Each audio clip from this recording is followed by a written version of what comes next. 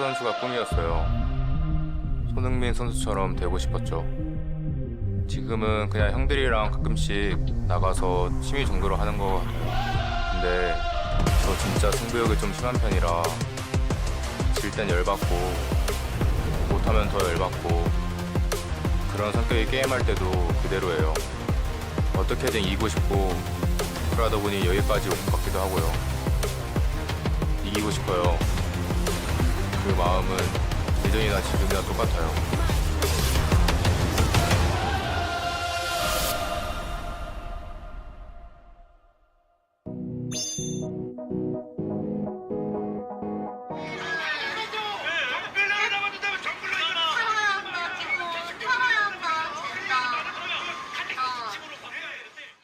안녕하세요. 농심 칼릭스 엄마입니다.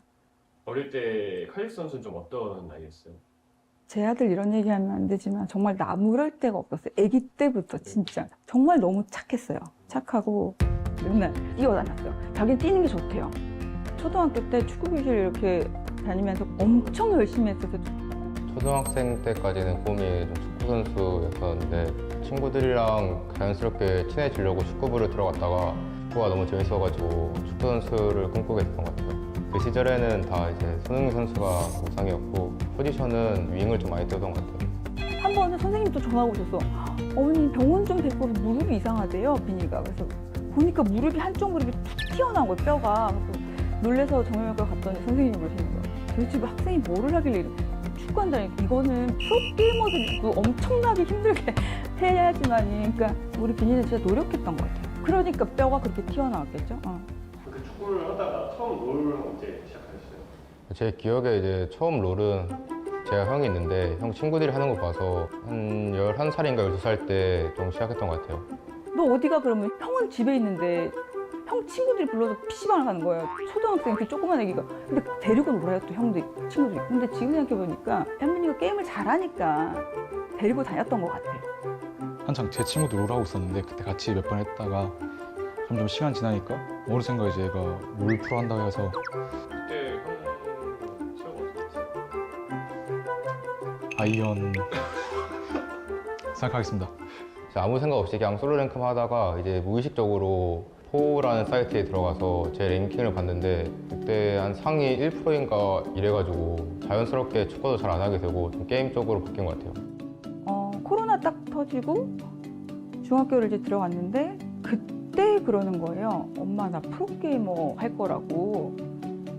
갑자기? 처음엔 많이 반대했어요. 가장 기억에 남는 건 형이 이제 제 방으로 와가지고 사실 프로게이머 이거 사귈 수도 있다. 이거 좀 고민해봐라 많이 라고 했고 긍정적인 반응은 아니었던 것 같습니다. 좀 많이 걱정됐죠. 이게 저도 똑같이 제가 좋아하는 분야에 도전하다가 이제 그만둔 입장으로서 거기에서 살아남는 것 자체가 너무 힘들 것 같다는 생각 때문에 직설적으로 그렇게 하면 많이 힘들 거다, 할 수 있겠냐라고 이제 너가 선택하는 거에 책임감을 물었던 것 같아요.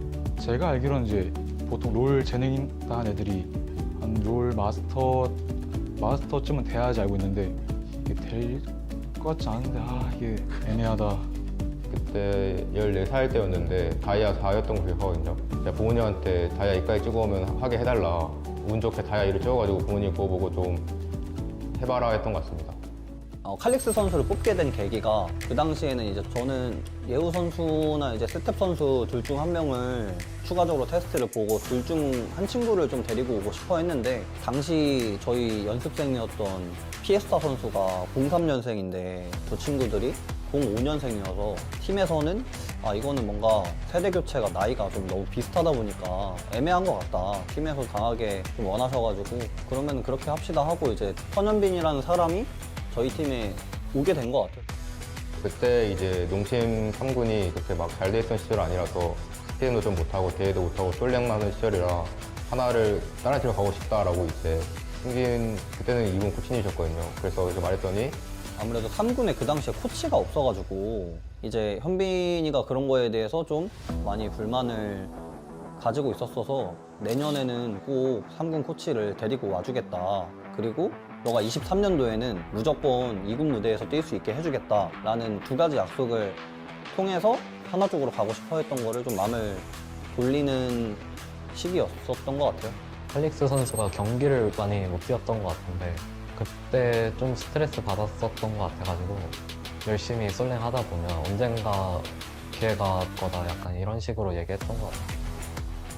긴장감이 맴돌지 않을까 생각이 드는 선수들의 표정. 칼릭스 선현배 선수, 이 선수 2007년생입니다. 와, 미드 맞대결 2006년, 2007년생. 미래의 또 LCK 미드라인 아니겠습니까? 네. 이제 아카데미 시리즈 할 때 저희가 희원한테 스크림하고 약간 대회 같은 걸 다 졌었거든요. 다 졌었는데 이거 이길 수 있나 약간 이런 생각했었는데 한 판 이기면서 와 이거 우리가 할만하다 약간 이 생각하면서 같이 으쌰으쌰 하면서 우승하게 됐었던 것 같아요. 이거 진짜인가요? 네, 끝낼 수 있어 네. 보이기도 하고요. 아니, 자, 업체계까지 파괴가 되고 있고요. 자, 이거 칼리스가 칼릭스와- 이겨야 돼요. 칼릭스! 이거 큰일 났는데요? 아니 그렇게 아카데미 시리즈에서 강팀으로 1위를 유지하던 T1이 무너지고 있습니다. 자, 농심이 이걸- 쌍리 보다 모든 억지가 됐고요. 그리고 넥서스까지 파괴됩니다. GG! 와. 언더독의 반란을 일으켰습니다. 자, 2위 팀이 1위 팀을 꺾었습니다. 와. 사실 2군 우승했을 때보다 3군 우승했을 때가 좀 더 기뻤던 것 같아요. 그때가 첫 우승이기도 했고 되게 사실 기분이 좀 많이 좋았던 것 같아요. 그때 좀 뭔가 자신감 얻던 것 같아요. 제가 처음 칼릭스 선수를 봤을 때는 저는 이제 솔로 랭크에서도 칼릭스 선수를 많이 만나서 봤었거든요. 솔로 랭크에서는 굉장히 공격적이었습니다. 요네를 했었거든요. 한타 때 자기가 요네 스스로 각을 만들어가지고 그 한타를 캐리했어요. 충분히 대성할 수 있는 친구라고 생각했습니다. 현빈이가 좀 T1은 좀 잘 올렸는데 자기가 좀 원하는 게 뚜렷하고 좀 능동적으로 움직일 줄 아는 친구라고 생각을 해서 2군으로 올라오게 됐는데 처음에는 톨미라는 친구가 좀 계속 출전을 했던 걸로 기억을 해요. 올라간다 했을 때 새로운 미드가 온다고 했을 때 사실 그렇게 막 기분이 좋지 않았지만 그래도 또 배울 점이 있을 것 같아서 내가 잘해서 자리를 뺐다라고 생각했던 것 같습니다. 이제 2군 올라와서 현빈이가 서브를 했잖아요. 서브인데도 계속 포기하지 않고 좀 끈기 있게 도전하는 지훈이 그 당시 이제 위에 있던 미드한테 막 같이 1대1 하면서 연습하는 과정도 엄청 많이 도와주고 좀 그런 것들이 기억에 남는 것 같아요. 나는 언젠가 무조건 지훈이 풀미 그 선수를 꺾고 내가 주전으로 서겠다 맨날 이러면서 대형한테 어떻게든 얻어가려고 하고 옆에서 승부욕 정말 장난 아니었습니다. 현빈이. 자기가 못했던 부분 그런 거 돌려보고 이제 1등도 한번 찍어보려고 했던 것 같고 되게 열심히 했던 것 같아요. 제가 이제 현빈이 한번 써보자고 했어요. 근데 제가 이제 그 당시에 좀 강제로 그냥 로스터를 저 한 번만 믿어달라고 제가 현빈이를 기용을 했거든요. 그리고 있어 보이는 농심 레드포스 선수들의 모습이 나오고 있습니다. 오늘은 또 칼릭스 선수라서 궁금하고 그리고 농심 선수들은 오늘 또 브리온전 자신이 있는 상태에서 경기에 임하고 있지 않을까 싶습니다. 글쎄요, 근데 이게 적구라이가 들어가면서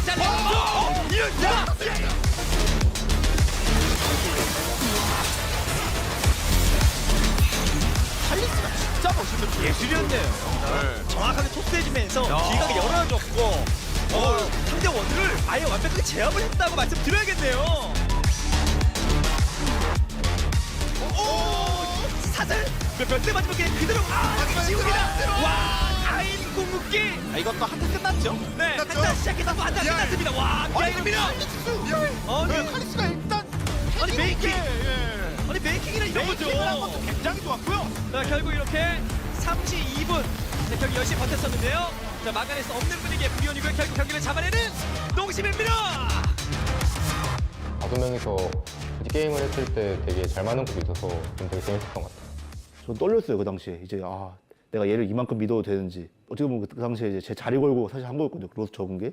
근데 이제 거기서 좋은 모습 보여줘가지고 그때부터 이제 좀 기회 많이 받고 그랬었거든요.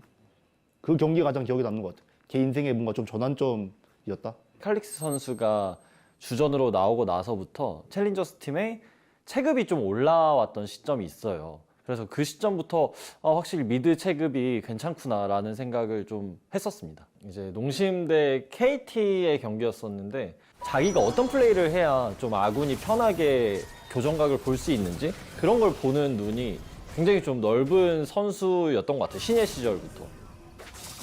칼릭스 아칼리가 공격적으로 블루 진영으로 들어와서 거기서 이제 3대1로 어그로 핑퐁을 하면서 아군이 2차 타워 근처에서 편한 교전을 할 수 있게 만들어줬던 그 장면도 굉장히 좋았어요. 그래서 그런 근접 챔피언 구도에 대한 이해도나 뭐 아칼리 같은 픽을 했을 때 내가 어떻게 하는 게 좋은지 방향성에 대해서도 굉장히 좋은 포인트를 잘 잡았던 선수였습니다. 여기서 정답을 들어갔어요. 정답 제대로 들어가면서 들어갔거든요. 그러면 이거 여기서 정답을 하면 벽을 못 나갔어요.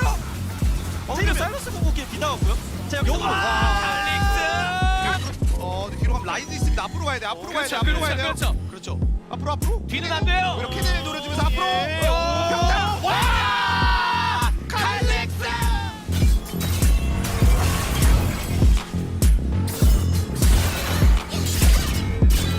네, 자 근데 이런 쪽에서 자 오히려 솔피가 잡았. 와! 칼릭스.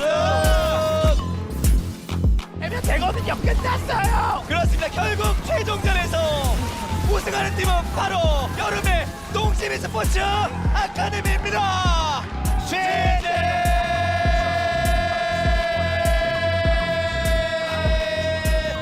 농심 스포츠 아카데미 결국 패승 만들어버렸습니다. 2회 우승이라는 또 기록을 세우는데 성공합니다. 이제 현빈이가 저한테 이제 저 없으니까 이긴다 약간 이런 식으로 얘기를 하더라고요. 그래도 뭐 우승하는 거 보니까 좀 좋더라고요. 저는 팀이 저 안에서는 뭔가를 하더라도 다 같이 해야 되고 개인 행동은 없어야 된다고 생각하는데 현빈이가 이제 끝나고 뭐 다 같이 뭐 운동이나 할까? 축구 한 적도 있고 뭐 같이 뭐 달리기 한 적도 있고 막 막내 역할을 제대로 해준 느낌이 있었어가지고 주도에서 하는 모습이 엄청난 전 도움을 줬다. 저희가 우승 그 당시에 이제 우승하는데 말도 안 되는 기여를 했다. 그렇게 생각합니다. 진짜로 팀이 하나가 돼가지고.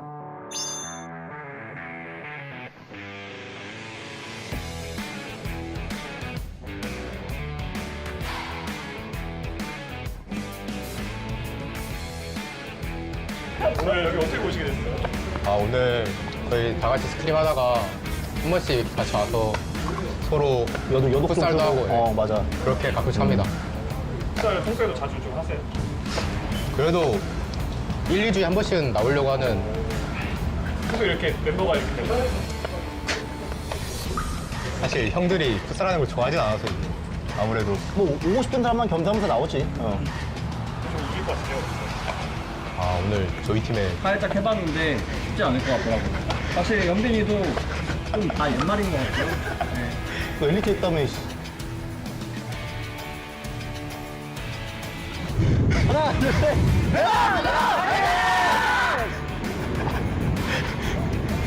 아시아 줄 거예요? 뭐? 오케이. 중아. 우리 여기 있는데. 난. 에이. 오, 좋다. 야, 왜? 야, 뭐야? 이게 때려야지. 아니. 이런 게임 그거 나한테 그랬어? 자, 왔다 합니다. 잠깐만. 아니. 같구나. 현빈이도 옛날 같지 않구나. 축구 어릴 때 좀 잘했다고 하길래 좀 기대했는데 기대했던 것보다는 좀 아쉬웠던 것 같고요. 야, 막상 막하다. 나보다 치면 돼, 이거? 좋아. 내가!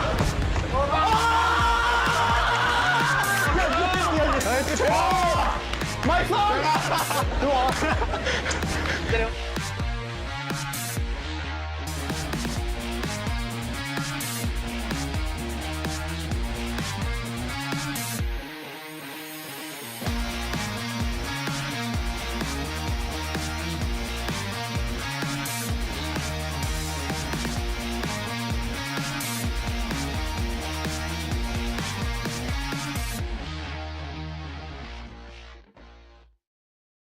평소에도 칼리면서 운동 어떤 거 좋아하나 봐요. 네, 몸 쓰는 거는 다 좋아합니다. 한번 풋살하러 나갔었는데 그때 진짜 폭풍우가 완전 왔었거든요. 다른 형들은 이제 다 막 BP하러 들어가는데 혼자서 그냥 비 왕창 맞으면서 그냥 혼자 이제 거기서 꽁 차고 있는 게 정신이 나가 있던 것 같긴 했어요. 근데 사실 처음엔 진짜 다 같이 가기 싫어했는데 한 번 나가니까 선수들이 좀 재미를 느꼈는지 다음번에는 그냥 같이 나가서 진짜 하루에 한 번씩 할 정도로 좀 되게 재밌겠던 것 같아요. 사실 그때 또 저희끼리도 좀 되게 장난식으로 이게 한 번씩 풋살해서 우승한 거다라고 말했던 것 같아요. 있습니다. 농심 쪽에서는요.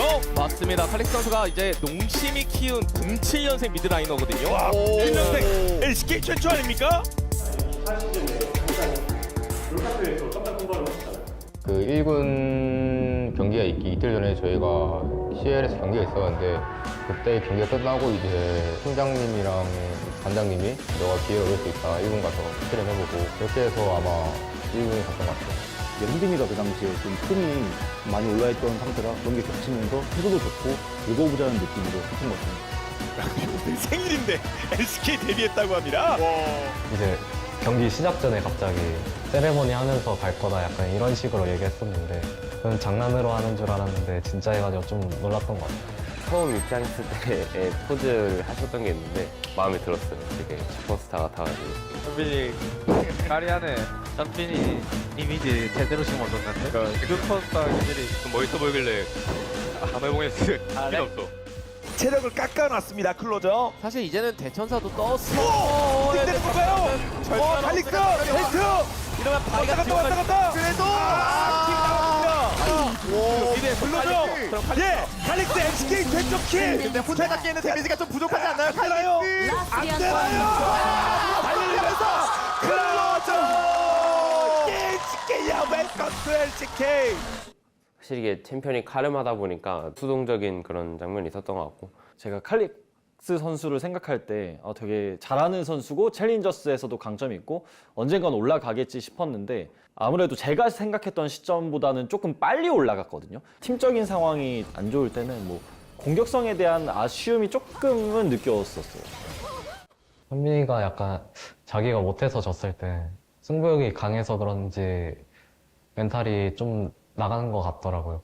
2군 경기랑 다르게 사람들이 좀 많았고 떨려서 잘 안 나왔던 것 같아요 스스로. 근데 제 무의식에 좀 떨림이 있었던 것 같아서 그게 좀 아쉬웠던 것 같습니다. 그때 이제 스프링이 끝나고 서머 때 너가 1군에서 아마 하게 될 거다 라고 그 말을 듣고 이제 2군 내려가는데 그때 제가 플레이오프 때 좀 많이 못했어가지고 1군이 좀 취소가 되고 2군에서 하게 돼서 아쉬움을 느낀 것 같아요.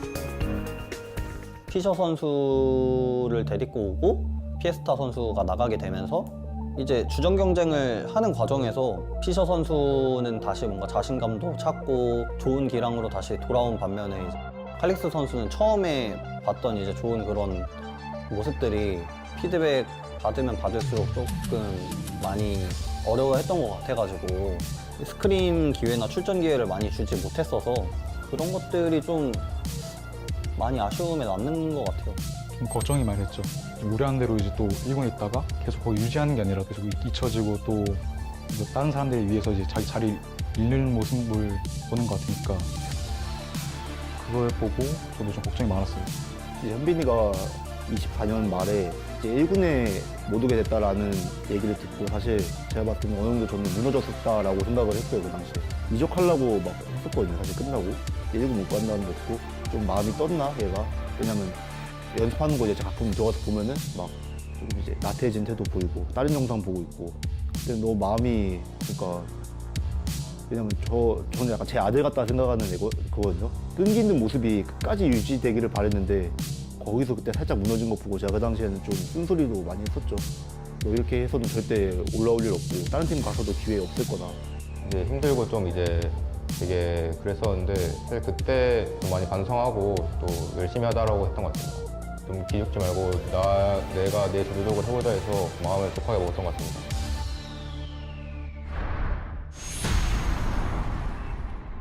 또 칼릭스가 이달리랑 같이 포지션 잡고 근데 칼릭스까지 이제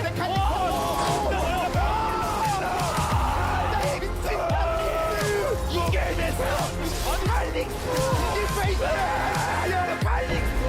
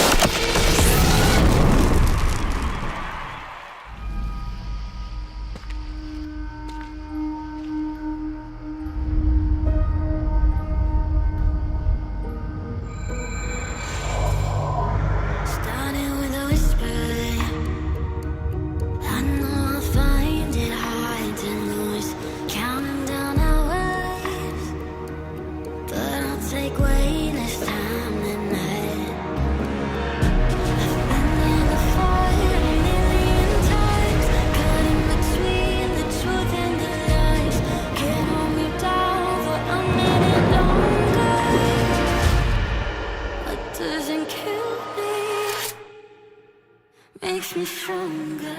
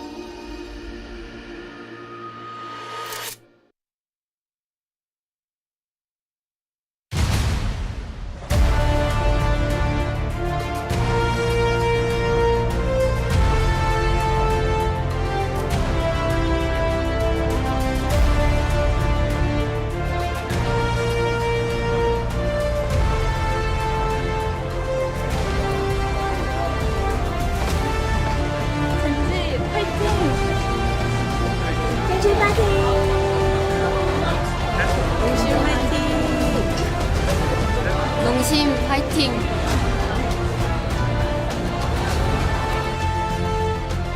Welcome, ladies and gentlemen, to LCK 2025. I'm Atlas, joined by Chronicler here today, and we have what could potentially be the greatest SmackDown in LCK history. It could also be an incredible upset, an unbelievable story for a team without many victories over the last few rounds. You want me to make it better or you want me to make it worse? I don't think you could make it worse. Nongshim, since promoting to the LCK... oh, I know this stat. have never beaten Genji. Never. So that means they're 23-0 against Nongshim since 2019. It does get worse, you're right. That's cool. I think the exact score was 47 and 3. Yeah. That's games. Yeah. Yeah, the match score is worse. All right, let's have a look at the Legend Group standings. As you can see, Gen G are pretty good at winning. They did lose that one time to T1. They then got their revenge, but their match score as of the beginning of round 3 is dead even with a victory here. Of course, T1, an extra match played yesterday with the 2-0 over KT. That could have been an email, to be perfectly honest. If Gen G do the same thing here today, they will be neck and neck once again if we were to take away the first 2 rounds and just have what has happened this season. It's very, very cool. Oh, yep, God. Okay, there it is. There it is. Now, if you're a glass half full kind of guy, 2 of those 3 wins happened this year. Oh, and for Nongshim, even a game win would be a big deal. Even just a game. Just one game. One game would be pretty good. One game would already be a big deal. Would already be a big win for the roster. They're just going up against Gen G, who have been pretty good. Rather good. Yeah. Rather good, yes. Matched by a single team in the LCK. Yep. And no one else, even remotely. Okay, let's have a look at some milestones here. As we addressed directly the elephant in the room. We had to. We got him out of the way. We said, elephant, it's fine. Bye, please elephant. leave. We need to be able to see stuff. And what we get to see is Ruler and Chovy that are both chasing 2,500 kills. Faker is obviously 1,000 points ahead of that milestone still. That's so funny. It is kind of absurd. Deft actually leaving just prior to hitting that 3,000 mark, but maybe he'll be back after military. You never know. Deft looked pretty hungry, just before he left. We'll see whether he does make his way back to bring that score up, but that could be one, especially in the 80 carry column, that Ruler could surpass. Yeah, I actually saw a clip of Zeka, and apparently Deft's doing really well. It's looking good. Yeah, I saw some photos from him as well. Looks great with the shaved head. Oh yeah. Like, actually, he pulls off the military outfit quite well. Maybe he just stays in the military. Maybe he's like, oh, well, this is just me. Atlas, we both know you want Deft to return very Oh, I absolutely do, and I would have been heartbroken. However, part of me does just want him to be happy. Whatever, it's a very whatever small he's part. doing. Most of me just wants him to keep playing League of Legends because I need that. It's been my whole career since like 2015. I have just followed Deft around. I did start a bit earlier than that, but we don't really include those times. All right, let's have a look at this. There's no changes or anything like that as far as the roster is concerned for Gen G, as you would expect. And Gio has remained on the roster here for Nongshim. No trigger warnings necessary for today unless they pull the trigger on a swap mid-series. I hope not. Yeah, neither. Even with Gio obviously not being in top form, I think that Trigger unfortunately wasn't really able to get too much done. As we take a look at the top side, Kingen has been the one guy. Yep. He's the one guy on Nongshim right now that I feel like is playing to his level. If we go back to like midway for round 2, where we had Gideon popping off, we were like, is this finally the year of Gideon? Is this, maybe the is it Poppy happening? comes back or something like that, you know? Yeah, at this point, I don't know if that's going to be enough. I think, and this is a more contentious topic, I think Calix has had moments, even though by and large, I don't think he's been great. He looked cool in the movie. But I did love that content. Yeah. But he's playing against the best mid laner in the world, so that doesn't really do anything right now. No. And then bot lane is not doing too hot. I would suggest not looking at the players on the enemy team if you're looking at Nongshim. I think for top, I think Keen's been pretty muted. I think he's been just good. He's been just a great player. Just maybe still the best top laner in the world. Just maybe still that. I don't know.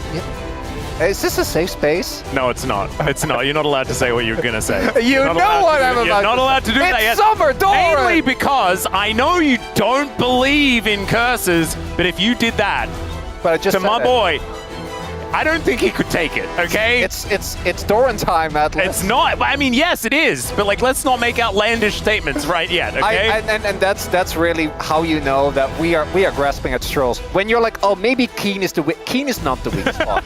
That's not how this works.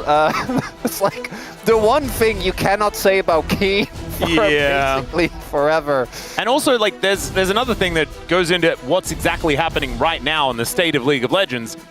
Kingen's one of his best champions is Rumble. Where is he? He's on red side. Yeah, he is. He's cooked. It's well, he's uncooked, or maybe he's going to be cooked. Well, yeah. So that's interesting, right? We want him to be cooking, but he will be cooked. We don't know. Kingen's not allowed to cook. We know that Kingen is one that we should not let in but the kitchen. I like it though. It's fun. Yeah, I mean, I too love me a bit of Diana Top. I just don't want an early night. I don't want an early night. What about that Anivia though? I mean, the Anivia turned out to work when Zeus played it. Yeah, I remember. Well, remember early Fearless when we were like, it's fine. We'll just slam B1, like game 1 Anivia. Yeah. Remember that? Well, I remember when we had like random Tryndamirs running around that was and like fun. Showmaker Zillion and stuff like that. Remember when DK were really good at the start of the year? Why would you do? We already have to cast them. It's crazy. We don't. I know you also feel my agony. We don't have to get to that before that match is happening. Oh no, but we need to brew. We need to get that series simmering. You know, you want to make sure that it's. Yeah. I mean, we ain't opening the lid and stirring the pot yet. However, we need to make sure that the heat is at least turned on a little bit. Oh yeah. Oh yeah. We are slow cooking this one. And to go back to the statement before, Nongshim going to be on red side, Genji going to be on the blue side. Let's get into this draft for game number 1. That segue, one of the cleanest of my entire life, which does say a lot for how unclean my segues normally are. Shout out to Sajam, the king of the segue. It is not me though. I don't get that reference. You don't know Sajam from FGC? So he would basically segue to like ad reads better than any other commentator I have ever heard of in my life. It's very cool. He is not familiar. That's my bad. Well, no, that's okay. You could. There's plenty of VOD proof. It was one way that he managed to talk about noodles just out of nowhere. Well, I can talk about Noodles in this game. We definitely can, and we could actually take a lot from him and the way that he spoke about those noodles into this. But unfortunately, I could not emulate. I could only be impressed. I want to highlight that the assessment of Nongshim agrees with Ruler that, and obviously we kind of reached this conclusion, but I remember coming in, people were like, you know, her laning phase, maybe not great. And Ruler was like, no, she's broken. She's really broken, everyone. Yeah. She's really broken, even in lane. And then we saw Ruler do that. And we already kind of knew she was broken in fights, you know, when you hit your spikes, but I think we have since learned that she's just kind of unreasonable. As a whole, we have the Pantheon banned, which is good. Yeah, the Pantheon being left this far on blue side is reminding me of yesterday, that beautiful series where Brendan was being a Caster Blanc denier, which was beautiful because now I believe Caster Blanc is canon for the caster desk here in the LCK, confirmed based on yesterday. As Wukong got through, that's going to be the first pick here for Canyon, and with Trundle banned away, it feels pretty nice. Do not fall for the Xin Zhao trap. Oh, please. they can Gwen's in though, and Gwen's in feels kind of fun. Aurora's still up. Oh yeah, you can't Gwen. And you shouldn't Xin. Okay. Atlas, who are the only two people that have won in this matchup? One of them's playing today. Yes, and the other one is Owner. He's not playing today. He was playing yesterday. He's pretty good at Xin Zhao. He's pretty good at Xin. I do like the Orianna pickup here for Calyx. Orianna, I think, is in a great spot right now. Works well with a lot of other champions. And also has the ability to play off Xin with him dashing in and then using him as a ball delivery system. Not to the level of something like a Jarvan, but it's still good. Yep.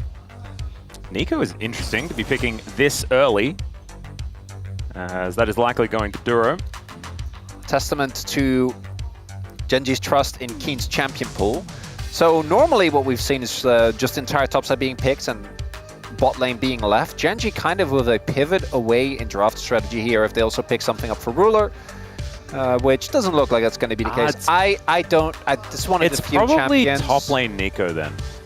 Rageblade Rush top lane Nico. I mean, I would like it. I don't Into think it Diana is, top. Okay. Let's let him cook. But you said we shouldn't. No, we should. Oh, I mean, we don't want them to. However, I'm happy to let him. If winning isn't the priority. What if good times and memes are the priority? Well, that's all. We're at the LCK, so that's always it's the also case. Nongshim. So no, I think Nongshim really need to win Atlas. They absolutely do. And I just don't know whether it is this day. I don't think it is this day. I do think though. Ooh, Jin. That to me, Chovy's Annie is one of his least impressive champions. He was hovering Annie and Galio. You can tell he kind of wants a day off. That's what I was feeling. I think Chovy's Galio. Oh yeah, but he plays Galio in such a nonchalant way. It's not. The APM isn't necessarily as high. No. But he does still go 1-for-1 in lane every single time. Yeah, Chovy's Annie. It's pretty fine. dumb. It's fine. I'm not a fan. I'm not against it. It does work really well with Nico, and Wukong uses a really strong teamfight core. Really, both teams have, but Nongshim thus far, I think, is looking better when it comes to lane priority, although we don't have the bot lane matchup yet, and Nico is always a little bit tough. Yep. And then Leona ban? Yeah, and then you go Jin Karma. I know you don't like Karma, but Karma's really good into Nico. Ooh, that could work. And Lahens does love his enchanters. He does. He's also really good at Leona, and Leona has a pretty good matchup in Nico is the only reason why I say it. He also right. He also just loves it, and they do need a top laner, right? What they can do is just pick support here, because you know the support matchup, and then Kingen can always go Ornn in case they pick up Rumble, and in case they pick up Gwen, you can go Aurora, because it's still up. Ruler's last match where he played the Ezreal has frightened some people, as we can see. Ezreal not a very common ban. That's a spiritual successor to the Kalista bans of yesteryear. He's just going to play Kalista, man. I can feel it. I don't know why, but I can just feel it. He's like, I'm going to bring it back. Oh, there's He's the Aurora. trend-setting. Interesting. I actually like that ban. Because if they pick Gwen, you can still respond with Rumble, which you're going to be fine with. Yep. Especially with the setup you already have. Yeah, with the composition they have. Exactly. Well. But if they don't pick it, then you can pick Gwen. So kind of sets up a nice, tough decision here. But you leave yourself incredibly Diana-able. So, I don't know. Go with that as you will. I really did not expect Diana to make such a strong impact on you. I am a huge Diana fan. And I just wanted it to work so bad. But then it's not that it didn't work, it colossally failed. You know who is getting crazy buffs in the next patch? Kiana jungle. Oh, that is... And it's a Rumble meta. And Canyon is in our league. Here. Yeah. Yeah, he is. There's the Gwen. I think the Aurora kind of gave this away. They set up a situation where either King's going to pick red side Rumble R5, which we won't be super excited about. Caitlyn. Oh my. She has more than 4 bullets. Checkmate. Definitely something that can match the laning pressure. Oh, he has more than 4 rockets, but not unlimited. I wouldn't say it's a stalemate with the Corki. Does mean that we're all very short range. I think Q might actually have a fair bit of agency in this game if he can keep his distance and allow them to set up some picks. Does depend on what Kingen is going to pick up here, though. I think it's going to be Rumble. I hope it's not. Yeah, I really... No, Ambessa's kind of in a good spot at the moment. I think Doran has been making us feel like Ambessa is really, really good these days, because Doran is just so good at Ambessa. It's kind of redonkulous. Yep, I think right now the front runner for looking the best consistently on this champion. That crown was held by Shiu towards the beginning of the year. I think in the middle we didn't really have anyone because the champion kind of fell off. Now back at the forefront of the meta, generally picked in the first or second game. Yeah, the Corki, AD carry. Gen.G is one of the teams that's still very highly prioritized the Corki. Also the only one that we've seen play Corki mid, and obviously it's Chovy, so it looked wonderful. Pretty good. I like the composition here for Nongshim. I just don't know if it's enough, if that makes sense. I think that the early laning phase in bot is going to be a little tough because you're looking at Alistar, so like your first couple of waves are just going to be not a good time. And then we also have the Ambessa, who I think can do well on the Gwen, but to me that is kind of a skill matchup. We've seen that go either way depending on how the early plays out. And then looking at the jungle setup, there are more opportunities early on for Gideon, but I think he's been not in the best form, unfortunately. Wasn't able to really maintain that powerful level that he had at the beginning of the year. Yeah, haven't really seen some of those wow moments that he did have for us. It is like, it's pretty cookie cutter, the composition on the side of Gen.G. A little bit of a pause to start us off here, as we do get to yap with you just a little while longer before we get into this one. The biggest issue with the draft was that you didn't get to choose the player as well. That is the biggest problem with a matchup like this, especially considering it's Gen.G who have found some extra form since their previous loss to T1. We were like, oh, what does this mean? But managing to win that matchup, second time of asking, and have since not lost anything else. Chovy needs to go to the bathroom. So that's what happened. Or he's turned invisible. Okay, no, he needed to make the exit. This is beautiful camera work. I was about to say, this is some storytelling right here. The imagery. I think it's better if we don't speak and just let it speak for itself. The slow zoom. Oh, yeah. Is he ever going to come back? Can he find the way out? Well, yes, because it's clearly signed. That's the best part about it. You know, Ruler. Look at that guy come back. Maybe Chovy went, because like, that's a Chovy fan right there who's going back to his seat. And Chovy was like, oh, my mate's not in his seat yet. I should probably go to the bathroom to make sure he doesn't miss anything of the game. You know, he made it all the way out here to LoL Park. I'm telling you, they're all roasting him right now. Oh, 100%. I hope that he gets POM so that then in the interview we can ask Chovy about it. Why didn't you go to the bathroom before you sat down? Odds are not that, Atlas.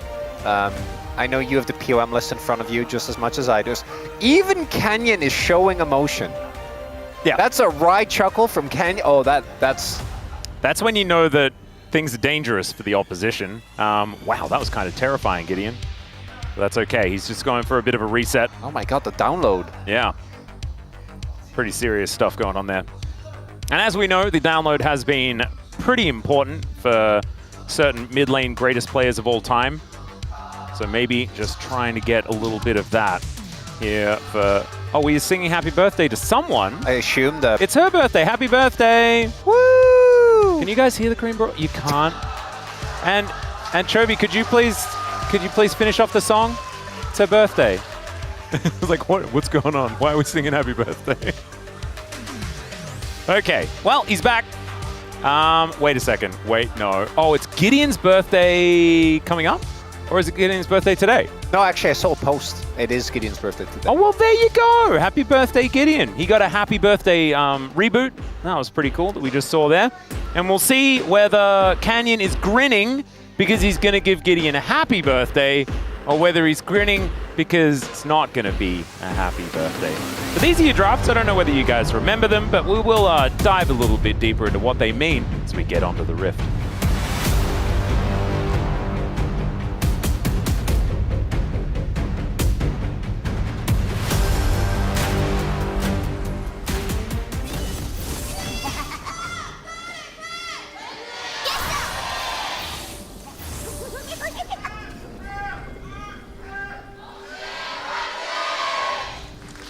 All right, here we are, ladies and gentlemen, on the Rift for game number 1, Gen.G versus Nongshim. And thankfully, you know, Chovy had his little bathroom break, and we are back again. No worries. Capybaras all over the place. Adorable. Fantastic. Just reminds me of Stray. I have not played, but I've heard it's great. And also Flow, the movie. We did go to that together. Yeah, that was wonderful. Which I feel like they're the same thing in my brain now. Well, they are both one word. And it's cats, but like Tales the animations of the cat are so similar in the game and the movie. Mainly because I think they're both made in the same engine, which is kind of interesting. I did love Flow. It was very good. We had a great day. It was fun. It was a good time. Very nice. All right, G, you're going to be able to find a cheeky little shot towards Duro, but I don't think too much else is going to come out of it. And so where are we saying these lanes are going to be going? You can imagine Calyx is going to have an okay time against the Annie. And this bottom lane should be doomed for Nongshim. I wouldn't say I think the first levels are hard, and then after that I think you are generally fine. Like level 1 is obviously just not fun because you have Alistar, and Alistar got nerfed, and they are also very, very strong, right? It's Nico, and it is Ruler. Ruler is also running Barrier, whereas Gio is forced to go Cleanse because he's playing into both the Nico, but especially the Annie. Yeah. So you are effectively down to combat summoner in this lane. Ruler has a lot more all-in potential, also hitting his shots, as we can see there. So I think for Lahens and Gio, you're just trying to make it through. Both junglers are pathing away, and also it's a Wukong, right? If this was a Jarvan, you could actually be worried that you might be getting ganked early on, but I think Wukong just doesn't really have the power to do so, unless you really mess up the early trade. So first couple of levels will be rough. Once you get to like 6 and onward, I think it'll be fine. And Gio most likely will just be alone while Lahens tries to impact the map. Then, yeah, mid lane, nameplate's off. I think the matchup is pretty fine either way. I haven't really seen either side of this matchup like really pop off because they're both very they're very mobile. They have a lot of shielding, right? They're very self-sufficient. But it is Chovy and Calyx, so I assume that Chovy's gonna build up a pretty substantial CS lead. A little bit of a nameplate issue there in the mid lane. Seeing top side of the map, actually King and Keen fighting pretty aggressively, but it has been CS going over to Keen for now. As Dura does get comboed, Deadly Flourish is pretty good there as well. Takes a fair bit of damage, but also Ruler able to offer a fair bit back. King with a good trade, as we can see here. King keeping things shoved. Yeah, from what we've seen in this matchup, I think the very early levels are actually really good for the Ambessa. We've seen Ambessa's kind of take control. In mid-game, if Gwen can get ahead, it can become a problem, but eventually the sustain that Ambessa has in the really long fights are a big deal. And also she's so mobile that actually getting both consistent needle value and snip zip value is actually really hard, because the Ambessa has the ability to kind of just 20-25 dash champion her way through. Yeah, also get a billion shields so that while you are fighting, it's really difficult. I think first item, like one item's pretty good for the Ambessa. I think once you get beyond that, the Gwen feels better. Maybe that's sort of how we could think about it. I've really seen it go both ways. It does feel to me like a matchup where if you get like a 2-kill lead, I think it's pretty unplayable for either side. Yeah, that's true. There's snowball potential. Yeah, pretty silly. But neither jungler is acknowledging the existence of top lane, as it should be. Beautiful. That is the equilibrium we look for in our League of Legends. Gen.G have just sort of casually made a 600 gold lead. Why? What? Is it just mid? There's a wave in mid, there's a wave in bot, there's half a wave in top, and there's a lot of camps. Canyon, what have we been doing? Oh, he double scuttled. That's pretty good. And he's otherwise just been getting around the map better. There we go.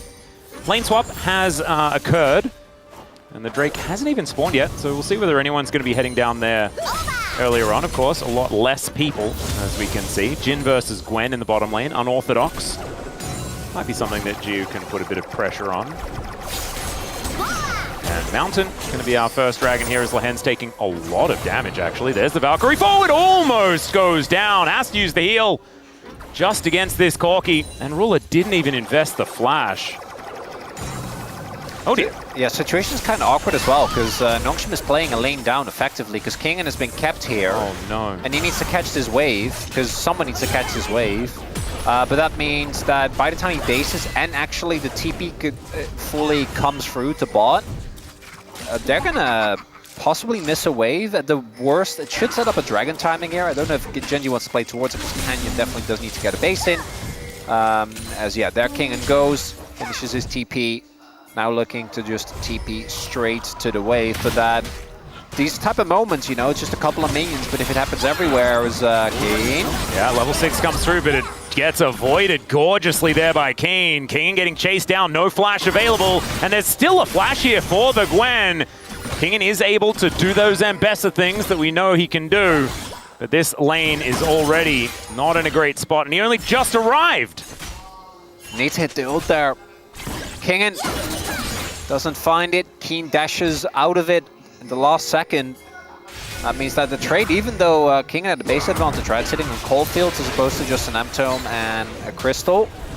Uh-oh. Yeah, Duro looking for it. Doesn't quite get the snare onto Lahen's, as now Chovy could be in trouble. Shockwave pulls him back. Tivers is getting mad though at Lahen's. He's out of this fight for now as the command attack not quite doing that much work. Fastbomb connects here onto Gio on this top side as we are just fighting everywhere. And I think it's mainly over a crab, but a cow is now making his way in. Duro going to be able to snare him up. There's a flash forward to deliver Duro over to Calyx, and Wind becomes lightning. Heal comes out. He shields himself up, but it's probably not enough. Yep, it's going to be the Clockwork windup that does him in. And first blood over to Nongshim, because Lahen's, he took the bull by the horns, because he is, indeed, he's the cow. I don't really see physically how that works, but I do like he the just metaphor. grabbed his own horns, flashed in, and then pulled like the ground because he already had his horns, so his hooves were up really high. Look at that! See, you saw it. Yeah, looking at this again, Duro just not allowed to be that far up. I think as Nico, you can really feel like you have a lot of safety, but you didn't have Prio in top, you didn't have Prio in mid, and they were very clearly still in the area. Nice play by Lahens, catching his opposing support off guard.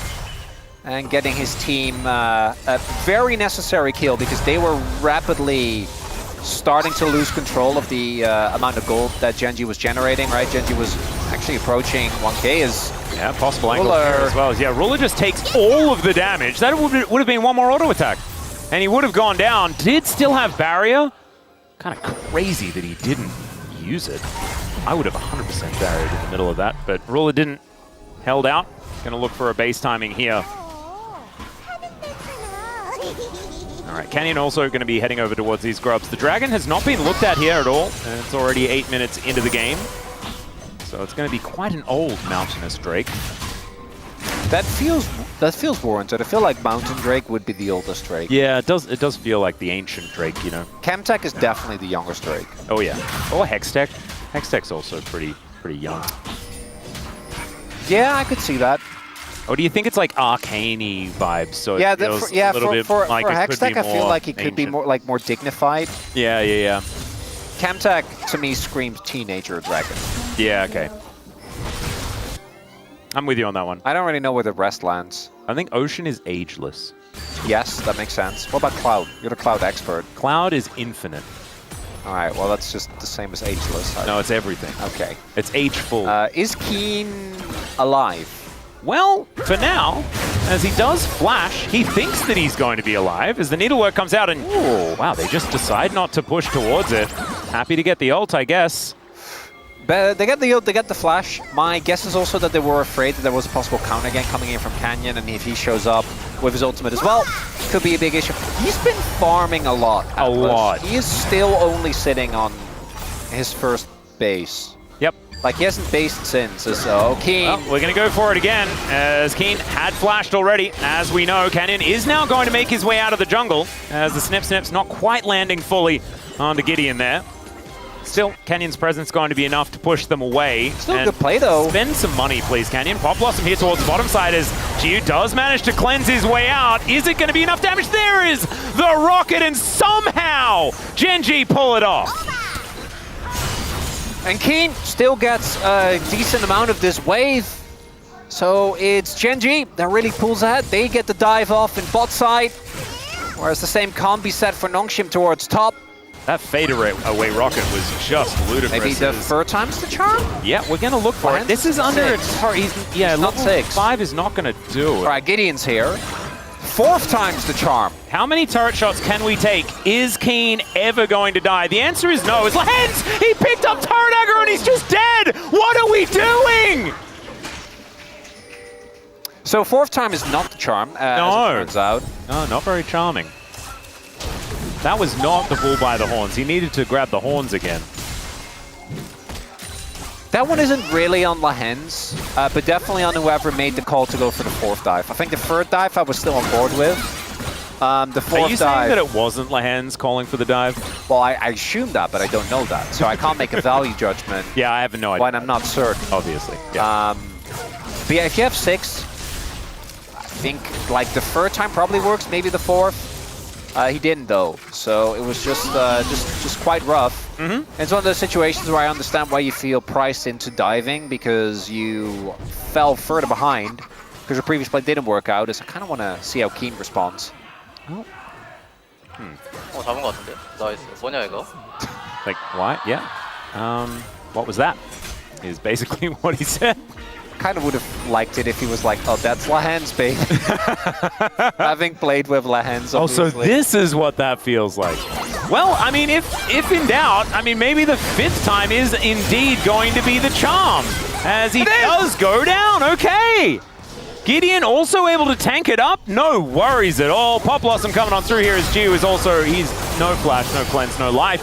And Lahens comes on over to watch. So yeah, I mean, we saw this yesterday. This is what Doran was complaining about and Faker was laughing about when Doran's Gwen was just killed over and over again while T1 won the map elsewhere. But at least KT had something. Nongshim have started that train, right? They did give away a kill, unfortunate, but they killed the Gwen. Can they do it another 4 times? Well, it also took them 5 tries. Yeah. I feel like Doran did die in all of those. Like, he traded back. Yeah. You know, like, I don't think they were great trades, but he did die. Are you okay? You were looking for something. Oh yeah, I dropped my pen, and I was trying to... There's so many pens. No, but grab a new pen later. But this is the pen that's nice. This is the one I want to use for Pog, and maybe for some doodling or note-taking. I say note-taking. Like this pen that I managed to steal from you? Yeah, yeah. But I did demand when I can literally see right there is another clicky pen in front of you. Oh, it's hiding! That you just didn't see. Oh, okay. I thought Brendan had stolen it. He would was never just going to give it to Bryce because the clickies are really fun. Why would he do that? He would never. Because the clicky is satisfying. I was trying to work it out, you know. Right. Who was the last one that was here? It was Valdez. And he was also denying that the caster blanc exists. So if you take something from something that doesn't exist, are you even stealing? This feels like a Rice discussion, I'm not going to lie. Okay, but I am willing to delve into this, you know that. Especially because Brendan Valdez is also at the desk today. He can defend himself today, so it's okay. It's allowed. Plus, we're on the caster blanc and he doesn't believe in it. So are we even making fun of it? So the one thing that did happen is that Kingan's now ahead, which is good. You'll love to see that. The downside is that your AD carry has been sacrificed, and... the problem is Ruler's form is also really good at the moment. Yeah, and he is, yeah. Yeah, he has lots of money. He does, that he does. And I think more pressing is that Giu dying there is rough. You probably just want to drop the wave, but he also has to catch at least some waves. And Lahens has been on the opposite side of the map and not really able to get anything. On the contrary, they've been trying to make these plays happen, and they just haven't really. So that's why Gen.G is currently sitting at a 1.5k gold lead. I think 1 Dragon is honestly fine. It's not the end of the world. The fact that we also have the triple grubs for Gen.G is Calyx. Oh dear. Calyx is dead, ladies and gentlemen. He did have flash, but where was he supposed to flash? Yep. That's an example of what happened to Doran over and over again yesterday. Yeah, but there is again. Oh no, okay, never mind. King setting somewhat of a cross like map, that. yep. Yeah. And Gideon shows up. Look at King playing so Gideon far should've back just- because he knew the rest of his team wasn't there, but now he can move up because he does have Duro on the way. Well, this is one of the big differences that you have with Gen.G, right? Compared to a lot of the other teams in this group is. Well, some needlework coming on through here. There is still a turret, guys. Is Kingin not going to be... he is going to get out. Does demand a flash for his trouble. Meanwhile, in this top lane, Canyon spinning towards theoretical victory. Doesn't get over the wall and dies. So that, I don't think Canyon's stealing a POM today. And Chovy just walks his way out. Probably giggling, as Canyon, you can see. Looking a little sheepish, but not looking too forlorn. Yeah, probably shouldn't make a play on two sides of the map. Probably not. When you are the two that's on the weaker side. I mean, Gideon and Kingen did both die. Gio is just dying on repeat because there's just nothing he can really do this game. Yeah, flashing Delph feels horrible, but I think you still have to. This is rough, Atlas.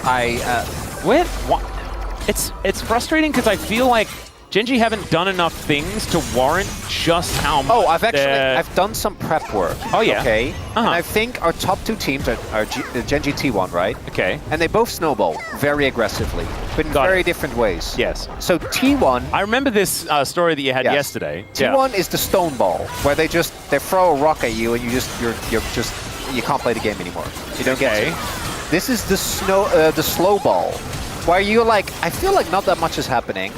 You know, like, we haven't really had a lot of fights. And then you look at the scoreboard, and they're 5k gold up. Yeah, that is kind of how it's been. And I guess in hindsight, they do get the turret. So, like, even though Canyon dies, it's not even a bad trade. Yeah. Canyon could have also got out if he decided to press the W button a little later. I think he always dies. Probably. As we're going to check this one out one more time. Oh, God. It's just a rocket. That'll do it. That is going to be a dragon against the pro play. My charitable interpretation of that is that Gio saw that Duro was also there and knew he was dead anyway, and that's why he didn't flash. Because I think that actually makes sense. Because the moment that you see that Nico, like, even if you do flash and you die... Yeah, then you're feeling really, really bad. Yeah.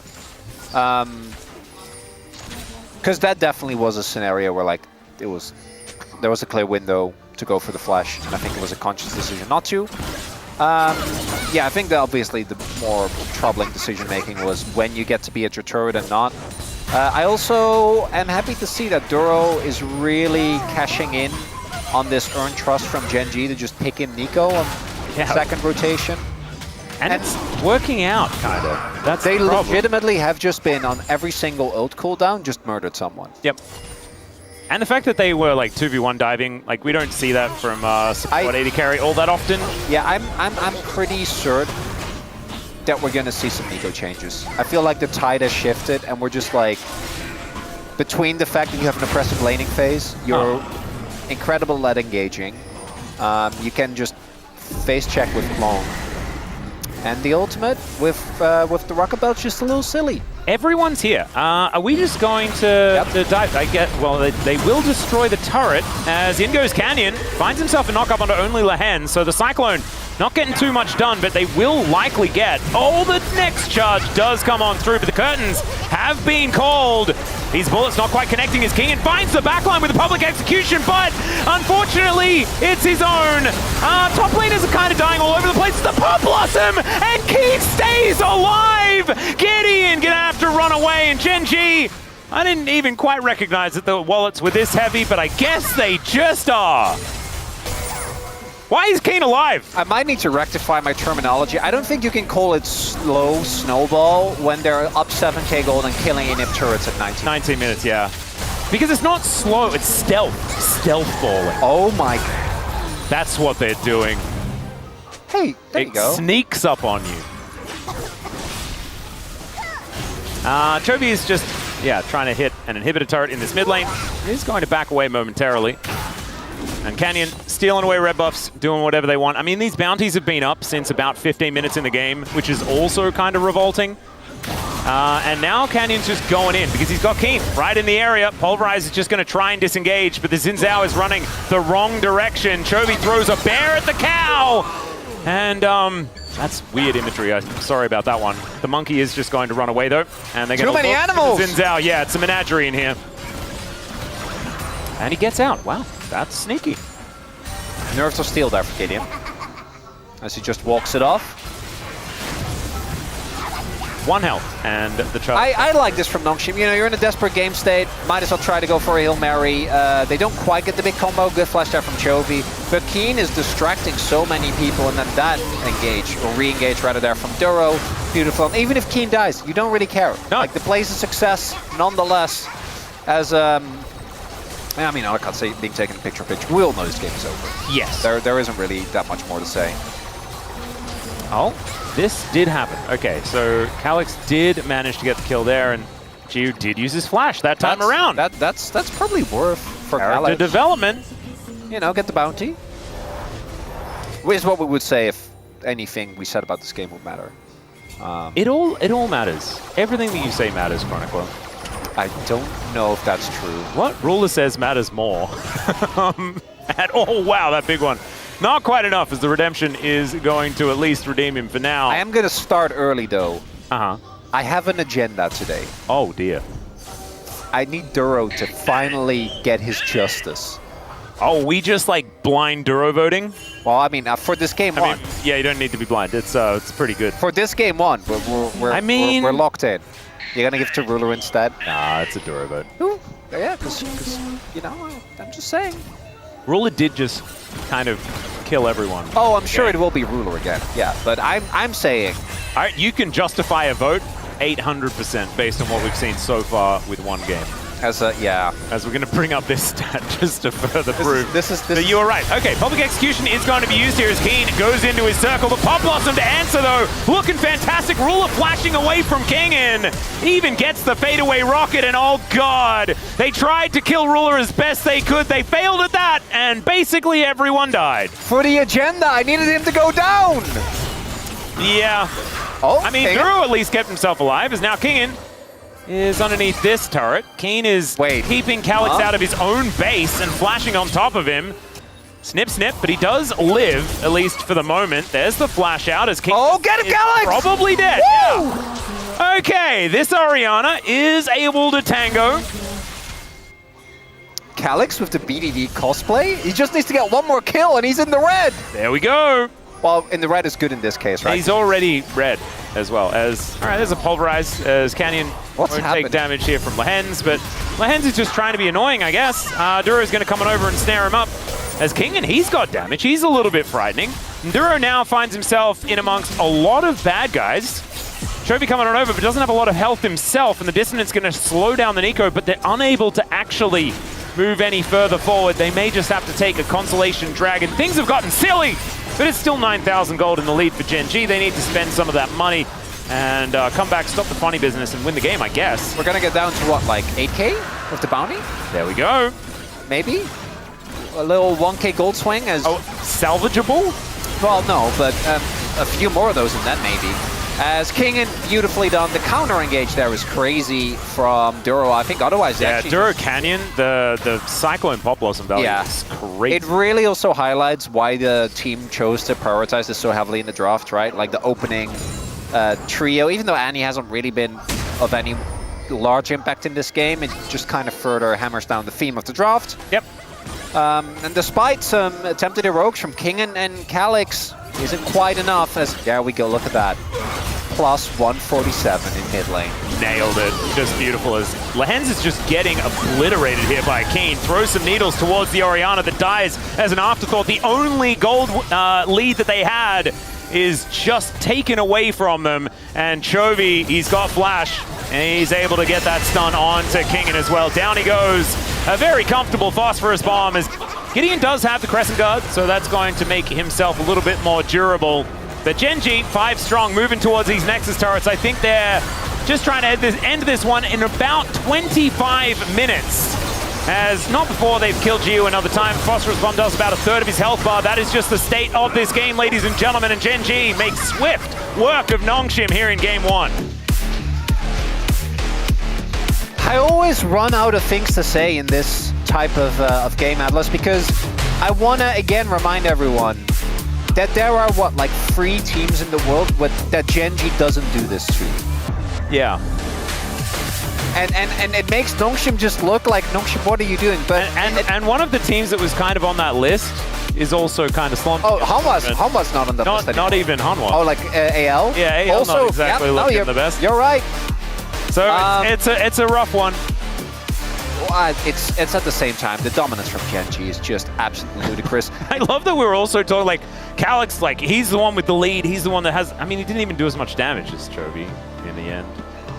No. It's entirely true, that statement, because he was, you know, he managed to get the kill against Keen and was able to farm and had a gold lead, blah, blah, blah. Final team fight, he just walked up. He did just kind of die. Yeah.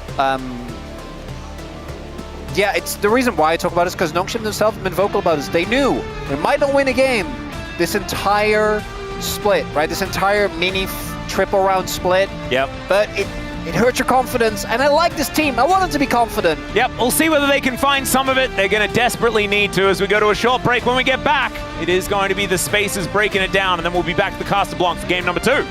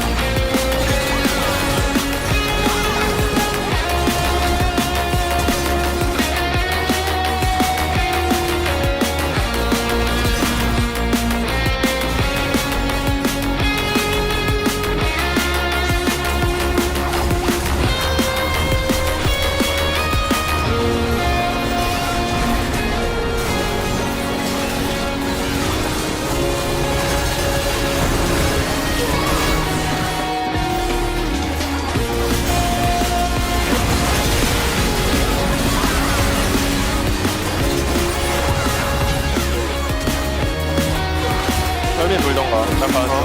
딱 좋아 보이는데. 아, 야, 앞에서 못 빠졌고. 야, 우리 노플이야, 우리 노플. 우리 잡았어? 예. 이런 미드로 갈까? 미드가 맞아. 얘네 랑클 없어서 갈만할 것 같은데? 앞에다 누궁이야? 야, 앞에 다. 이건 뭐야? 노플인데. 스턴. 너 공도 뺐다. 발리스타 정면에 있고. 앞에다 맞아봐.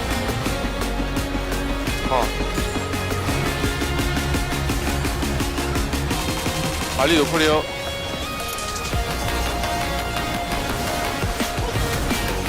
다운.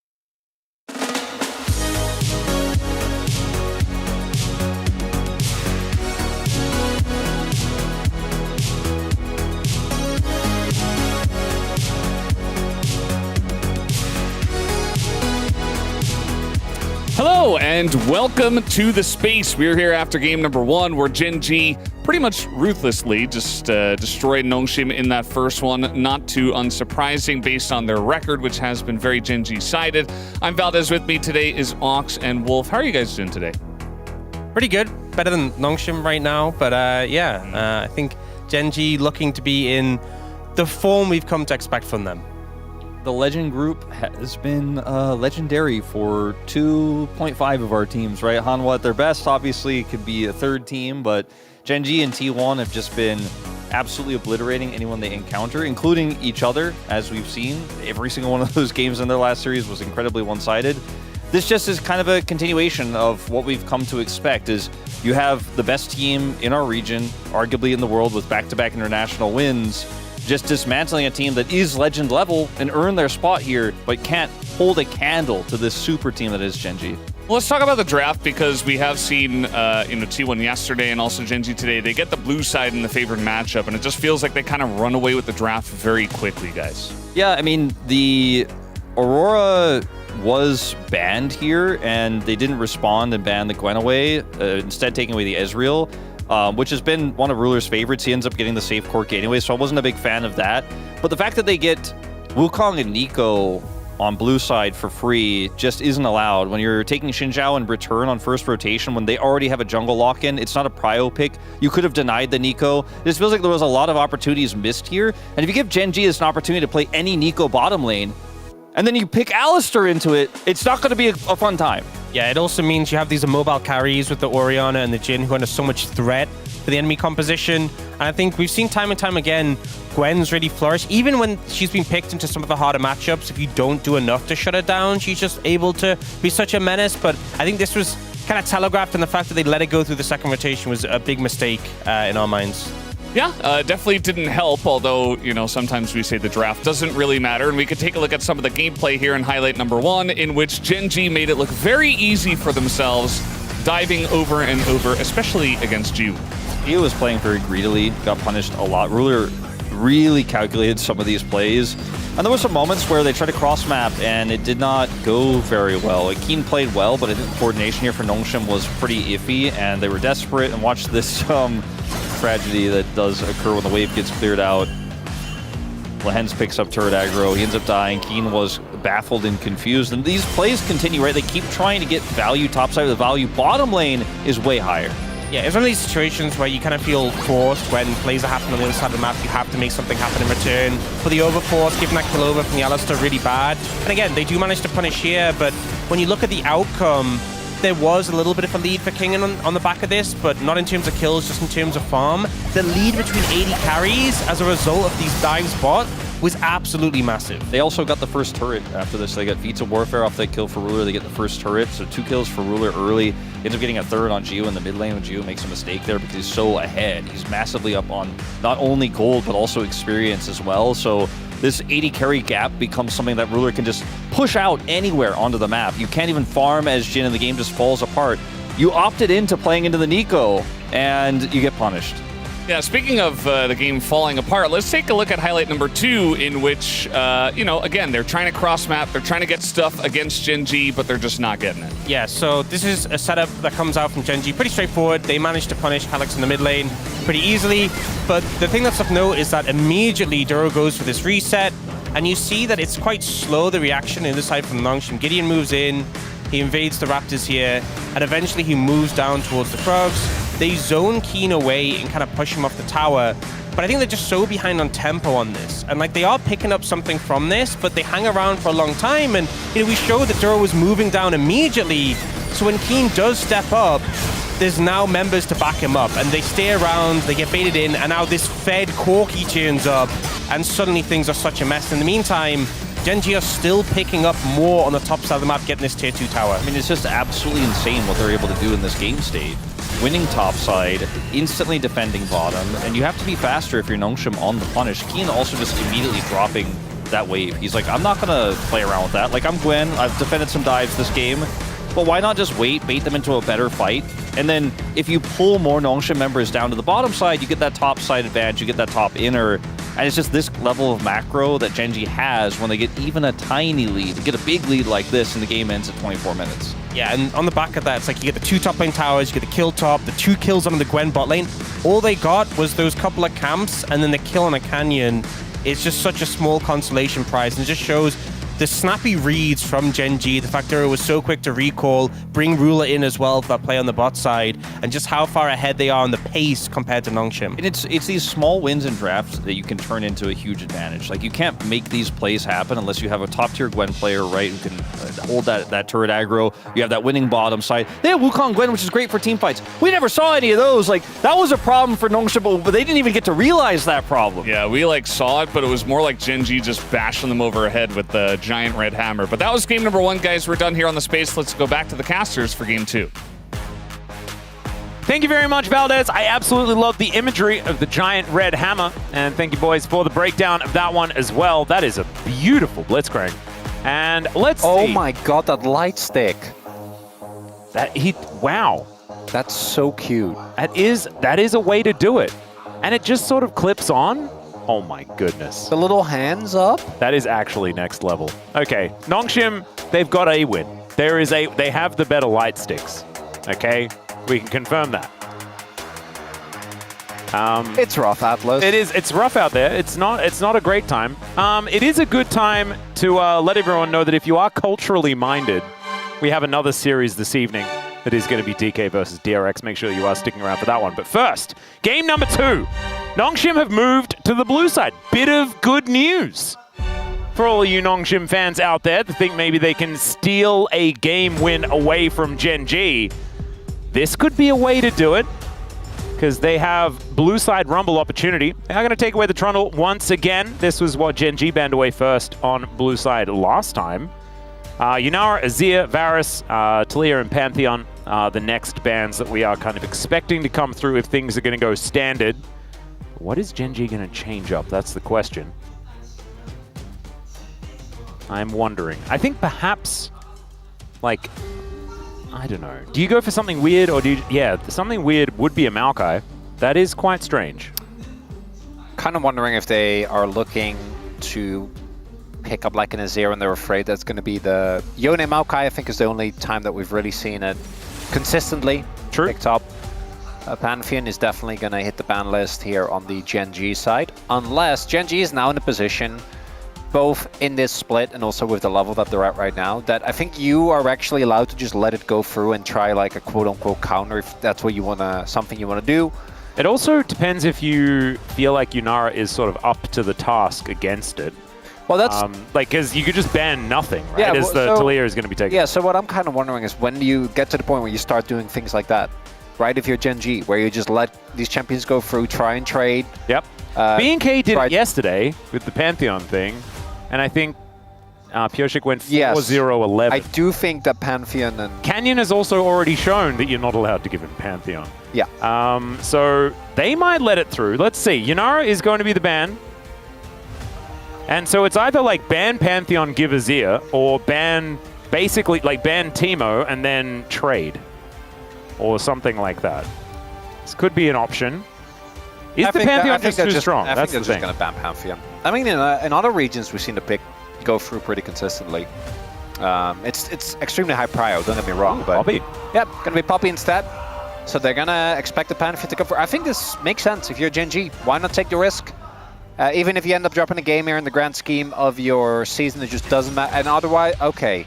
Well... So I would have actually been, no. No? No. Not on board. I know giving Chovy Azir feels bad, I get that. But I think giving Pantheon to Canyon is... Watch them not pick it, by the way.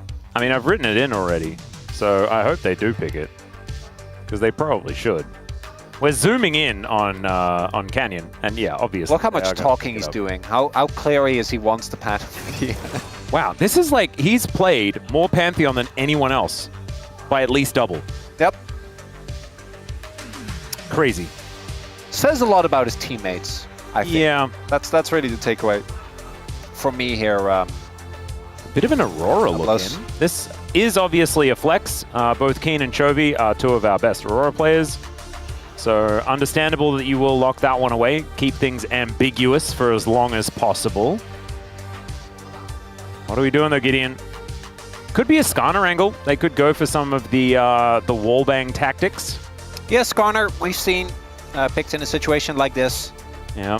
Okay. No, it makes sense. It just doesn't. It still doesn't fill me with joy. You know. It doesn't spark joy. No. Now what? Rumble here? Rumble into Aurora. It doesn't feel as terrible as Gwen. I don't guess. think it's great, but I don't think it's the worst. Blue side Rumble, it's fine. It's fine. You have good setup for it as well. Not actually going to be the case, though. The Sivir will be locked away. I mean, you're already locked into a teamfight composition, and Sivir is probably our best teamfight AD carry right now when it comes to actual 5v5, right? How about... outside of Yunara. Flex Pantheon mid, pick Jarvan to make Sivir's life hell. I would love that, but it's not. Ghoulie Wall! Ghoulie Wall's also really good into Sivir. That's just a slower Jarvan. Oh, it's incredible. She can hit it twice very comfortably with Ricochet, but still, that's an option. You can still put her in a circle. I love it. Okay, King going to be taking the Yorick into whatever top lane matchup we are going to see, unless Chobi's playing at mid, because Chobi does play stuff quite often.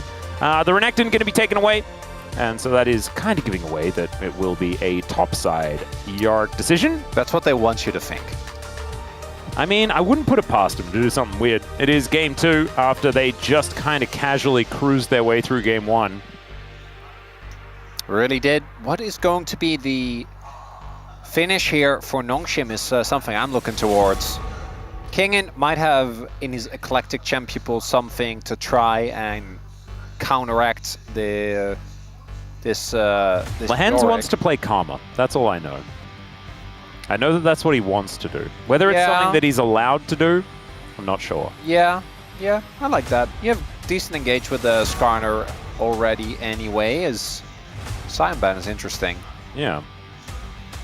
I guess you just want to avoid them having too strong of a 5v5 composition. And Azir Sion has been something that has worked relatively consistently here in the LCK. It's good. It's a solid comp. And 2-threat when you've got Sivir and Azir is actually pretty powerful. I think these are 2 of the champions where they can do enough damage in a team fight. I'm kind of worried though, because I think Gen G is going to pick AD carry here, because they already know the matchup, right? And then Duro's going to get counter pick, and Lahens is going to just be like, just pick me Leona, it's fine, I can play it into whatever. Unless they want to secure Rakan here, which we have seen teams do, I'm like double checking, because Poppy's gone. Yeah, Poppy Taliyah both take away. Exactly, is also out of the equation, and Duro plays a mean Rakan. But I think support counter pick is more valuable, so I would like them to pick an AD carry here. There's a couple of directions they can go into, but it will just be the prio pick of the Rakan. Yeah. To the surprise of, I think, no one, and then you can just slam Kai'Sa on 5, call it a day, if you're Gen G. Is that what they're going to do? Guess what? We'll just have to find out. Maokai's banned, so you can't even pick that. So oh, no. This might be what prompts a Leona, though. Like Rumble Leona. Honestly, it doesn't seem that bad. It's good. I mean, Rumble Karma would also be fine, you know, a lot of running fast. But Nautilus is just going to be the lock-in here. Lahan's going for comfort instead. And there's a lot of team fighting power. Like, this is a pretty well-rounded draft out of Nongshim. It's a good draft. If the nameplates were off, you'd like it more than Gen G. Outside of the Pantheon, yeah, I think you'd like it more than Gen G's draft. I would agree. And Gen G's draft is a little bit tricky. You know, you're doing weird stuff. You're trying to play 4-1, things like this. And you can move to side lanes really, really comfortably with Killer Instinct and the Grand Starfall, meaning that Kayn can kind of push with Reckless Abandon, which is exactly what him and the Maiden are going to be doing in this game. The follow-up is going to be something that's really powerful, not to mention the fact that Aurora can actually side lane relatively well herself with how slippery she can be. So, understandable, but it isn't a 5v5 composition. You know, not necessarily. Obviously, if you do get the leads that Gen G just kind of does, then it probably would just I have seen some keen team fight Yoricking. We have seen that. I think funnily enough, I think the team fights are good, but you can't front to back. Like, I think actually that's the best way to think about it, right? Because I think they actually do have, even if you get to the 5v5 stage, if you have a flank of the Aurora, if you get Plasma on the back line, if you get behind them when they're not ready, with either the Aurora obviously does a ton of damage, but Yorick, even if he gets on top of the Sivir, that's tough to deal with. That's a really cool. But that is looking tiger. obviously very cool. But that's harder to execute. But for Gen G, we've seen them execute comps like this many a time. Yep. I like this draft from Nongshim. I think it's good. I just don't know if it matters, Atlas. And there is the old Pantheon problem that we went into as well. Kyoshik showing us yesterday, this champion is still very broken. So let's see how it goes. We jump into the Rift for game 2.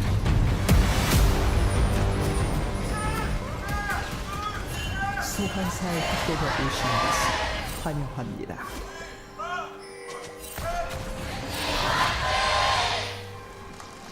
All right, here we are, ladies and gentlemen. 생성까지 30초 We're here for game number 2. Duro wandering into a Nautilus, and we'll get a little stun, and then walk away. Pretty cute. All right, nothing too much more going to come out of it though, as Gideon's throwing rocks around, and we can see that Kingen is in kind of an awkward position, but not going to get closed in on or anything like that just yet. So just some jostling for position, otherwise not too much more going to get found. 미니언들이 생성되었습니다. As Chovy, we don't see a lot of the, I guess we've been seeing more of it, the mid Aurora these days. Does feel like she's often used as a Gwen denial tool. But I believe you saw it yesterday. Was it Bulldog that picked it up? Because I think he was the one that debuted the mid Aurora after she was released. Might be. I think I've repressed a lot of my memories when it comes to That was and that was a. I don't know. think they won, but he did well. Yeah, no, I know. But I think that's just what my brain does now with that. Yeah. The challenger players that don't quite find the form that they're looking for. I give him a lot of time, a lot of leeway, but sometimes you have to let go. Wow, I got a matchup for you coming up. It's fine. Shiyu and Lucid will be good. Oh yeah? And yeah, sure. Yeah, no, because they showed that in their last series. Because it was a win. And I think that if you win, then you played well. I do not need... I'm being serious. I think that if you win, you played well. I want to focus on... No, you don't. No, you don't. And I want to focus on this series. Okay? Because I'm sure we will get like 15 minutes to talk about it, and then it'll be done. I'm just simmering it. I'm just making sure we keep the series simmering. Trying to get me angry? No, not angry. Why would you be angry? Look me in the eye right now. I can see that little mischievous grin. Nope. No. No? Just trying to do my bit for promoting what's coming up next. You know? DK make sure DRX. Make sure that everyone's ready to stick around for the sponging. I could see it. I wouldn't be surprised with any result in that series after everything we've witnessed recently. Yep. That's I think it's going to be a lot of fun. Looking forward to it. Also, that's a big one for predictions here for the commentators as well. Dagon being a little bit of a trendsetter, not believing in DK at all this week, and has gone against them in this matchup. Chovy? Chovy's down to 200 health. He is just going to slink away as best he can. Ooh. Was almost enough, but not quite. I think he also missed the cannon. Oh, goodness. I think he got the rest. I'm not 100% sure, but that's what it looked like as Calyx. Nicely done here on the early laning phase. Wave will be pushing into him as well, so setup feels pretty good. Yep, immediately teleports back, as we can see, as Canyon is just going to walk to the top lane and try to kill Kingen. And yeah, there's the Ghoulie wall, and there is a dead Rumble, as he does pick that one up. No flash, no chance. A dive here towards the bottom side of the map as well, I don't think that one's going to work. Oh no. Oh no, oh, Chovy's flashing in. He gets the control ward, knows exactly where they are, as Jiu does have a spell shield, but Chovy just waits. And now Gideon just drives to his death, and the kill is still able to go to Ruler. We're watching a screen, right? We can. Okay, next game. Yeah. So as I was saying, we were simmering the next series. Oh dear. Oh no! Don't give me those Nongshim player cams. No.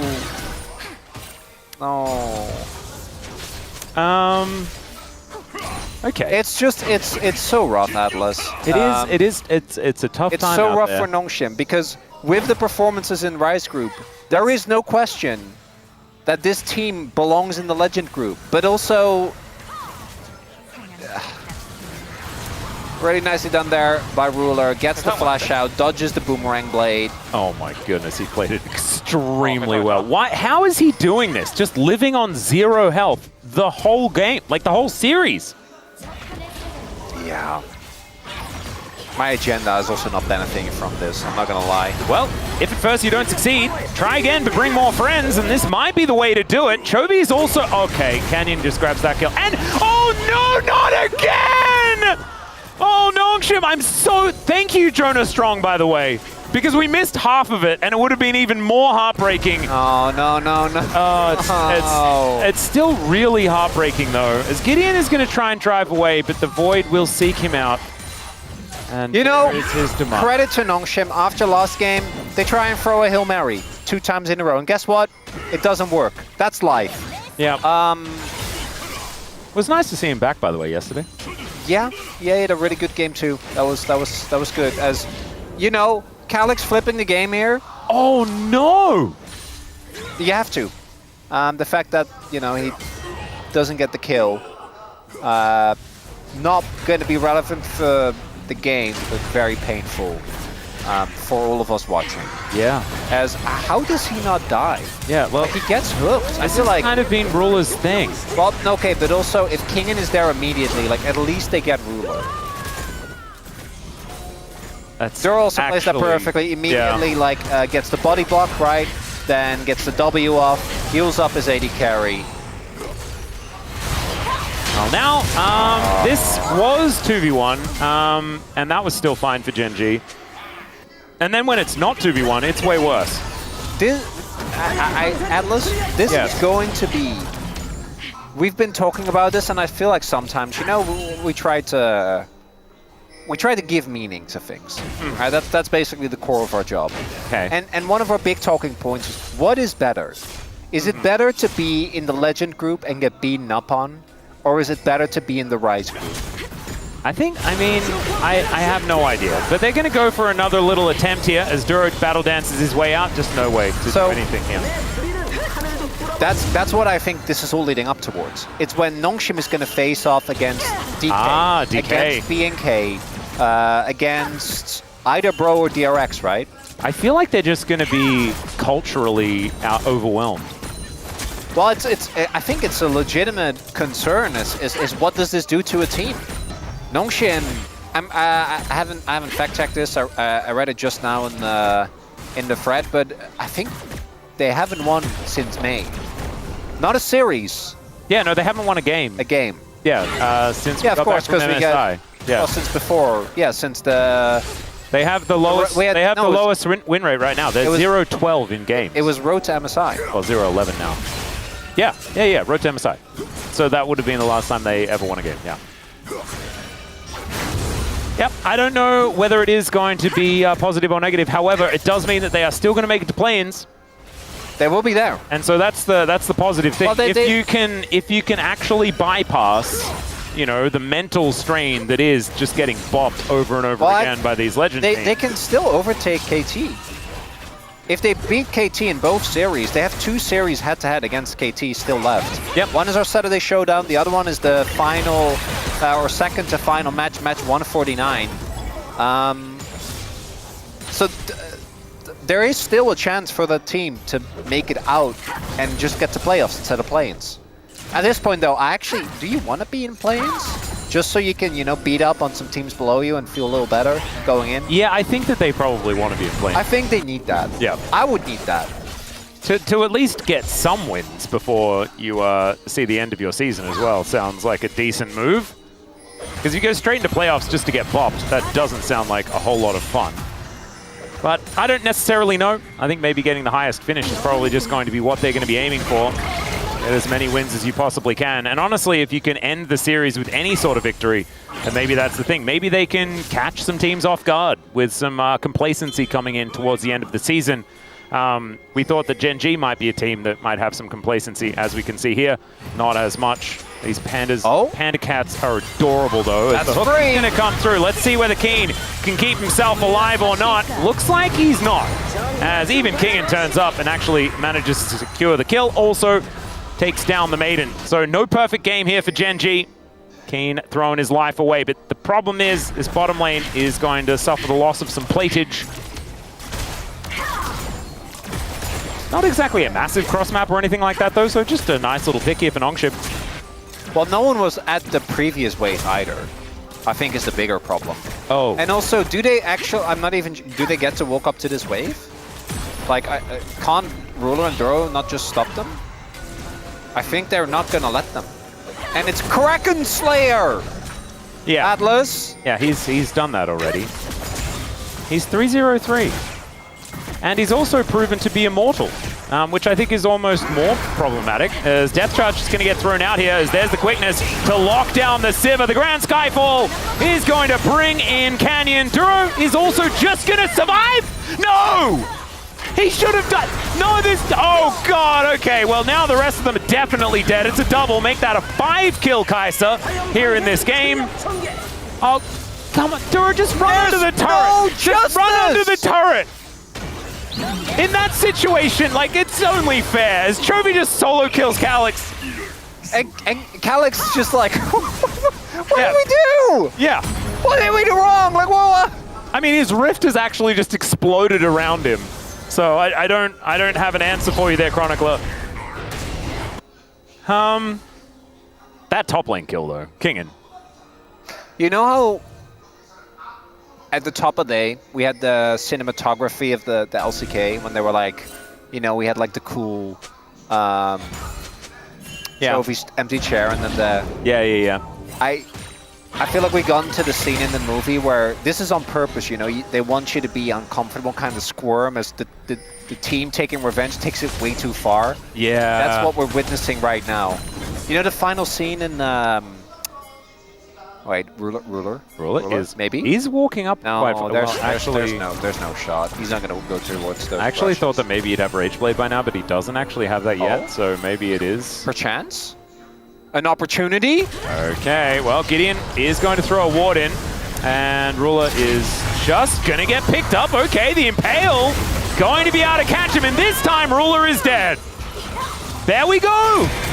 He is killable, as it turns out, as Keen is just going to skirt around this equalizer momentarily, but still in a little bit of trouble. The flash does come out, and oh no! That was a lot of skill shots that just caught him out. It would have, if it was an honest 1v1, I think he had that, but it wasn't. Okay, in the meantime, we've got an Emperor's Divide coming on through here, as the quickness is going to chum up Calyx a little bit too late there. Gets himself out with some shifting sands. And that is Ruler's 2,500th kill as he respawns. I love that. That's my favorite thing to do, as that was on 5. So that was a while back. We just had to wait until it was proven that he could be killed before we did share that milestone with you all.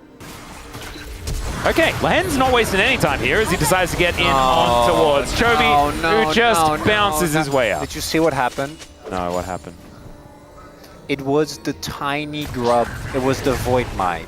The Void Might saved him there. It took...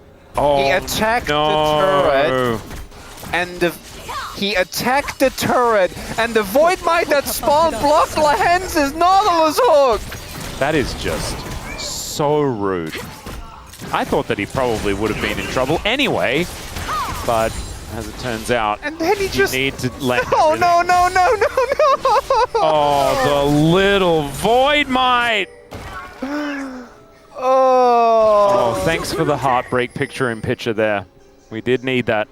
We're like, about honesty, we're about addressing the elephant in the room, you know? And like, we knew that it wouldn't have mattered, but still, like, oh. Well, Grand Starfall comes in here from Canyon, as Kingen is just going to get stabbed. Chovy picks up that kill.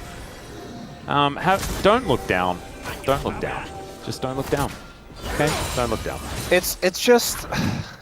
There we go. You can look down now. We can 250 gold? Not bad. We can only say these things so many times, but it's just so rough because, you know, again, we know how good Genji is, but it still doesn't hurt any less. No. This is brutal. And it's... I think a lot of... Like, Nongshim were a middle-of-the-pack team, higher than the middle of the pack, right? Like, this is not a bad team. It's just how much better both Gen.G and T1 have been this season. As Gio, oh my god, the damage is obscene. Canyon will be able to find it here. Wow, I think that this Pantheon should probably start getting some bans. What do you think? Yeah? We're just a two-team region, Atlas. Yeah. Gideon and Duro are fighting one another here. Keen will turn up. And Gideon's just going to have to walk away. Maiden getting a little bit frustrated here. Waggling her arms at Gideon. And Nongshim should be able to get a turret here. That's certainly good news. This inner is going to be taking some damage as well, though, as Chovy is down here split pushing, and there doesn't seem to be too many threats on the way, as Gio is going to turn up. His flash just coming off cooldown momentarily, but I just don't think he's going to stop this one from going down, as Duro dodges the hook beautifully there with the grand exit.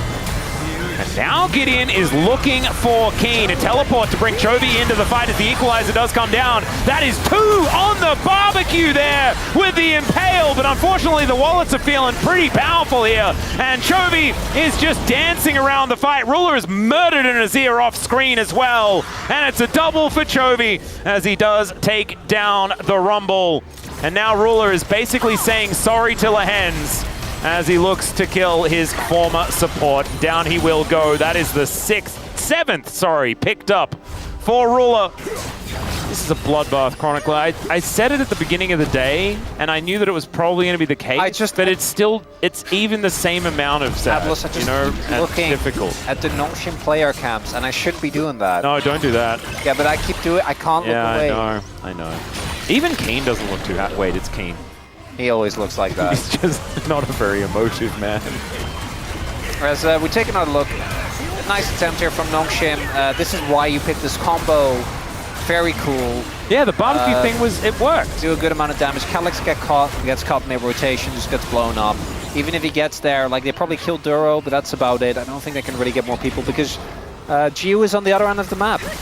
And everyone on Gen.G is there because their ability to rotate is a lot better between the Pantheon as the Kai'Sa. I don't think anything is a representation of this game better than Ruler trying to supercharge in front of a hook to stop a Nautilus from escaping.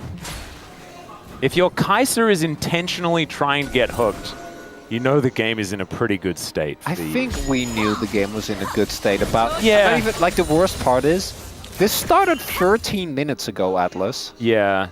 We were 4 minutes in. Yeah.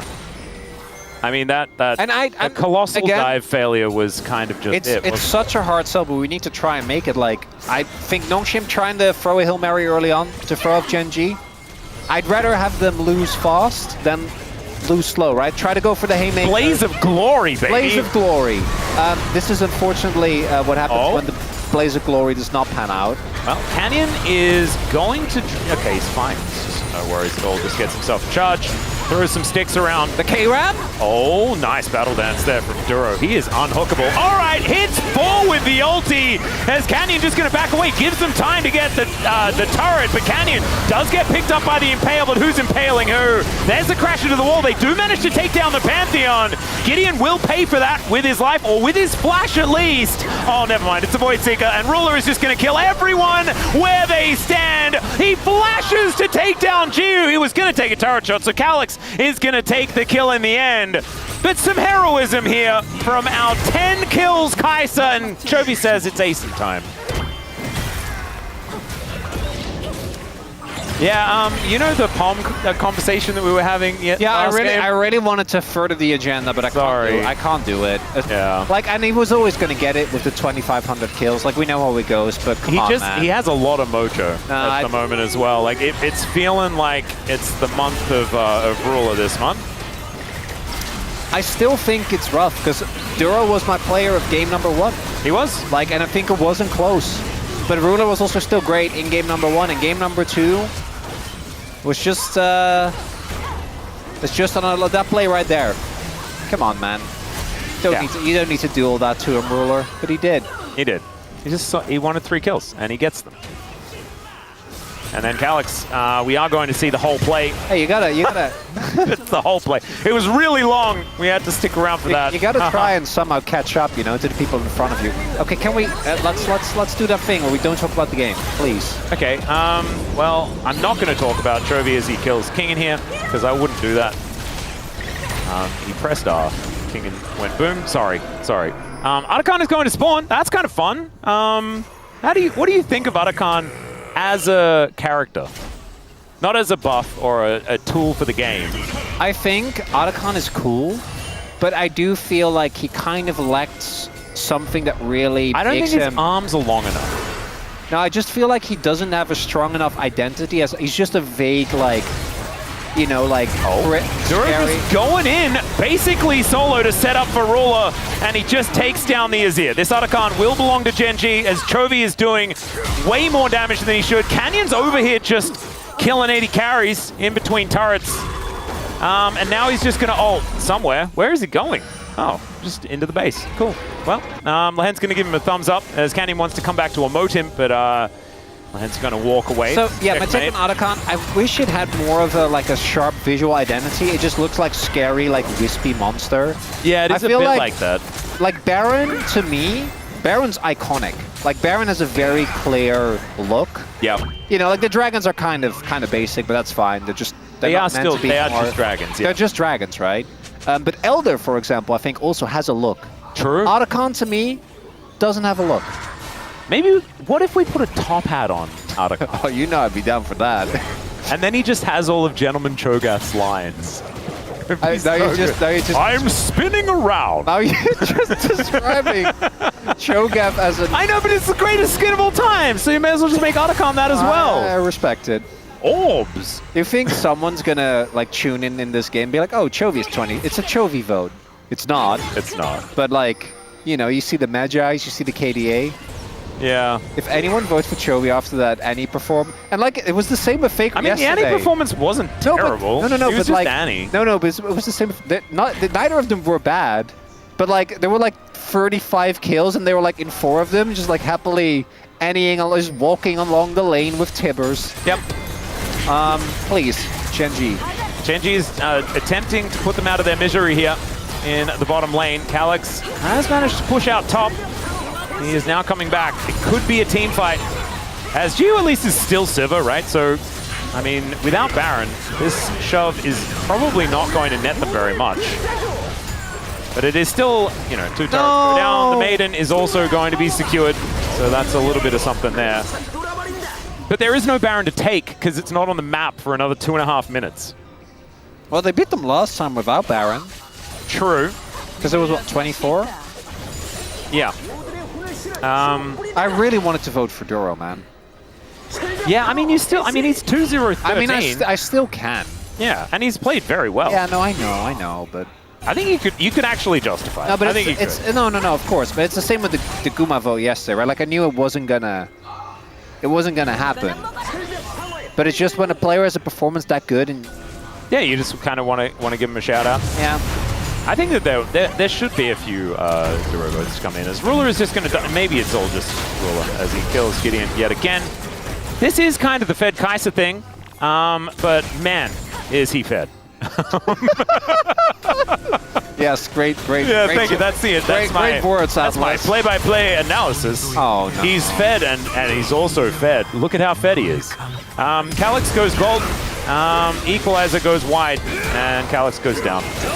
Canyon obviously is just jumping forward as he's just going to get obliterated. Flash forward here from Gio, who's going to get the flash out of Kane.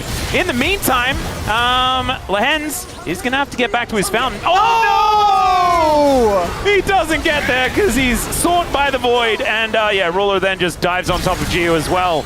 And it looked like things were kind of cool in that bottom lane until we then panned towards the top side once more.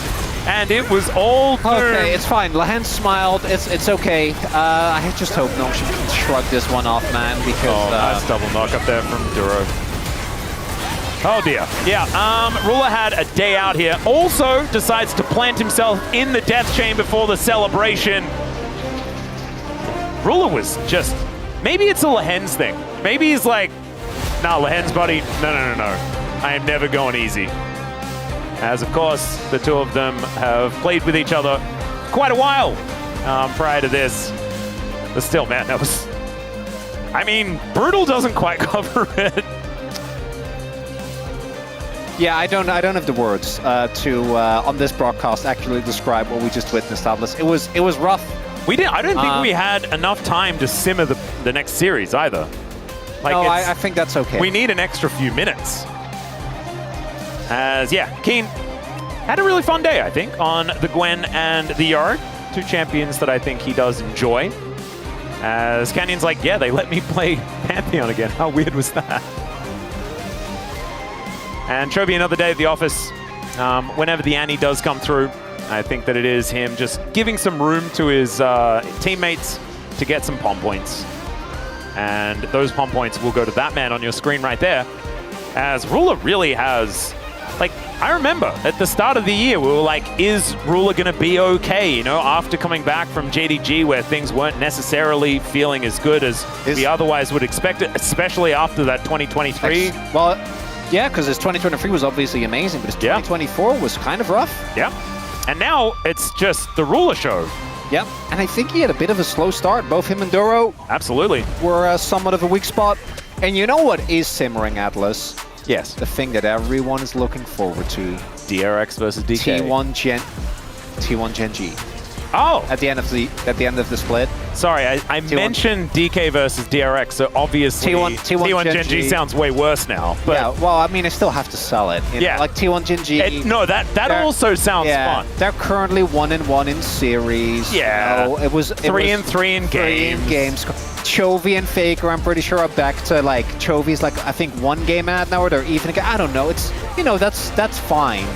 There's a lot of very cool but stats. You will be about to hear me lose my mind, and Atlas lose his mind. Is I don't know what DRX versus DK is going to bring. I just but love I know some it'll be cultural beautiful. League of Legends. That's the thing that I'm looking forward to. I'm just, again, I can't reiterate enough. I'm so happy that gameplay group and culture group caught on. I actually feel like the gameplay group part of it, I've ignored entirely. Well, but also the cultural part, because I'm all about. looking at this game, there wasn't a lot of gameplay. No. There really wasn't. I mean, but that's the in that matchup that you're talking about, though, that's when we're going to get the game. Oh, yeah. We are definitely Don't you worry. Gameplay. Oh, man. Ruler definitely having a good time today. This was the, Ruler yelling at his monitor the entire time. I'm a coward, Atlas. I should have voted for Duro. I don't think you should have. I think this was, like, the amount of mojo that Ruler had today, I think deserves the POM. I think he's the one that wants to get out on that stage and have a chat to the fans. I am happy with my moment, though. Oh, it's a good moment. Yeah, I like it. Well, it's nothing crazy, but it's just, I feel like it fits for Ruler's personality. You've chronicled it? That's what I try to do, yeah. I often fail, but, I gotta give it a good... At least everything you write is always you chronicling. Yes, even if it's bad. Yeah. Just by definition. Yeah. That's how it works. As wow, Ruler is just putting his jacket back on again. Just another day at the office, I guess, as he does over double the damage of his opposition. Fed Kaiser, everyone. That is kind of how it worked. Look at how linear that gold graph is as well, and it's just not a very long one. The funniest bit is that if this was a normal game, this gold graph would be about half, and like that little spike at 4 minutes, that's like 3K. What was it, 2 3K gold? Yeah. Like that was actually insane. Come on, guys. Yeah, this was not surprising. After having a good game 1 and then doing that in game 2, I just don't think that there's many other options here. As Ruler has just found some extreme form. And it's really great to see out of this guy. He was like one of the last ones on the list on this team that needed to step up. I think Duro stepped up a little bit before him. He did. And looked fantastic, especially in round robin 2. Where Duro was really just running away with so many games. They were obviously undefeated up until that one time that they've been defeated so far this year. And now Ruler is really making things happen. So I too am pretty keen on this T1 Gen G rematch where the top of the table League of Legends will actually come into play, right? Like finally. Back again. I say finally, it's only been like a week. 2-team region, baby. Come on, Hanwha. Come on, we want to be a 3-team region. Yeah. Get one more. Come on. They're going to be here tomorrow, right? We might be able to see something more out of them. We know they can. Yeah. Just not doing it right now. No, maybe that's the frustration. Well, yeah, because, again, We know they very, very much can. What's their matchup tomorrow as well? Let's take a quick look-see for you, Atlas. It's not T1, is it? No. Actually, it might be. Yeah, it is. Yep. On live T1 tomorrow. Yeah. That's not helping the Hanwha case. So Unless if they do Hanwha well. wins, if Hanwha does well or wins, they don't necessarily need to. If it's a 3-game series and it's close, I think we're still happy. Mercilessly 2-0. Oh, they got obliterated last time. But I'm not about the past. It's about looking to the future. It could have been Nongshim today. Guess what? They got mice, they got keyboards, monitors. Same things that Gen G has, all right, Chronicler? Could have been today. Wasn't. Maybe 3 teams. Maybe 3 teams. This series could have been Emo doesn't even cut it, you know? Where like this series could have been a text message, another long text message. No. You know, just like this is the one with like the character limit. It's like pick me up milk. That's this series could have been a page. It's just plus get milk. That's what this was. All right, it's time for the interviews. Over to Ruler. Thank you very much, guys. This is Seer for the POM interview translation, joined by Ruler on the side of Gen G. Gen G takes the win once again. How do you feel? Like today was such a refreshing, clean win. I'm very happy. You win so much that perhaps it doesn't feel as special anymore. So does it feel good to get such speedy matches? Yeah, honestly, finishing off early actually does feel great. And Ruler lately, it looks like bot laners have been sweeping all the POMs. So how do you feel about the bot lane influence lately? I don't think anything changed that drastically, but I think the support champions that you get are quite crucial. And today, you almost got a unanimous POM with 12 votes. How impressive. And lately, Corki's value has come up quite a lot. And since round 3, you're undefeated on Corki over 4 games. And your damage output was insane. So what did you focus on against the Jin and Alistar comp? I feel like we had a pretty good comp in terms of our matchup because when the Nico goes in, I have a very comfortable time doing damage. So no, because the Nico actually has a lot of control over the laning phase. I think she actually makes a whole big of a difference. So I think, yeah, Jura did quite a good job today. And you went Collector as your 3rd completed item, so what's good about it? You know, I feel like Corki sometimes you actually lack damage, and I think Collector does a good job of filling up that damage that he misses. So I think that's what you normally go, normally if you don't have a tank in your team as well. And in Game 2, the draft went similarly to your round 3 matchup against Nongshim, and you guys left the Pantheon open yet again, and they picked Azir, and how you took the Yorick and Aurora for the top side all went identical. So did you expect this outcome? I just feel like it's a trend for teams to take Azir as their first pick, so I think it was just like a give and take. So you must have kind of expected this. Yeah, I think that's just really the trend lately. And with today's victory, you went over the 2,500 LCK kill record. Let's give it up for Ruler, everyone. How amazing. You know, does it hit you that you've been around as a pro player for a while?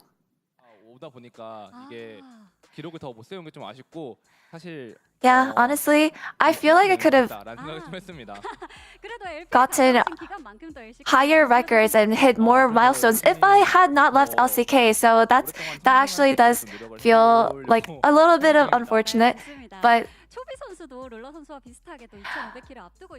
also Chovy is sitting at a similar number of kills as you, close to getting 2,500 kills. So any message to Chovy? I hope that in the next match, Chovy is able to hit his milestone and get POM as well. So fighting for you, Chovy. And Genji is on 5 winning streak with 24 total wins, and your next opponent will be Hanolife Esports. And if you take them down, you'll go undefeated in round 4. So what is your mindset? I feel like, if we win and defeat Hanolife Esports, I feel like we'll go undefeated in the rest of the season. So I hope that we can keep it up. And that's the end of the interview with Ruler, and back to the space. Thank you. Thank you, dear, as always, for that awesome translation. Great to hear from Ruler once again, as he does pick up the POM this time around. Let's take a look at the results of the POM and where the votes did go. As it was 12 out of 13, there is one imposter here on the space. Does anyone know who it is? You Wolf? No. Oh, you can tell. Support? Actually, you can't tell because I'm on the right side of the screen where the support vote is. Normally it's linked up like that, but yeah, I voted for Ruler. I mean, I thought Ruler did a great job, but I just thought Duro was super impactful. But we'll start with the Ruler comments. It'll take a lot of rulers to measure this bot gap. Yes. I think only one, actually. He's right there on the picture. I mean, like, if you used a measuring ruler. Ah, yes. Yes, I understand. You know, it could be like converted into like a yardstick, for example, but I wanted to use this or like a in-game football field. Oh, I get it. It's a pun on the fact his name is Ruler. Yes. Yes. Yeah. I understand. Good job. I'm glad we figured that out. Thanks, guys. Let's go on to the next comment, as Ruler does not ask for POMs. He demands them. Yeah. True. Yeah. I mean, it's a good comment. It's a good comment. Whatever champions I play, I just win them all. True. Yeah. He's only lost one series so far. Yeah. A lot of winning. Yeah. All right, next one. One vote for me. Please share it evenly amongst all 5 of you. I don't think that's how Palm votes. Feels a bit non-committal, What do you mean by that? Considering like he gave it a Ruler, but he's like, share it. Yeah, maybe he means everyone had a good role to play. Yeah, in this series. which is a nice thing to say, but yeah. But then it was obviously Ruler, the PLM. He just squashed them like a hot dog on a pan, which is like it's like a pancake. Yeah, it's like a pancake with like sweet stuff inside. Yeah. It's a Korean thing. Made with rice cake. So. And generally like smash it into the pan and like make it flat and stuff. He steamrolled them is basically what he's saying. Yeah.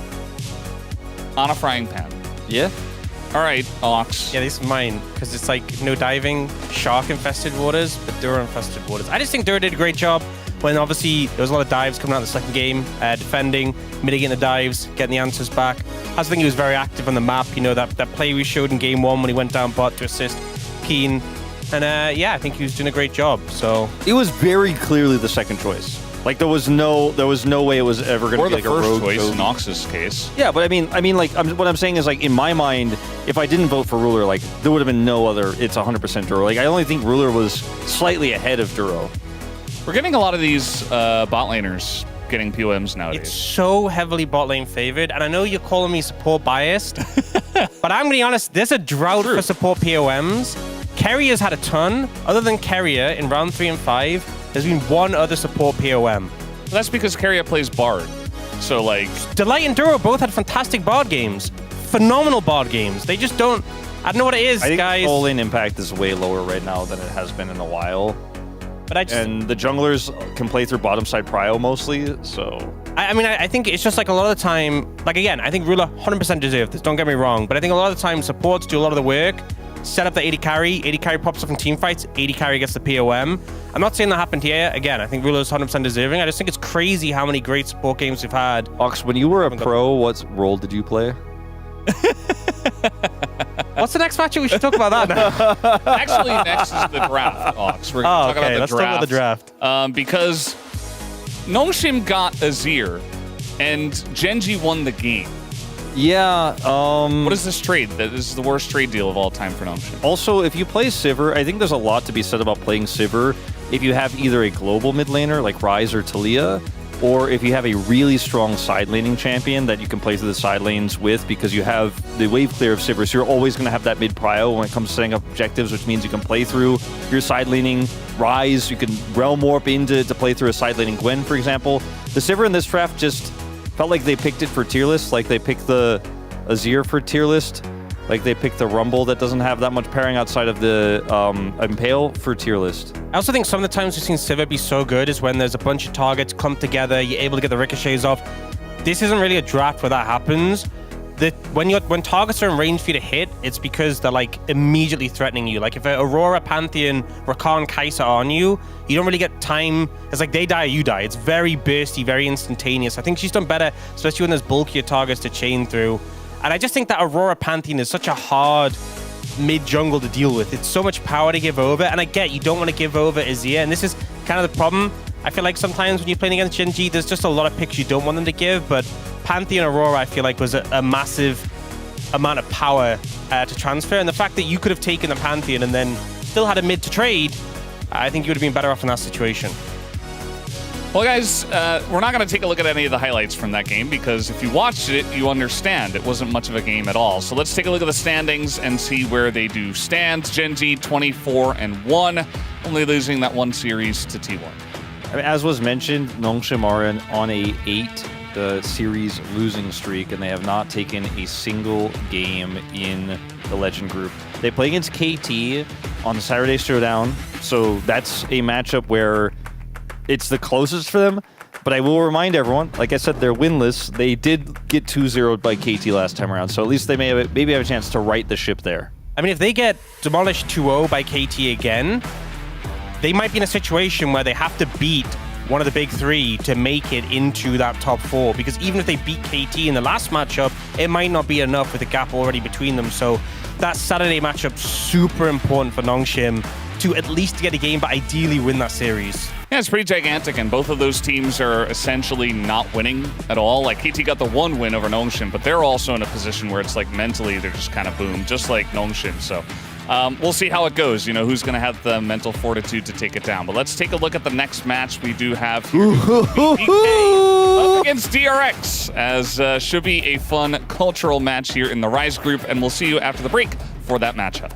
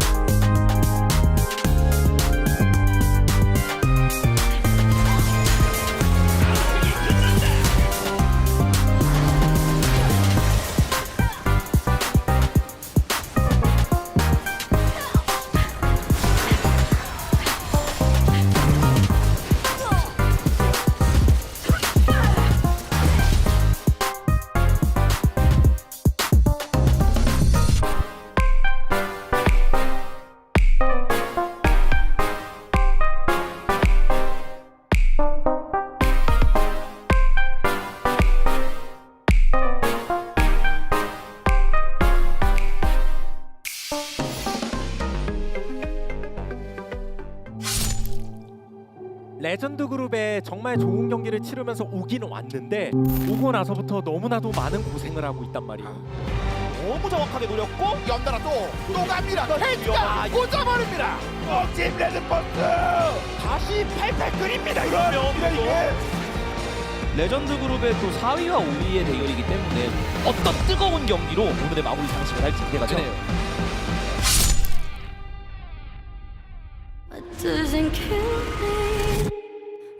stronger.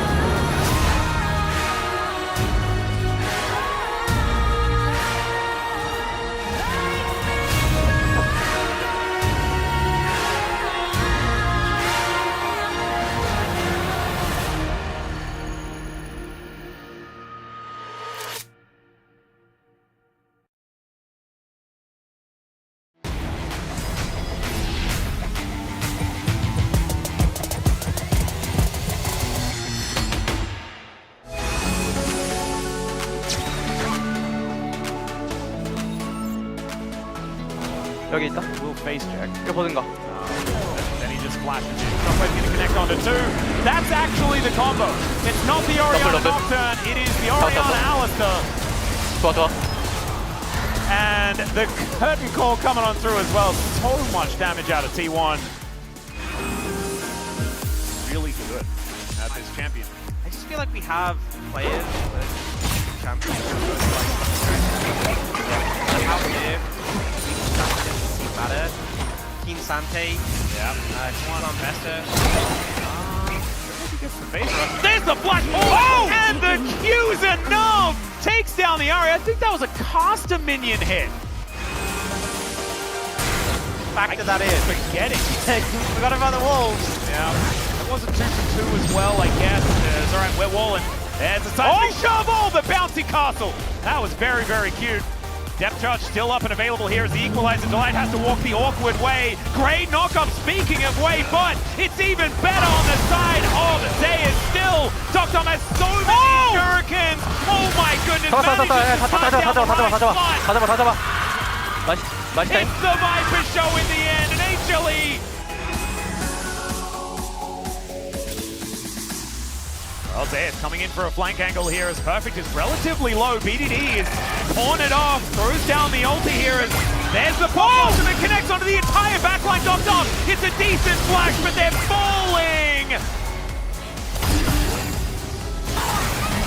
One after the other, KT gets disintegrated. It's a triple kill for Viper, and the HLE team fight in this game as well.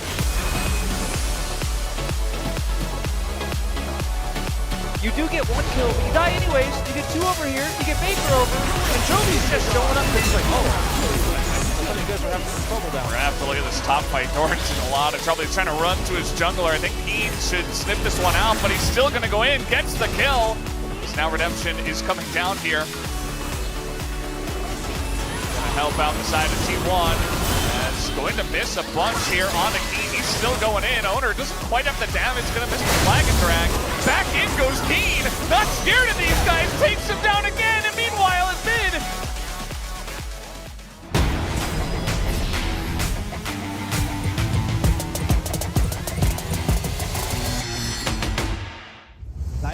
往前敲，凯撒被敲了起来，杀手本能之后还是被晕住，Dogo直接跟伤害，家里有差点选择做开战，但遇人这只能风暴没有限制太久啊！悟空跟瑞尔都相继倒下，Dogo的3连杀，Dogo准备拿下一个夸张 kill，5杀，结果面对超连杀就在Dogo的手上 ，Penta kill，又拿了Dogo到手。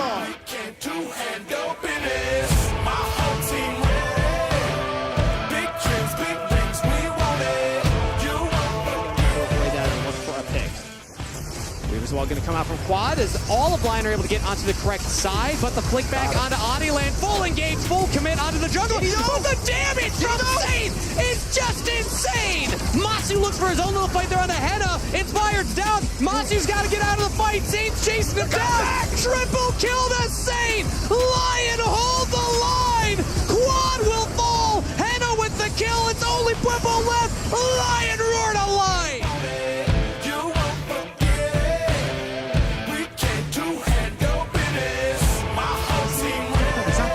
Seguro numa linha de T2, quem sabe, já seria muito bom. E coloca de volta o Root, Red Bash foi pego. E vai ser eliminado aqui. De novo o ultimate no Ju, mas agora talvez não tenha sequência. Robô chega, equalizador no choke point, já tem abate pra cima do Sniper. A Loud encontrou a luta no sacrifício do Redvert, tá dando tudo certo pra Lauducha! E no choke point, aonde a luta da Loud brilha muito mais, o tapete do Ramp e vai invadindo a base da Izu.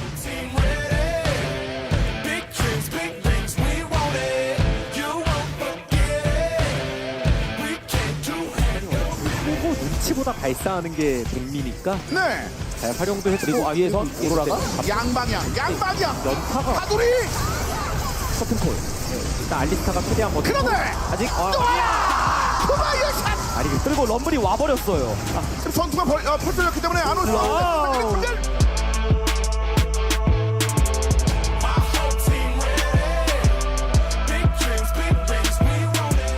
Wave coming in as well. Jojo actually tagged out by Electro Harpoon. Kang's doing serious damage now. As Alvaro jumps in, they have to turn and engage. There's between worlds, but Alvaro's so deep. And look, Kana just flashes in. Under a turret, he goes golden, so he won't die. That was insane play as MCoy get wiped off the map in one fell swoop. Kana just said this has to end. Karmine Corp found their moment.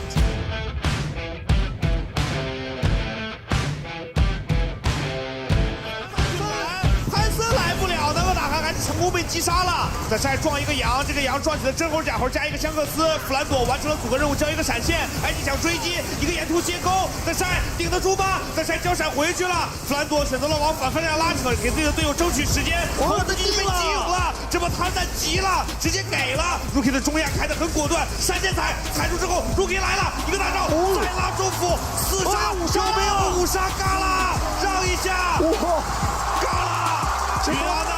这应该是全世界范围内这个英雄的第一次5杀，有嘎啦完成了。这波团战感 A 有点卡，最后他的那个猴子的进场，进去的一瞬间被定了。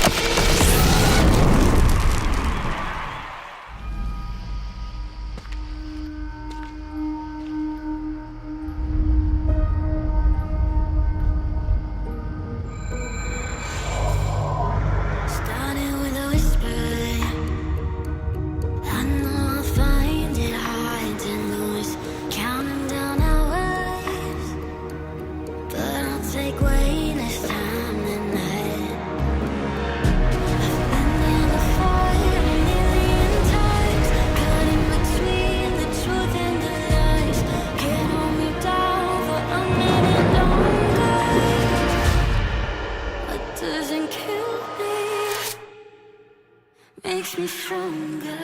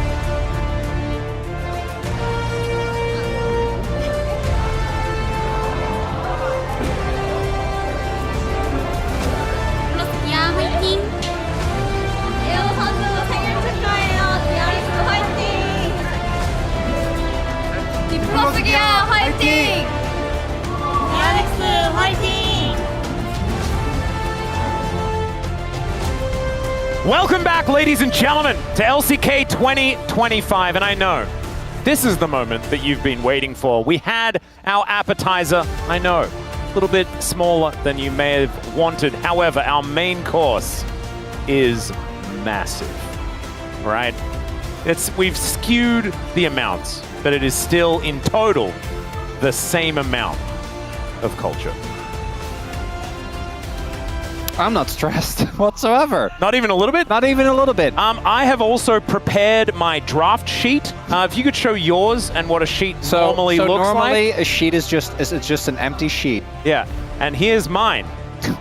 Mine has been prepped and it is ready. Oh, you're lucky, by the way, because normally mine are full of doodles that I just absentmindedly do as we're casting. Yeah, I know. So thankfully, I got you at a time where they like there's a little bit. Yeah, there's a little doodling on the other from one. the last one. I was able to get this one. Let's have a look at the Rise Group standings that don't matter at all in this particular case. I think, in general, there is not a single Rise team. I thought it was BNK, but after they almost dropped the DNF, I'm not so sure anymore. There's not a single Rise team that truly is ahead of the pack. They are basically on any given day, any can win, any can lose. DK, yes, they might be ahead right now. That is a bygone era. Okay, that's a relic from an older time, or civilized time, back when DK was good. That's not the world we're living in right now. As DK is locked for play-ins thanks to their performance throughout the first 2 rounds. Currently though, they're 4-2. Not really what was expected of them versus DRX, desperately chasing 3rd place. If you are in 4th, 9th in the LCK in total, you do not make it to play-ins. Your season will be over, and right now, they're in that spot. They could still theoretically get to some safety here, as the Bros and BNK both have not locked just yet. Of course, BNK very, very scary and have been in great form at the moment. But DK have been relying on this guy, the guy on the left, in almost every single game. And DRX, the same thing can be said for Teddy in a lot of their recent matches as well. I think that this matchup is pivotal for both of these teams. As like in the last series especially, Aiming was, I swear, the only one that was just playing some consistent League of Legends. The rest of them were doing whatever the heck they wanted, this guy included, who is about to make it to 400 wins. Which fills my heart with joy. But the level of gameplay, even though we did see the upturn from Showmaker like a couple of weeks ago, he hasn't been able to maintain it, right? We've kind of gone back to where we were before, where it is very, very dependent on what type of Showmaker we get on a day. It can be a lot of swaps in between how that ends up playing out. Is Teddy actually tied first? That's kind of cute. I didn't know that. That's tied first for player he's played against most. which is kind of cool. Or one against most. Yeah, fair enough. Oh yeah, actually, because it's wins, not. But still, games. Still works. Yep, very cute. So, just means that he's beaten BDD, lost to BDD a few extra times as well. Yeah, I was they like, have why played is, against why each is other a lot. Faker not on there, and just doesn't beat him enough. Winning, as it turns out. But once again, it's teeny ping. All right. Once again, all of our players now have pings at the end of their name. More ping is generally bad in League of Legends. However, maybe it's going to give them some power here this time around. Maybe they've learned how to wield it. Because the first time around, when they had these pink jerseys, it was iffy at best. And so we'll see whether they've learned to harness it and been able to make something happen. As you can see there, pings all around. I don't have a read on DK at the moment, because I think that I was also an aiming POM voter last time, but I think that... I have a read. It's gobbledygook. That's the read. What is that? What does that mean? I don't. Nothing. Oh, is that an Atlas original? No, it's not. Gobbledygook is it's very old. Is it an Australian original? I don't think so. Oh no, never heard it. But no, I can look up its origin. Please do. I think we'll have plenty of time to discuss it. But as we can see, in the Rise group, aiming stands alone right now. I think he had a pretty slow start. I remember in round 3, not being particularly impressed. And again, impressed compared to the form that he had, say, at the beginning of the year. And even for large parts of last year. But statistically, still absolutely popping off here versus a Teddy that did come back. And is the only lifeblood of his team. That kill participation as Infinity carry, that's way too high. That's not good, and it's because his solo lanes are really on the struggle bus. But then again, so are the solo lanes for DK. Showmaker and Lucid have still had some of their moments, but they're very far in between. But the biggest debacle, I think, has been the drop in form for Shield. This was a man that at the beginning of the year was probably front runner for Rookie of the Year, almost, but has at this point, I think, been decisively overtaken by Diablo. I agree. Because his form has just dropped so much. He was legitimately the best Mbessa at the start of year, right? We were looking at some of the plays he found against Hanwha. None of that in recent times. It hasn't really been happening.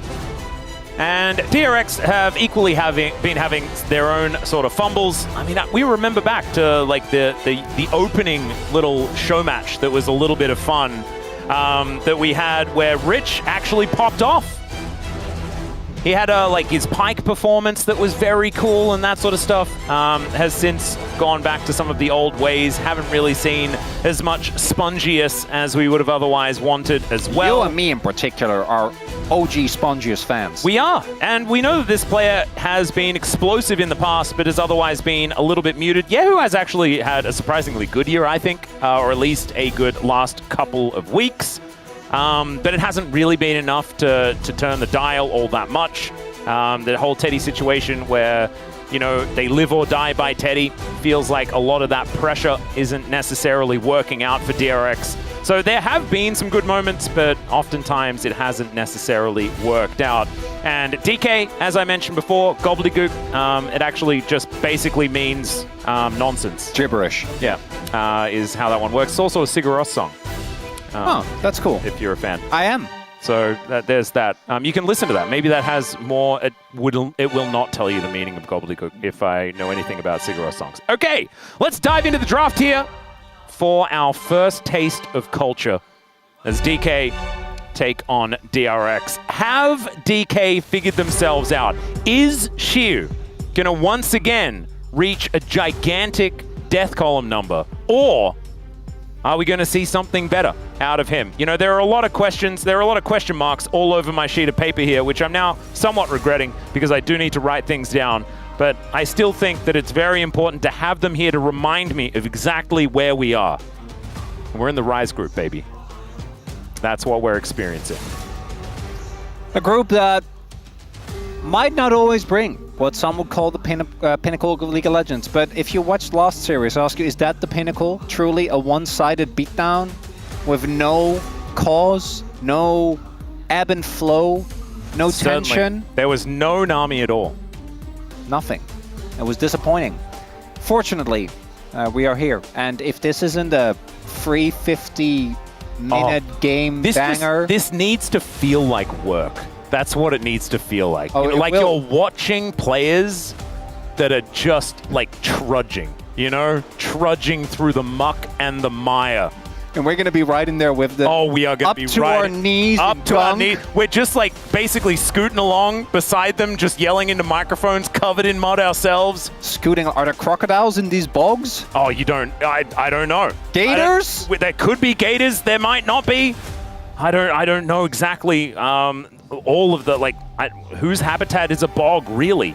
Well, it depends on whether we're in mythical waters or not. As well, that is a very good point.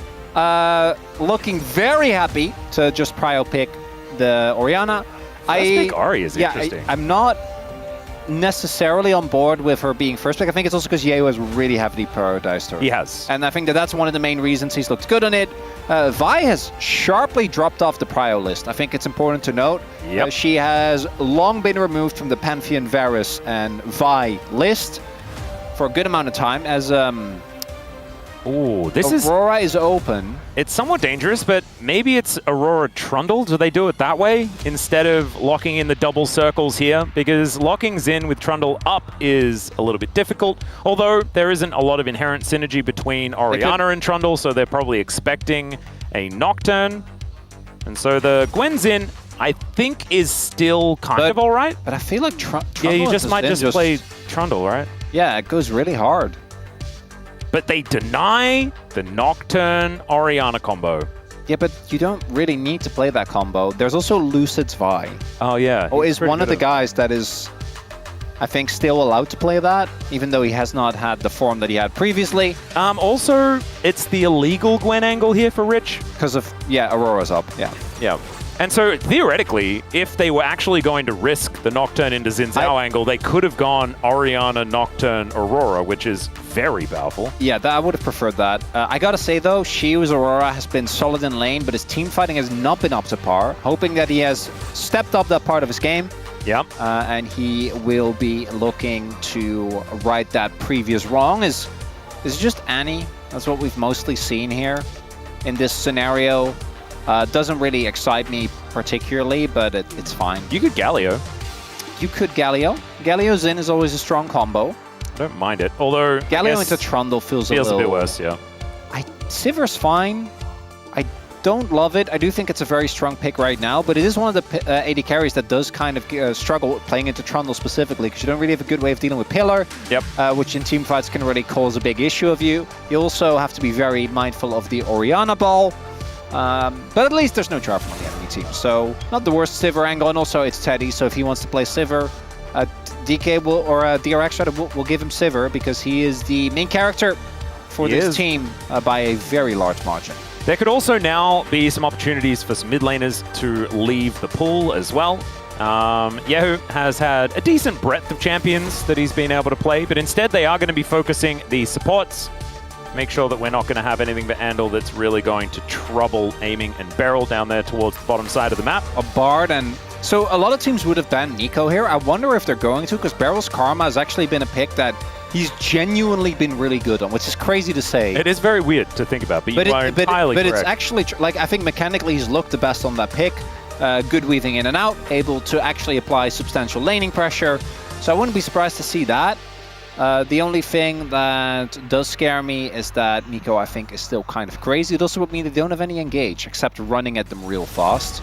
And it's going to be Annie instead, which I think makes sense. And if they do end up going for that Nico, can always look to Karma. If they don't pick it, though, and they just go Ryze here, then that kind of falls apart, which I think Ryze should struggle into the Ori when it comes to the 1v1, especially early on. But you're really strong with Xin and Gwen. I feel like that's a really nice core unit, find target, lock target down, blow them up.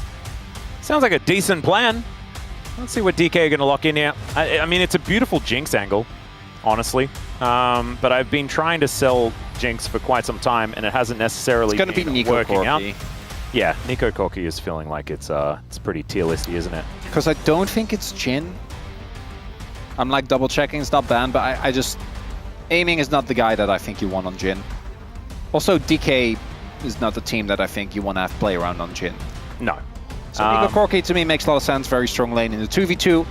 Also, Ondale could slam the Karma here. You know, Silver Karma is a classic for a reason. Could almost stand up in lane as well. We'll see whether that is going to be the choice here. And there is the Karma hovered. See whether they pull the trigger. Will mean that there's not a massive amount of engage here on DRX's side. But they do run really fast. So the Donkey Whistle could certainly be the way to do it. That would give Teddy the go button, which I think is actually kind of cool. Teddy, of course, is their most veteran player by a decent margin. As Rich did come into the League of Legends a little bit late in the game after being the god of hearts for so long. Teddy has certainly been here playing this game for such a long time. So Silver Karma, a tale as old as time there towards the bottom side of the map. In the Mantrid Inspire alongside the On the Hunt just makes you run very, very fast, which is pretty cool. Let's see whether this laning phase is actually going to work out for them. Double circles is strong. Yehu is going to be a machine gun, especially come later in the game. I do think, though, trying to play comp with bad hard engage into Trundle can always feel a little rough, because he is so fast, and the pillar can really break up what very otherwise good might be good angles. Yeah, as well. But it's Rise Group, so why are we talking about disengage? As if either team is not just gonna head in. Honestly, yeah. Face first. Rise Group engage comps, absolutely overrated. You know what this means is we actually get to Elder. That's what it means to me. Oh yeah, we're gonna see our first Baron of the day. Isn't that exciting? No, that's kind of messed up, actually. Hopefully Jonah Strong does a zoom in, you know, so we're like, by the way, Baron still exists, guys. We haven't removed it from the game today. We swear this objective is still real. Yeah. In case you weren't here, both games were won before 25 minutes. In our Gen G versus Nongshim series, you can infer the victor. Let's get into the rift for game number 1.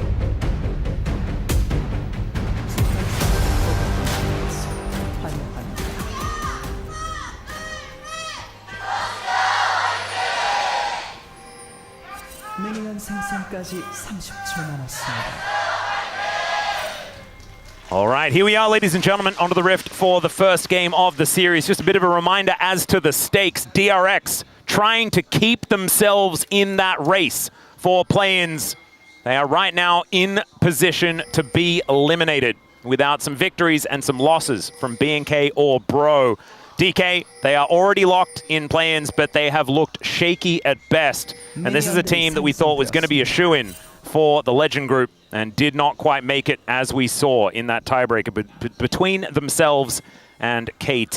The other thing is predictions, because Digon is the only one that is predicted for DRX in this series. So it could be a big one. Which is another warranted. big swing here. I think, given how... Yeah, I'm kind of surprised that he's the only one, to be honest. Yep, I think a lot at the end of the week we have a lot more even split between Bro and DK.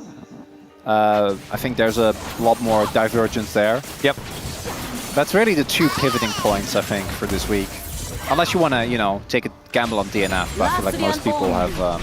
I do agree, though, with his idea, though, because he was also a Bro voter in that series. I think if DK lose this one, they definitely lose the next one. To Bro? Yeah. Yeah. I could see that. So if you're ever thinking that this is going to be the vote, then you're also thinking that Bro's going to take it in their next one. Ooh, want to highlight something interesting is that Aiming actually has gone for TP. Interesting. So, does give you a ton of late game value. Also allows you to play, especially in a Rast lane, a lot more aggressive, go for these trades, and you are going to take a lot of poke, because obviously level 1 is not fun. As Aiming and Barrel know, because they have been on the opposite end of this for a good amount of time. Being one of the few, I'm pretty sure Barrel's the only player that I've seen consistently pick Karma. Looking at the rune setups, I don't think we're seeing anything too crazy. Showmaker. Scorcher, as he did get that kill onto... Yep, very good. Was it Vikla? Don't remember. I think it was. Yes. With a actual, honest-to-God Scorch kill. It's very cool. It's lovely to see. Doesn't happen often. Unless it was Bulldog? I don't quite remember which I think it was that Vikla, but I'm not sure. Who knows, Atlas? Well, probably someone who is paying attention, but they have memories better than ours. It's not what we're known for. No. No. This is not the way. We are known for talking about what's happening right now in front of us. then sometimes that just leaves our memory banks entirely. And that can be for better or for worse. We are easily distracted. Indeed. I think as a broadcast, but particularly as a duo. As Rich is struggling here in this lane, as you would expect. We got a bit of a fun story as well. We found out one of our bilingual friends, and this is always interesting when they're used to watching the Korean broadcast and then they spend some time watching our broadcast. It can be somewhat jarring because, as you could imagine, the LCK Korean cast a little bit more hinged. Being the main cast as well, right? Yeah. So. And then they came over, started watching us, and things were different. We were talking about like cast blancs or something like that. Yeah, it was yesterday when Brendan was just on his tirade against the cast blanc. Well, I wouldn't call it a tirade. I think that's a misrepresentation of his hesitancy. I think Brendan just cares about, doing things the right way. He does follow the sheet. And not just making stuff up for the sake of it. Whereas I am an enjoyer of chaos. True. You are. I just like, yeah. Every word really is just made up. Like that's how they all start. Exactly. So we should push. Why can't we be making them up? As a kid, I was actually much more of a purist. But at some point, I realized, whoa! You realize that sometimes you just flash in. Big from Shiu there. If he gets the full passive plus the pullback, I think that might have been enough to get the kill there. Especially if Electrocute was also in the picture. Not going to be the case, but this is how you want to see that early laning phase play out. And now... Oh, actually sets up the lane for himself gorgeously here. Yeah, he is in a really good spot. And we also have Trundle... I say clearing his top side, but his bot side camps are respawning. I think Raptors is already up, so... Not going to see him anytime soon, but still, big win here. That's going to further enlarge the goal lead because... There's no TP. Rich already TP'd earlier on. So he doesn't have TP, so this is going to be a very, very costly amount of gold that's going to be given up here. This is kind of brutal. I do think the wave will be pushing back once the next wave comes in because his minions are focused. So, but that's a kill worth. You didn't kill him, but like that's a kill worth of gold. That's kind of crazy.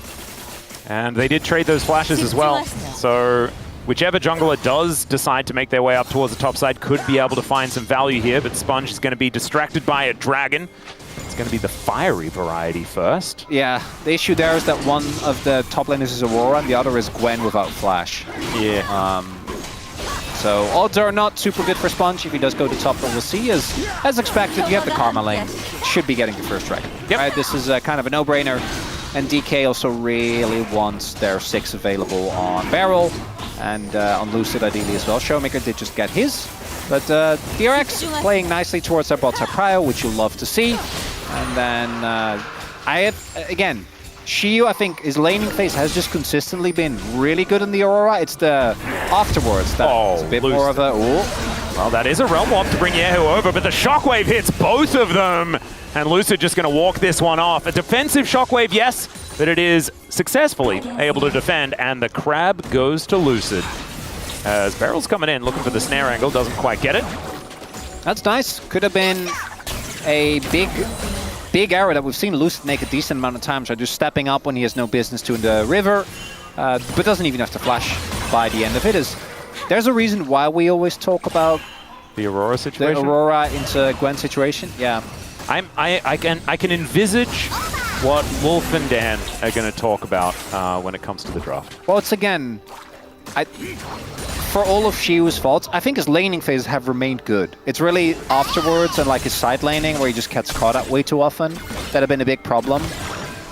But the in-lane part, I don't think has really slipped the way that a lot of the rest of his gameplay has. So, yeah, that's a pretty gnarly lead that you build up fully by yourself, just in the pure 1-4. Again, it's counter matchup. Yep. Kind of expected, but we do know that just because it's expected doesn't mean it always happens. Nope. Does have his burn earn completed as well. One of the greatest terms that Wolf has ever come up with. As Andal shields himself up, and it is just going to be the mid lane turning into a 2v2. You could also just make it a really long burn. You could. Yeah. You could do that. Yeah. That being said, feels a bit less fun than saying burn earn. Well, because it doesn't rhyme. But it is funny because you're making a silly noise. If you want to try it yourself. I do burn. Yeah, I tried it, and it felt good. Yeah. But I think burn earn still feels. Oh, it's way better. Yeah, no, I'm not trying to to take away from. It's nice to have variety, though. As now Shiu and Yehu are going to be doing some battles. Sponge taking some damage as well as Teddy trying to get in there, but he's just taking free damage from Beryl. Showmaker gives them the surprise Teemo as he has that shockwave back up again, and this fight is really sort of broken up. As Lucid will move in, Sponge does collect himself one of these grubs. It's one each so far, as Yehu dealing with the pillar. Sponge comes on over, but I don't think that Crescent Guard's quite going to work. They flash in, but it is going to be Lucid going down. Showmaker finds the answering kill, as now Shiu's going to fall. Shockwave connects on only Yehu, and Teddy has found Showmaker in the back of the pit. And he is able to teleport his way out. Still Beryl is dead, and it's a disaster for DK. There's that first DK skirmish that we were kind of worried about, and boy oh boy does it hit. DRX though, not being even remotely scared, and a triple for Teddy Atlas. Yeah, that's the massive part. Let's have a look at it one more time, as it looked really awkward here for DRX. I don't know how they look. Like, why doesn't Showmaker just... I don't know. I feel like if we pull the trigger on Ultra immediately, they just both die. That's what I was... Maybe they were just overconfident. And he also, I think, thought he was going to hit Teddy with that last one. Teddy, actually really good observation of the fact that he knew that he wasn't going to be able to do enough damage before the teleport goes off. This is one of the rare occasions where I think you see that angle, and targeting Sponge on the Zinza actually should have worked. Yeah. And then it just doesn't. Because they're just not on the same page, which has been a very consistent issue for this team. We even saw aiming, rotating over, I think trying to droid plane later on. Not able to really find too much. Now, with the Drake as well, the Grubs, funnily enough, 2 of them still went to DK.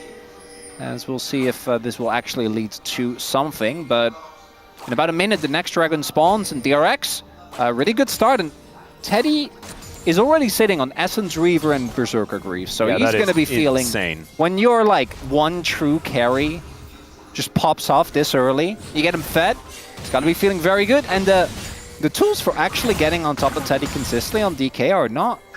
They're not that crazy good, right? Like, we're talking Aurora Flank, we're talking Nico, and maybe Pillar.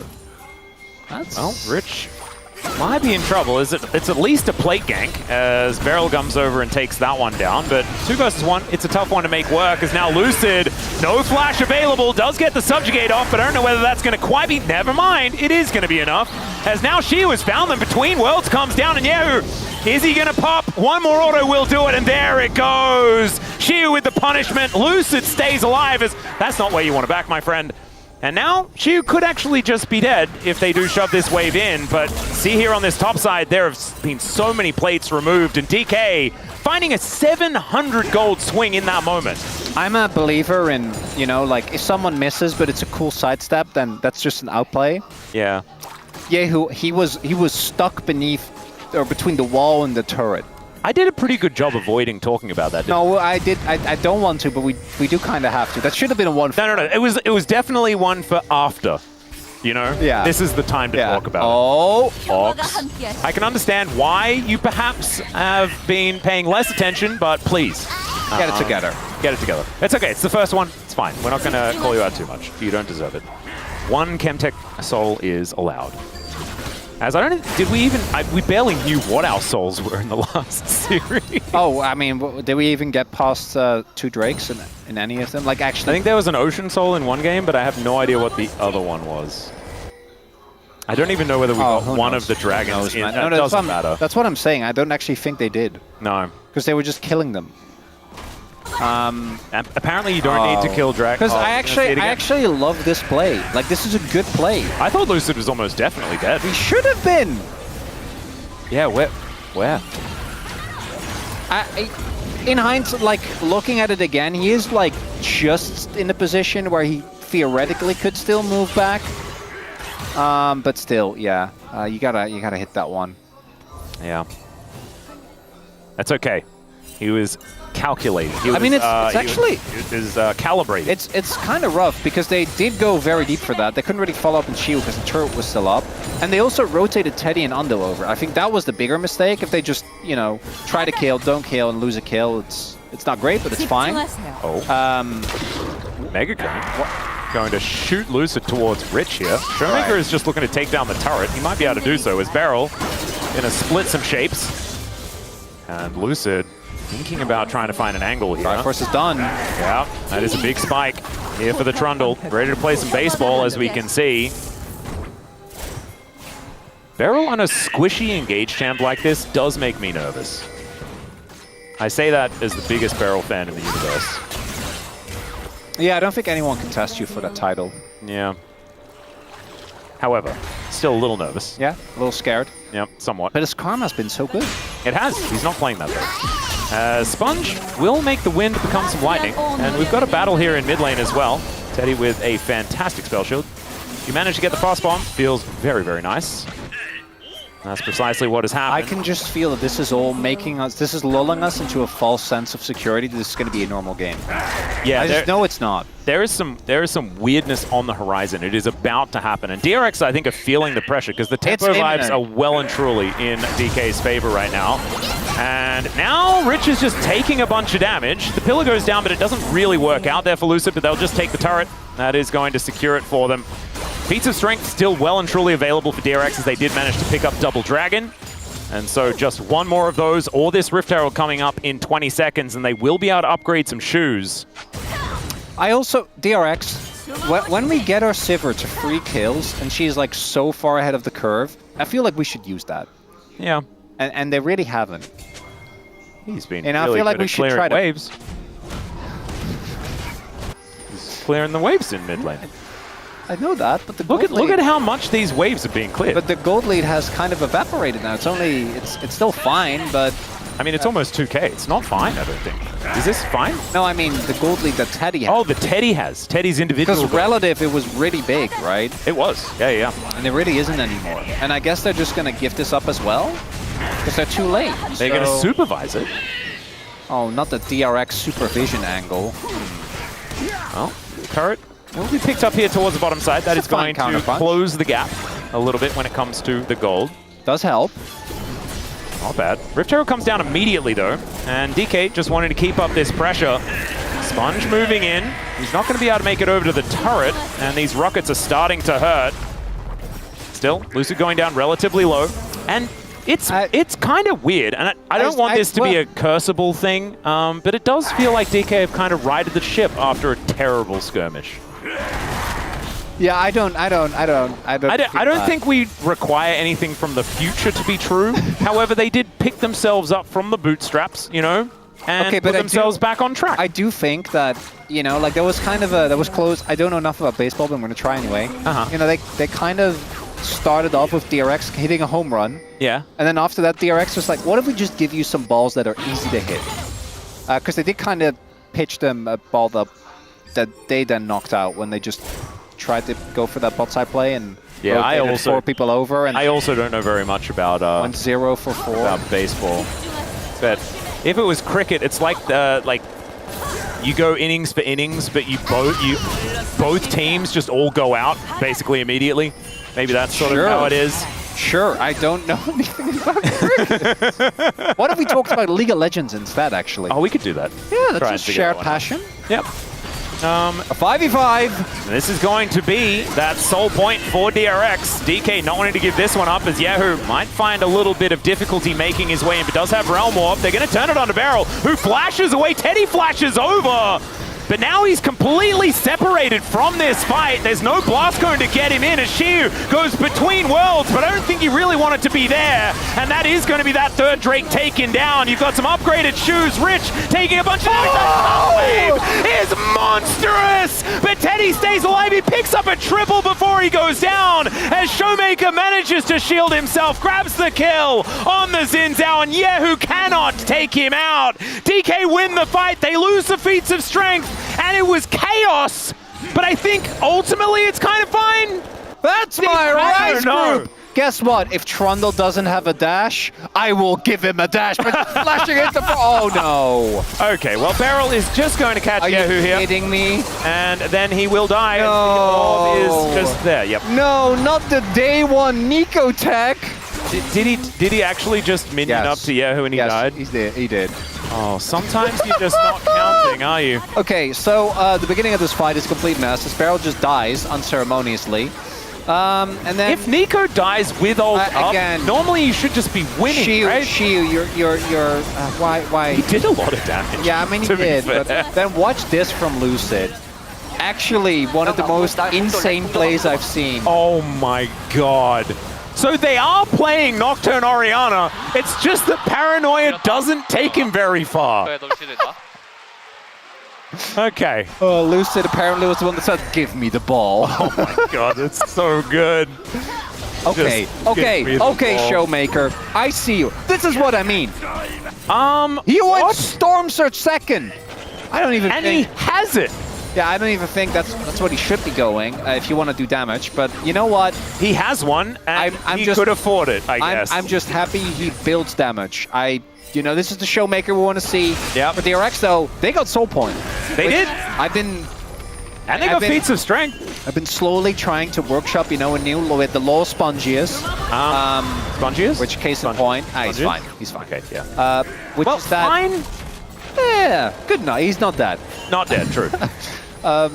Where Soul Point is just as good as Soul, because at some point the enemy team will just be like, oh no, what, Dragon spawned? And then you just get a free Drake. It's gonna happen at some point. That's true. You can also demand where the fights happen. Very true. As Lucid is going to eat a crowd. That he did. The 2-item spike for DK is kind of disgusting though. Yeah. That is a problem. The Teddy lead as well. Even though he is 6-1. Which Teddy lead? Yeah, that's the problem. Yeah. He's 6-1 and he's still behind aiming 100 gold. Yeah, now that I think about it, like, so it's 2 turrets. Is it really? It's just the minions. It's like 20 minions in bot. It's 20 plates? Minions. Did he get a bunch of plates? Plates as well, I guess. It's 10 minions in mid, and then 2 turrets. Oh no, DRX. I think it's time. No, it's not. To start. It's not. No, it's not time. DRX, you're not that far. You have Sivir. You have a Sivir 6-1. No. Sivir 6-1. Yeah, okay. Yes, just leave. Rich does not have teleport. No, it's fine. Just leave. It's okay. Rich is running away from a lone Corki. It's fine. It's fine. They're okay. They are indeed okay. Shiu is also moving back down towards this bottom side of the map. That means DK may not be making the same mistake. And Shiu obliterates this wave. Atlas, so they have to address this. We watched a horror movie together recently, and this is still scarier! All right, well, here we go. Pod Blossom immediately catches them into the instant shockwave, and they all just put themselves in a blender. Will DRX blend? Yes! Yes, they will! Oh, yeah, look at his hand on his face. That was the most forced episode of Will It Blend I've ever seen. Why? Whoa! Rise group, baby. Oh, truly, I have no answer. I want to see, what was their vision like? Did they not know about Nico? Did they only know about Nico? Guys, you were last time... You were at Otacon. Last time they hit Barrel, he didn't press ult. So maybe they thought that he hadn't skilled it yet. Not 15 seconds. He was okay, hiding. yeah, he was hiding. Oh my god. Oh no. When Barrel's giggling like that. The Barrel giggle. Yeah, he was a fan of that play. Yeah, Teddy. Not too happy about how that one worked. And I think you're right. I think they were just trying to gank Showmaker. They thought that he'd stuck around for too long. I think the game might be a little cooked now, Atlas. Now that's the beauty of the Rise group and the beauty of DK. It's never truly over. Is Beryl about to die? That's one of the most Beryl plays I've ever seen, by the way. That was like 90% of his health bar sacrificed to stop him back. Think of the tempo. Oh, I often think of the tempo. No, you think of tempo vibes. Those are different. I know, but I also think of the tempo that Beryl is bringing us with his next level gameplay. Okay, fair enough. That is about the only context I think about real tempo. as we haven't really mentioned very many tempo vibes, mainly because Gen.G sort of owned them for the entire first series. No, Atlas, I actually think there were no tempo vibes. There were no vibes in that game. Well, it was just cold and calculated. Yeah, and it was not. There needs to be an opposing force. Yes, a little bit. Exactly. And there wasn't. Oh my God, are we getting we're getting closer to the laws of tempo vibes, where like there are more and more prerequisites for them to exist? I mean, they still exist. It's just you can't perceive them very well if they are too one-sided. But are they real if you can't perceive them? Yeah. Yeah, they are. They still are? Yeah. Are we sure about that? Whether you have awareness of something does not mean whether it does or doesn't. But in some cases it does. No. Yeah, not in this case. Okay, not in this case. Yeah. Okay, that's all I wanted to know. Wait, in what case? Quantum mechanics. Oh, right. Well, I mean, I haven't studied it. Well, neither have I, but that's like kind of the core point as far as I didn't know that it was about aware. human awareness, though. I'll need to look into that. I think it's observation specifically. Aha.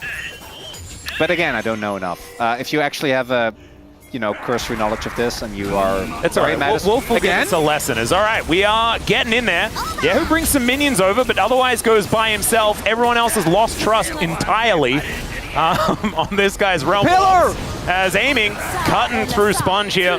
Doesn't pull the trigger on the ulti, but nobody else really has them. On the hunt, I mean, Mantra's obviously going to come up in another second or two. And Shiu's still in the bottom lane! Just pushing away. Oh dear. I really would like a DK Baron throw just to kind of bring this game back into. Oh, we're gonna get a Baron! It's coming, 10 seconds! It's real, yeah. Oh, this is so cool. This might be cool as well, as Shiu goes between the worlds. It's Rich running around, misses that needlework, but Shiu just disappears, and object permanence, not something that Rich has, it's just gonna walk away. Well, if you can't observe it, it's not. Exactly, see? Oh. And of course, he was out, so he was out. Rich could actually catch up. Aurora, notoriously slippery, is aiming. Oh my, this is kind of the polar opposite. We've seen a lot of the bruisery Corki builds. Showmaker is just building, if item has AP, I build. No, he's actually just, that's actually what I was suspecting, which was Shadow Flame second. But I'm glad he's sticking with the theme. Yeah. His shockwaves will absolutely obliterate. Now, Teddy's hit 3 items. This is a big moment, Atlas. Because when you look at the item finishes, mid, don't look. Mid's horrible. Jungle doesn't really matter because they're junglers, so that's fine. And then AD carry and top are fine. They're basically equal. This is still one of the most, okay, well, Beryl is going to go in. I'm saying there's a chance. Hold my thought. I'm feeling worse. Oh, yeah. Teddy will find a bit of damage back, though, as Sponge goes in. Beryl forced to flash. He's got a Mega Cone, though. So there is no way they can do anything. Lucid looking to get cut down, though, as now aiming moves in. Sponge says it's my time, as Lucid holds himself alive for a while, but is going to get taken out here by Yahoo. And now, oh, Shiu, you cheeky devil. Don't run back. It's kind of crazy. It still gets another button. Doesn't have a turret, and so he's still likely to die. What happened to the fight on the other side of the map? He's still going. As, yeah. Rich actually waits this one out. Oh, this is so much damage as Rich. He's in the circle, but Shiu's in there too, and manages to get the solo kill. Yeah, who's going to come on over and end his happiness? But, oh, never mind. He's just going to live.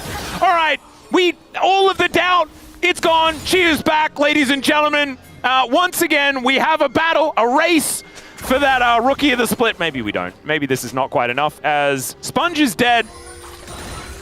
Wait, can we work? This could be like Cluedo. Okay. It's like Cluedo. How did this happen? Before we get to replay, look at the summoners. Oh, okay, we get to... Wait, maybe we could just not watch, and we'll try and work out what happened. Okay, we know this. So tell me what happened in the top side of the map replay. So this is the jungle fight, right? Yes, and then Alyssa dies. Yeah. We know that. I'm going to guess Sponge is going to overchase. Right. Right now we're at Lucid overchasing. This is what you already saw. Yeah. I think so now, Sponge is going to overchase. Okay. And then after overchasing, he's going to back off for a little bit, show midway for no reason, and just get ganked and die. That's my blind guess. Oh, you know what? You're kind of correct. If you have a glance over here now, he was just spotted on a ward in the topside mid brush. Love murder mysteries, Atlas. You nailed it. That was gorgeously done. Maybe we should do that. Where's Daniel Craig? For every... You can do a southern accent. Daniel Craig's English. No, but the accent he does in Knives Out is so bad. That was very good. Yeah, so that's what I'm saying. You can do that level of... I can do that level of... Wait, the flank! The TP! All right, they're going for a bit of an angle here as Yahoo. Can he find it? Pop Blossom onto only the Rise to try and keep aiming alive, but it's not going to work. He will get taken out. Shiu comes on over though, and there goes Sponge. Rich now trying to get himself out of there. Yahoo is in a bit of trouble, but between worlds, hits for so much damage. Shockwave in celebration there for Showmaker, who just wanted to press the R button, and by Jove, he did it. And the inner turret's gonna go down. That's what a winning team fight looks like, everyone, here in the Rise group. I am just happy that we're truly getting the Rise group experience here, Atlas. I was worried with the start of that game that it was all going to be a clean affair. Oh, I've been ready for this. This is what I prepped for today. This is what we wanted. And beautiful League of Legends. For DRX, they're still falling further behind, but as long as the Baron doesn't fall and the base isn't broken, there's always a shot. All right, Yeo now has his third item done. Deathcap is in for him. Teddy's going to hit his executioners very soon. It really is just the upcoming fight that I think you have to find a way to make work. As I actually really like this flank attempt.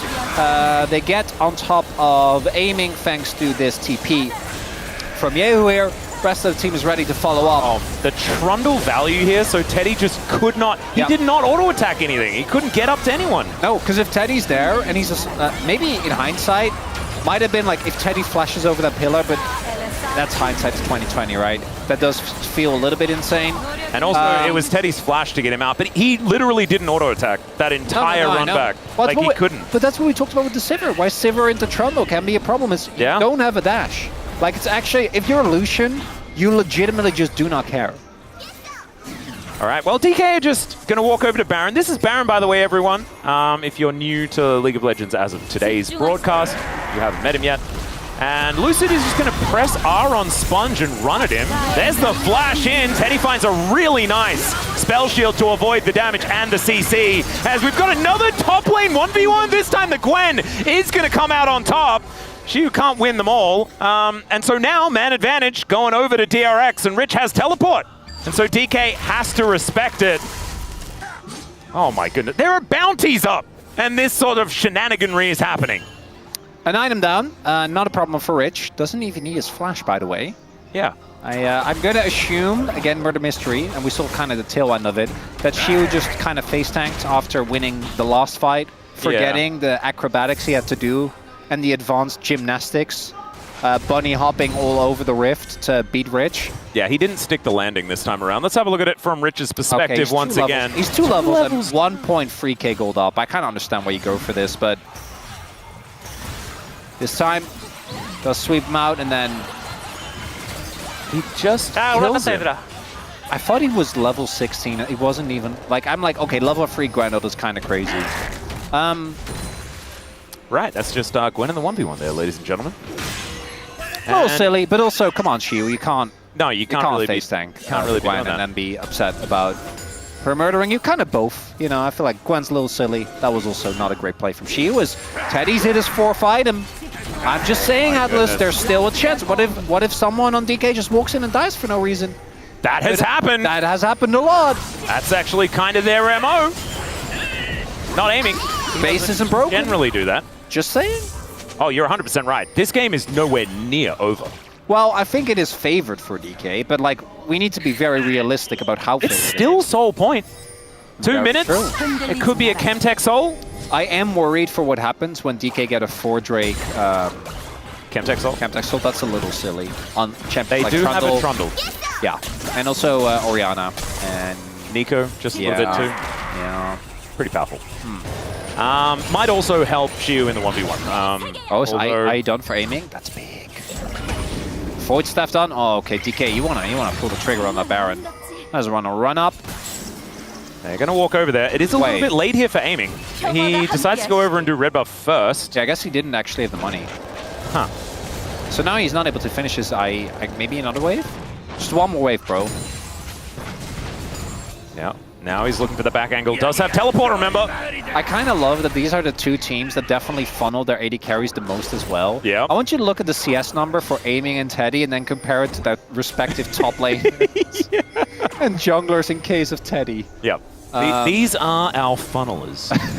100%. Bring back the Taragi! This is actually, it's not even a battle for winning this game, it's just for Gold King now.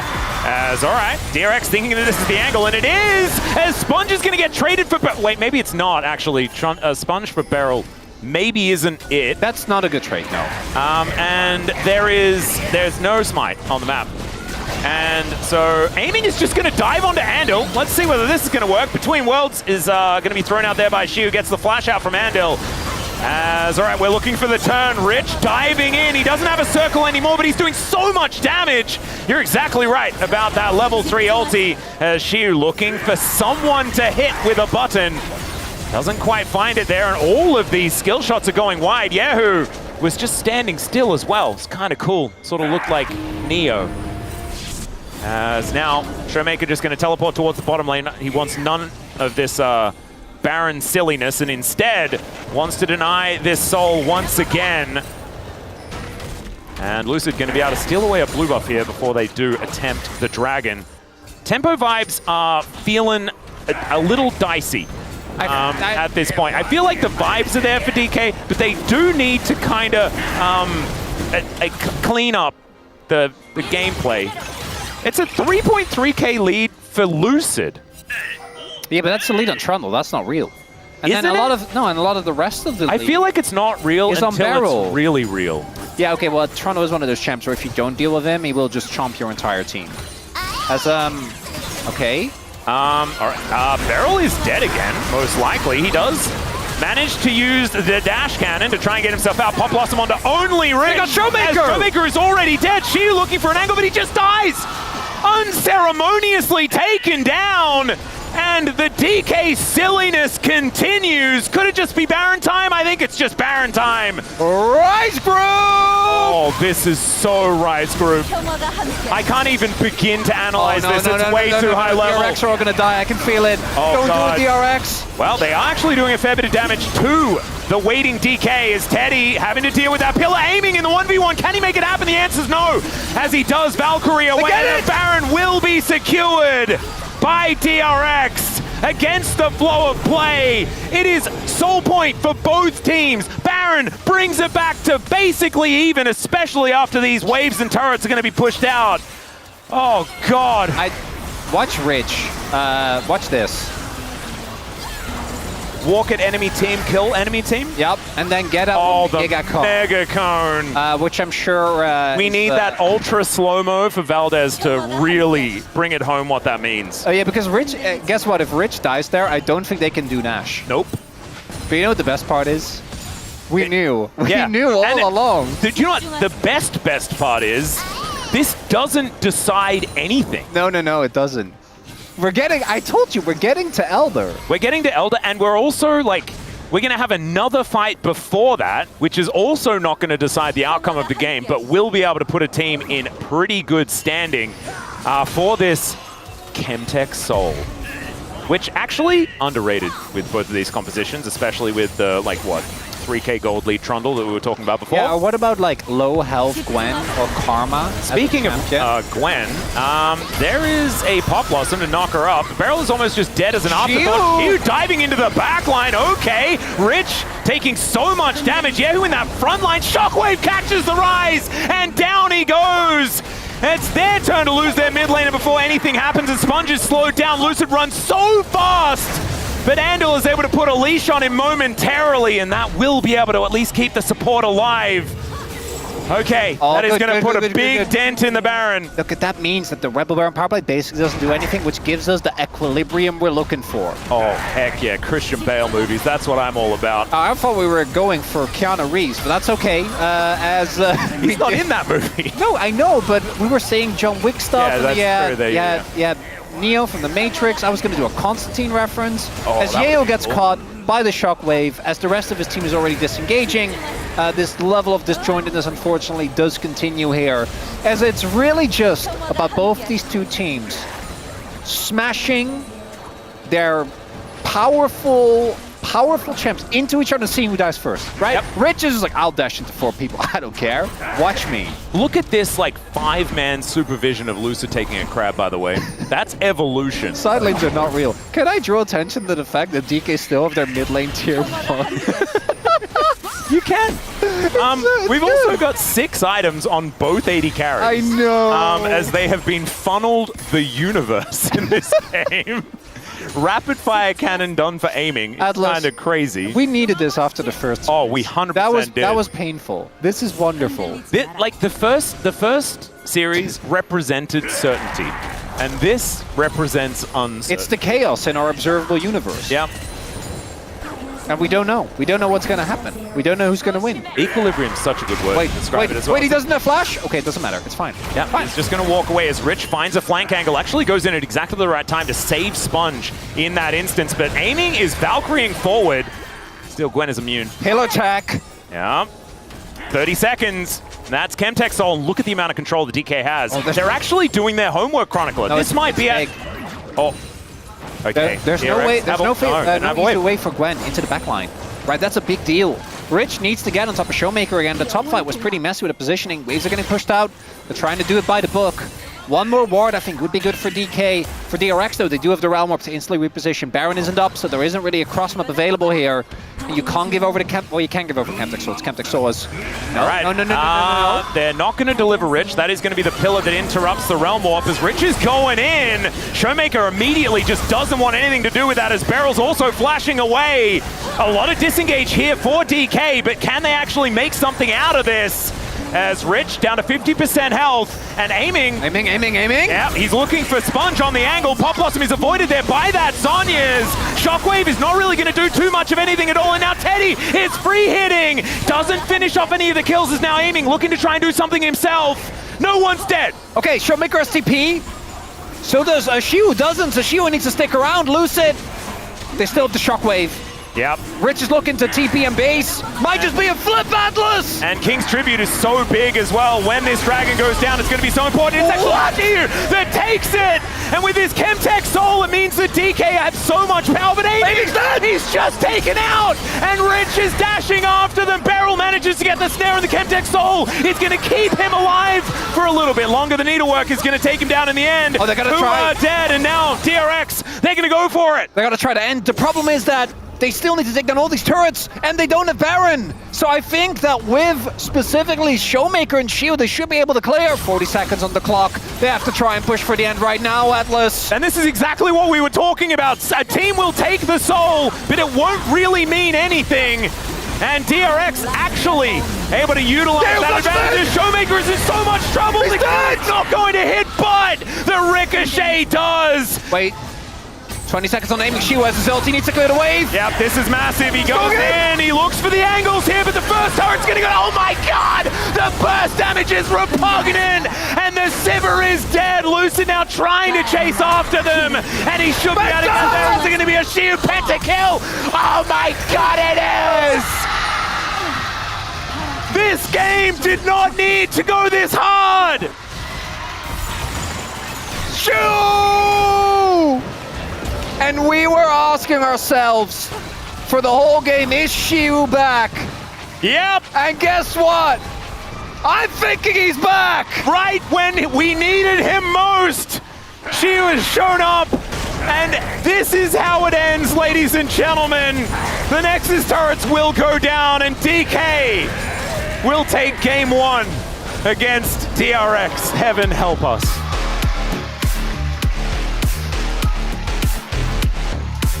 I know we were bigging up this game, Atlas, but this is game 1. Oh, this series is just going to be one of the greatest that we have ever seen. As far as Rise Group is concerned, you came, you sat down, and you were like, I'm ready for some Rise Group League of Legends. And do you know what you got? You got the pinnacle of Rise Group League of Legends. Let's have a look at this post-game breakdown. 47,000 damage for Shiu on this Gwen. You know what I love as well? that even though it wasn't actually enough, I love that call from DRX to end there. I actually think something we've criticized so much for them is their late game. That was 100% the right decision, by the way. Like, you know the enemy AD carry is dead. You have to try. If they had Baron, that would have been game. But even if Shiu doesn't kill them there, just the power of clearing that wave, I think might have been enough. Oh my god, get me 3 of those, please. I don't know whether my heart could quite handle it. Beryl is also 2 kills away from 500. See whether he can make that in our next match. It's time for us to gather ourselves, prepare ourselves, so that we are ready to come back strong for game 2. Teams doing the same thing as we are going to take that short break. The space is then going to have the pleasure of breaking down that absolutely beautiful game number 1. We'll see you soon.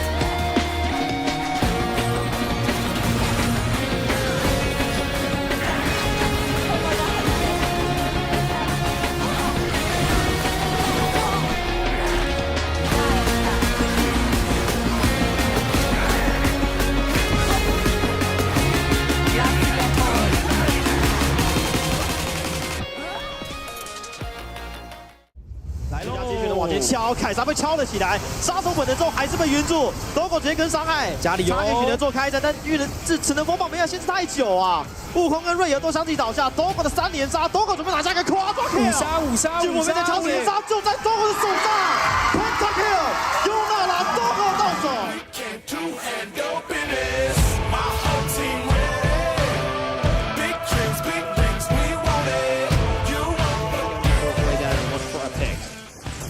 Weaver's Wall going to come out from quad as all of Blind are able to get onto the correct side, but the flick back onto Adiland, full engage, full commit onto the jungle. But the damage from Saint is just insane! Matsu looks for his own little fight there on the Henna. Inspired's down. Matsu's got to get out of the fight. Saint's chasing him down. Triple kill to Saint. Lion hold the line. Quad will fall. Henna with the kill. It's only Purple left. Lion roar to line.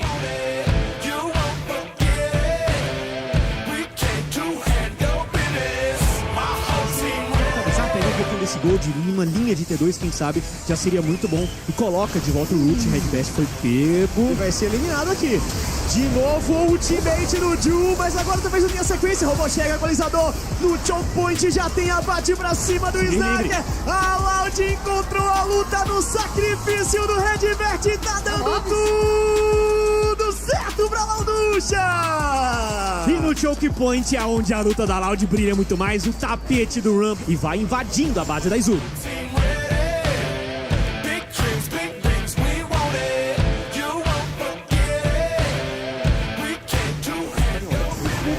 눈치보다 발사하는 게 백미니까 네. 잘 활용도 해주고 위에서 오로라가 양방향 연타가 하두리 커튼콜. 일단 알리스타가 최대한 뭐 그런데 아직 토마이어 샷. 아니 그리고 럼블이 와버렸어요. 지금 전투가 펼쳐졌기 때문에 안 오죠.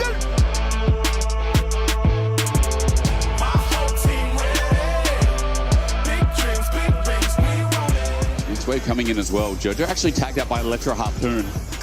Tongue's doing serious damage now.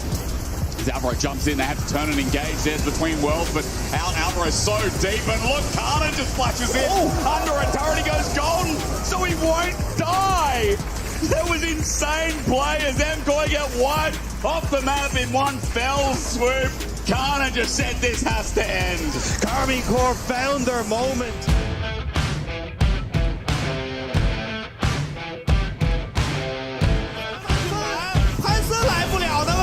成功被击杀了，在这撞一个羊，这个羊撞起了真猴假猴加一个香克斯，弗兰朵完成了组合任务，交一个闪现，埃及想追击，一个沿途斜勾，在山顶得住吗？在山交闪回去了，弗兰朵选择了往反方向拉扯，给自己的队友争取时间，我的敌被挤了，这波他们急了，直接给了 Rookie 的中亚开得很果断，闪现踩住之后 Rookie 来了，一个大招，再拉中府4杀，这边5杀嘎啦，让一下，嘎啦，这个。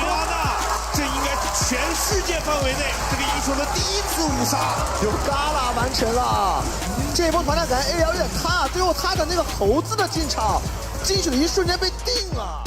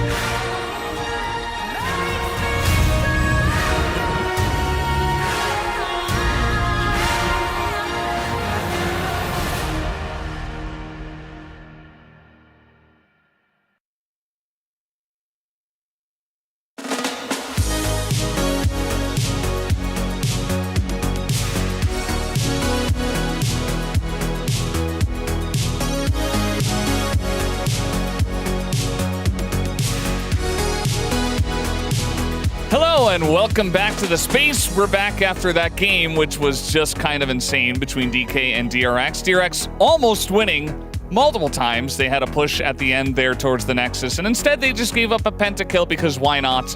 Very on theme for this game. Back here at the space, guys, what did you think about game 1? A lot of culture, I feel. You know, I'm feeling really cultured right now. I think, honestly, DRX did a lot of things right, and then just some key moments, some really key specific moments they went wrong, and those moments unfortunately were significant enough to cost them the game. And I mean, they were major mistakes, so I can't really say that they didn't deserve to lose the game, but I think it's got to be a frustrating one, especially with how fed Teddy was on this Sivir and how close they were to ending. Yeah, this one's got to sting. I think for DRX, they were outclassed in terms of macro. You know, a ton of gold was generated by D+ in the early mid game without really winning big fights, despite the things that happened that you're going to get into in a moment. Early game-wise, the grub fight, especially for DRX, went really well. But D+ has played the map way better. Their macro was better. And the second thing that they had that DRX was missing is just clutch punishes. Like, they had these decisive calls in team fights that we haven't always seen from D+. There was certainly the lack of decision in some of the other big team fights as well. But in the fights that mattered, the ones that mattered the most, they were clutch and they were able to make those punish plays happen. Yeah, it was definitely a bit of an issue for DRX. And let's get into highlight number 1, which is the first part where Ox is going to tell us what did DRX do specifically wrong in each of these clips. Yeah, there's a consistent theme, I feel like, for these clips. Because this fight actually starts off really well, where they manage to pick off Barrel initially before he even uses the ultimate. It's a big committal, though. 80 carry flash down, but it is Sivir a safer pick. And they continue with the setup here. Shiu? Yeah. Questionable play here from the top laner of D+. And again, you're now in a super favored position. They start moving forward, but they just clump up so heavily here. And Lucid makes a great play here, but even without Lucid's setup, you're just setting yourselves up to get shockwaved. And it allows D+ to pull out an almost miracle turnaround here. I watched it like 3 times, and it's funny, the most comical part of it to me is how Sponge is like, hold on, let me get in, like, I'm gonna miss it. Like, he goes, it looks like it's gonna be a 3-man, and he's like on the edge, he's like, hold on, let me go in real quick. Okay, now 4 mana. So I think they're really, you know, even if you have the advantage, respecting the opponents, respecting the shockwave, importantly, and you'd hope, learn from that, give a bit more respect towards the Orianna. You would think, but there was another clip that we have here just 4 minutes later, which it's very hard to explain what the idea was here. So I'm going to leave it to my analysts here for highlight 2. What did they mean by that? Beryl didn't get involved in that last play, and Teddy flashed to kill him. So he decided he wanted to give Beryl a second chance here, a second chance on life. All right, a chance to make a big impact, a big play. Beryl is hidden, by the way, so I'm being facetious here. As they decide to take the Realm Warp, don't suss out that this is a Nico. Realm Warp on top of a Nico ult and then get shockwaved. So really the plan was to obviously make the pick on a Showmaker, but at minimum you're always going to eat the shockwave and you don't have full information. So you're gambling on the fact that the shockwave comes in, after you've all eaten the shockwave, you can then clean up Showmaker and no one else is in position to respond. And it's just such a risky play to go for. And obviously D+ were ready, Beryl responded, and that was such a disaster from that position. And again, at this point, Teddy was 6-2 on Sivir. He was so fed, and yet these fumbles really put the game in D+'s control. Yeah, it was a big mistake. Obviously, in desperation, I think that wasn't warranted there for the side of DRX, especially how the team fights were looking. They could have just been like, look, play it slow, play through our really fed bottom laner like we always do, and just play front-to-back team fights and don't make these desperate engages happen. Instead, they did, but DRX were actually in a really good spot at the end of this game. They were pushing to end it. They lost the Chemtech Soul, but they had a 5 versus, I think, 2 at the end of this team fight, and still, they were not able to quite end this game in their favor. Yeah, and I think this is when they end up with a more traditional approach in the fights, and they actually managed to pick off aiming at the start of this one, but playing around their Sivir and just relying on the DPS that this pick has in such an extreme way. And the game had been a little messy at this point, but it was a great bait out here with the Zhonya's buying so much time. And like the mid push is real, so they don't have prio, so they're very indecisive. They want to both try to stop the push, but also try to win the fight. Aiming Valkyries over the red wall and chases a Xin Zhao, and then obviously Rich has a really nicely timed stasis there. But D+ are just all on completely different pages in this fight, and it's a trend that we've seen from this team so much in this Rise group, and then Rich ends up getting the double here, and from this point on you're thinking, surely DRX can just push to end. There's no way they mess this up. Showmaker also doesn't just sit back and wait here under the turrets to just shockwave the last minion wave that they have to end the game, but it's not necessary to defend this push because Oxy. Oh, once again, we see the mistake we saw in clip 1 and clip 2. Rears his head again in clip 3, and credit to Shu here for this defense, but also this combo he gets off. He uses his ult to buy some time to clear the wave, bounces back, and then look, 4 members all get hit by this full combo. You need to stop clumping together. It's like they want to stick together, they want to be a team. That doesn't mean you need to stand next to each other. It sets up the Aurora who gets his pentakill. And this ends up being the end of the game. And it just feels like the consistent theme is they see the advantage, they think they have an edge, and they all just see target, they clump together, they get hit by some big AoE, and they lose the fight. Just take your advantages, slow play that. Like, you don't actually have to stand on top of the Nexus turrets. I know your wave is thinned out, it's running out, but just play it slow, please, DRX. Yeah. Feels bad for DRX. You know, they had a lot of different angles, but they weren't quite able to get it done. But DK ahead 1-0. Let's go back to our casters now for game 2. Thank you so much, gentlemen, for that breakdown. Yes, that was one hectic game to figure out, and I think you guys did an absolutely amazing job. Someone who also did an amazing job in this is someone that Chronicler did point my attention to. Lordark on Reddit said this game was the equivalent of a child smashing his action figures together. And honestly, I've never heard of a more accurate way of describing this series, Chronicler. And now we get another game. Hopefully just like it was peak. You know what it reminded me of? What did it remind you of? Pacific Rim. Oh, God. And you know I recently watched the film. I know you love Pacific Rim. Huge that's fan. why I said it's a great film. The father-son duo of Australians, amazing. Absolutely incredible. Just such a character development as well. All right, anyway, let's get into it. The Ambessa and the Azir, both going to be banned away here, as at least we can do our ABCs. Well, we haven't tested out the Bs yet. Let's see whether we can make it there. If there is a champion beginning with B, what would it be? Oh, B and V, the same in Korean. So that passes. We can ban Varus now. and I think that'll still count. And then what? Corky's not available. Unara, that's your wrong end. Wrong end of the alphabet. We've gone off.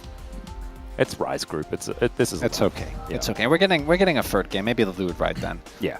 Because we all know, right? I think the space also highlighted there were just a couple of pivotal moments. I think these teams are very close in power level. So I would be shocked if we don't get ourselves our promised 5-gamer today. Now, when it comes to power picks still available, Talia, Varus. Wukong is the big one. Oh, true. That I would expect to be banned here. If they ban Wukong, though, Talia stays up. Yeah, it's Talia, Pantheon, and Wukong are like the big three, right? But what you can do is you can give them Pantheon and you get Wukong Talia. And I think that might actually be worth. Could be. Let's see what DK does decide to do here. That, but they ban the Talia. So we're trading Wukong Pantheon.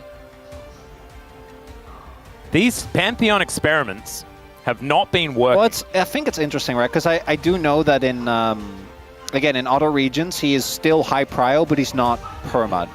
So there are regions that make it work, but this is going to be Pantheon luck, and obviously it's going to be the Wukong here for Lucid. Because Trundle has already been... I think normally you'd love to play Trundle, but again, he played it last game, as we saw with his shenanigans flashing into multiple people. As and any consideration Any Wukong is a combo that teams love. We have been seeing it a fair bit. And has been hard to reliably punish. Ooh, throw a bear on them, then put him in a big circle? No, it's going to be the Wukong. Gonna come through here. And then what, Galio, if you really want to lean to the globals, something we have seen. Yep. You can also play some tanks pretty comfortably as well, given the fact that the Trundle has been taken away fearlessly. Let's see. Is it just going to be two solo laners locked away here? A matchup into the Annie is what Yehu is going to be looking for as a Rumble consideration. I like that. You also want to take away Rumble, right? When they have Aurora, or when they have Wukong, rather, and Aurora is gone. That's what I was going to say. Yep. There could be a Shiu or an angle, but that's not really a counter matchup that makes you actually scared. And Bessa is also not in, because DRX banned it away. And then Galio, I think, makes the most sense here with the current... Yeah, this is the textbook choice. Of champions, also gives you double globals, gives you good setup as... The late swap to the Victor. I like the Galio a lot more. I think in theory, Victor should have a much better time in lane and actually be able to bully the Annie because you have such a big range advantage. In practice, I think Victor is so much weaker in mid-game than what Galio offers. So there are two angles here for Shiu, right? Either you go towards something like the Ornn and just accept the scaling, or do you want to try and play something else? You can even play Galio, funnily enough, if you would want to do that, which I would kind of love. That would be kind of cool. I think Ornn, though, kind of a no-brainer when it comes. And also, I feel like the Ornn would have been worse if they were playing Galio, because it makes it a lot harder to actually get your ult off. But they're playing Victor, so... Yeah, not as much of a difficulty. So, a bit of a death ball. This is precisely what we saw in Game 1 of Genji versus Nongshim. Genji wielded a composition very similar to this very effectively. So we'll see what DK are going to round it out with. Still trying to figure out their first ban of the next round, and it will be... nothing yet. Kai'Sa. What, Kai'Sa? And then they're going to ban Poppy Rakan, maybe? Alistar could be on the ban list as well. Yep. Alistar and Poppy would be my guesses. Although Rakan Wukong is a really strong combo, so I could see them deny that as well, because otherwise that's definitely coming in.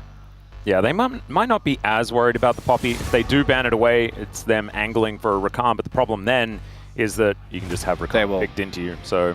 Yeah, I think if you ban Poppy here as DK especially, you put them in a really awkward situation. Yeah.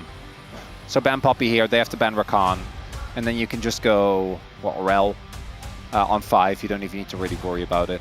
It's true, does add to that wombo pretty comfortably. The Beryl has been something that he's found success on in the past, as the Braum is actually the decision. Braum instead, interesting. Makes me wonder if they don't want to go towards a Rel, or maybe they just want to slam Nautilus on 4. Yeah. Well, the Rakan is just going to be banned on the other side, as we were talking about. A difficult one to leave open. Yeah, if you just nod on 4 here, like, what are they going to do? Renata? Renata hasn't been very good, I think, in recent times. And could also be a pick for aiming. That's the other consideration, obviously. And then you would pick, like, what, Jhin? Yeah, something a little bit blindable. Jhin into Rumble always feels a little bad, but Jhin obviously has a ton of power in the lane, and will come through. Yep. Doesn't make me feel fantastic, even though there is a DK Jhin skin, so the team should be pretty good at it. Teddy, thinking about a misfortune. Actually makes me feel great for game 3.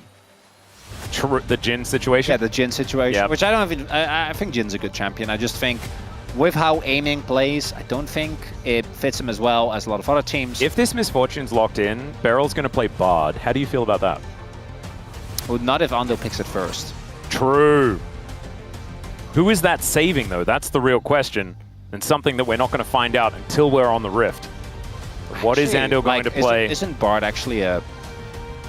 Okay, so they're just going to go Nautilus. Getting some engage. Yeah, Victor MF, even Pantheon into Bard. Like, no one has a way... Oh, no. He is actually going to be Beryl. I think it's a Brad angle. Yeah, no, I'm with you. Jhin Bard. It has been doing a lot of winning. However, it has been played by Genji and T1 most of the time. Who do a lot of winning. Yeah, so Rel is going to be the choice here. And, I mean, there is engage for billions of years in this composition. If Lucid gets ahead, like, everyone's getting chopped up. We're also so close to having a really nice, consistent color scheme if it wasn't for Victor. Yeah, true. It's just like red and yellow. Yeah. It would have been good. I mean, at least Victor has, like, the red bit on his collar. Yeah, but you see it as well, right? Yeah. It doesn't really... Maybe in the skins it's going to help out. Maybe. Or maybe it's just not, because I think it's just not. Yeah, all the champs are going to be real weird colors. So that's okay. Neither here nor there. As ladies and gentlemen, game 2. You remember game 1.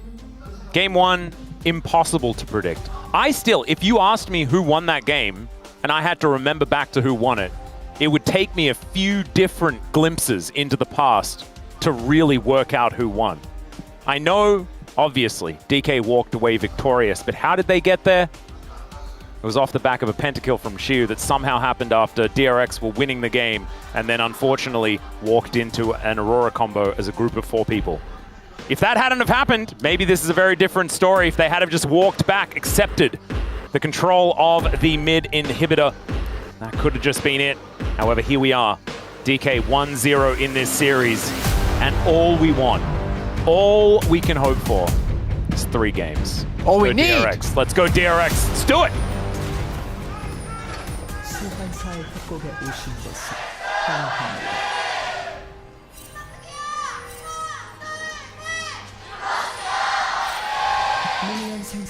All right, here we are, ladies and gentlemen.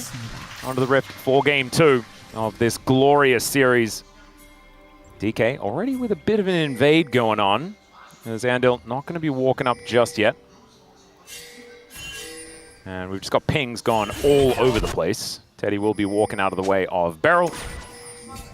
And she... No, I get it. They're setting up their lane swap wards, right? Yeah, that's what it is. Got to make sure that you have those. I do love that we still just swap almost every game, but it's just, you know, 3 it's at the same time. Yep. So it's fine. And it doesn't really work the same way because both teams are swapping at the same time anyway.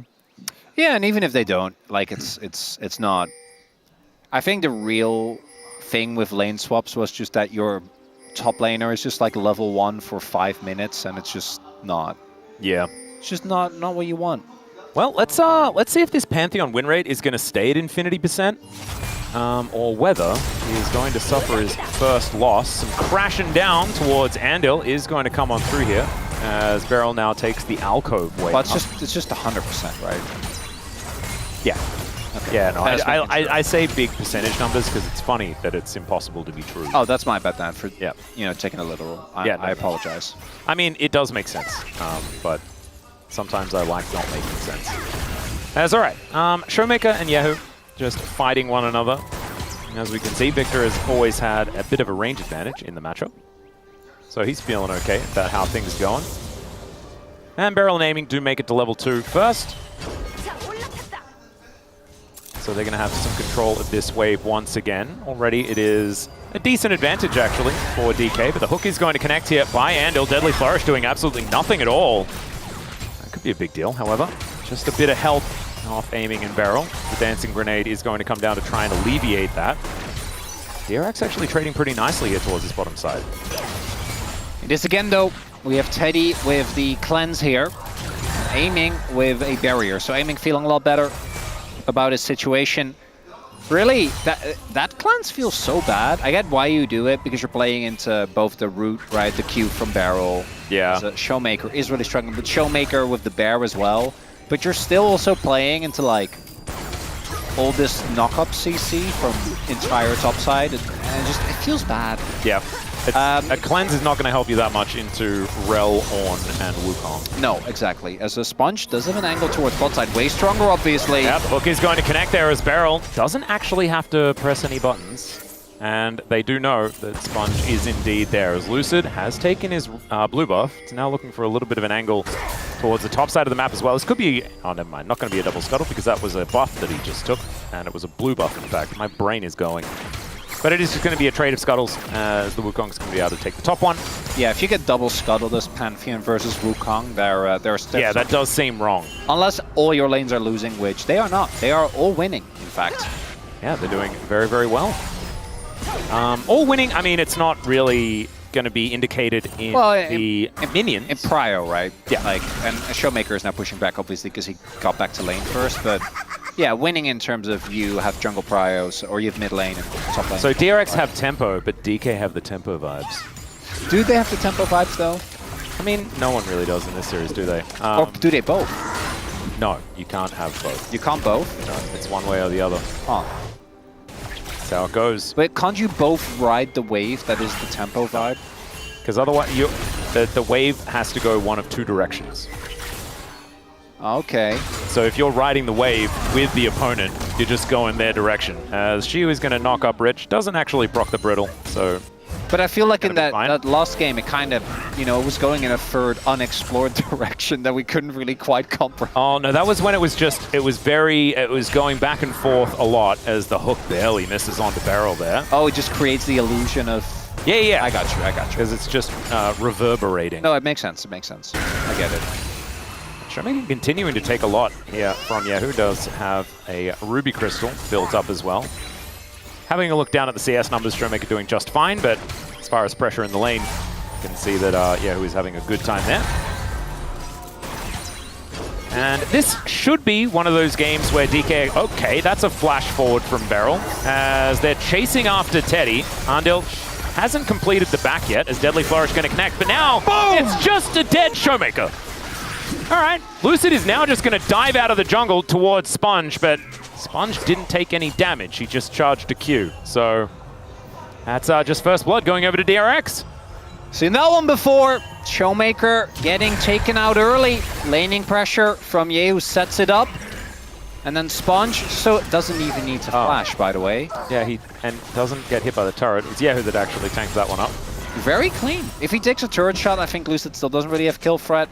But maybe he can apply some pressure, get a summoner. Nope. None of that.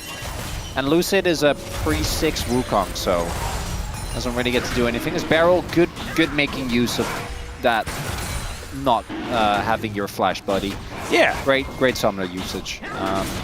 I'm joking. I know he traded out the heal instead of flash, but I just wanted to kind of burn him for that flash because it was not great. I got the dragon. Switch dragon for a mid lane kill, as they do retake tempo momentarily. Yeah, DK not feeling too worried, I don't think. And if we're talking about like late game, it's kind of interesting. I do feel like DRX are actually in pretty good standing with the fact that they have this Victor who's going to, you know, stack up and be really scary, especially if they can get some resets for him, which should be able to be set up quite comfortably with things like Nautilus ulti and stuff like that. Yeah, it's kind of interesting. I think looking at the role scaling, I think it's pretty even. Like Victor obviously is better, and then Wukong I think is better. Aiming. Okay, Beryl is coming over. Wow, they just don't go in. Oh my god. that's going to at least get the This stop. is crazy. All right, there's the equalizer to come down. And Aiming has to use the barrier as well. Beryl, no flash, remember, so he is not making it out of this one. Deadly Flourish is decent, but Rich is able to tank that one up. Man, their patience really paying off underneath this top outer turret. It's a very big win. That's a kill going over to Rich. That could be what allowed DRX to really snowball and run away with this game. As Aiming, he does live. Beryl gives his life for his AD carry, as any good support will do. I'm about to say, Lucid should make sure that Aiming can catch this wave. Yeah. Clearing his red first. Think that without anyone else there, Aiming looks to be fine. As Teddy, I was about to say, I think it's fine. I don't even think Aiming got damage on before, so the Flourish wouldn't have... as much as... Bullet time almost just kills him. Now he's going to look to go back home. Lucid comes on over to check on these grubs, finds that there is a cheeky Pantheon trying to hit them. Shu moving over a ward here, as we can see. Lucid, yeah, he really wants to get one. We'll see if he's given the time or not. Wants to hold on to his W and should be able to get one. I think maybe backs off of that, but they did rotate over Shiu, so going for more. Yeah, Lucid actually not having to use the smite onto that one, as the hook is going to be eaten by the Bellows Breath. Gets himself out with the Searing Charge nicely. No gravity field value there, and now the Ornhorn's going to ring in. There is the flash to make sure that it connects as well as Cyclone. Such huge value, and the curtains were called from off screen to get Aiming that kill. And instead of just taking the one, they'll take all three. As now Showmaker's just going to burn down. Tib is trying to get angry. Showmaker survives. As Rich moves forward, that gravity field, fantastic for the disengage. But DRX really losing out on that one. Suspiciously clean engage from DK there. I'm not sure what that means. I think it means Shiu's back. Whoa, hey, well, we'll see. This was a really nice play here. Really good vision set up there by Rich. And then I'm just wondering, like, how... I guess the timer wasn't right there, and then here Arnold tries to go in, as you highlight, really nicely played by Shiu, using the W and then charging out. But then specifically this, all going in, doesn't matter that it's a Pantheon when you have enough damage, you're coming from enough angles with enough CC, and it does feel like the fact that, imagine if Teddy has his ultimate there. Yeah. That attempted kill onto Aiming, not quite working out.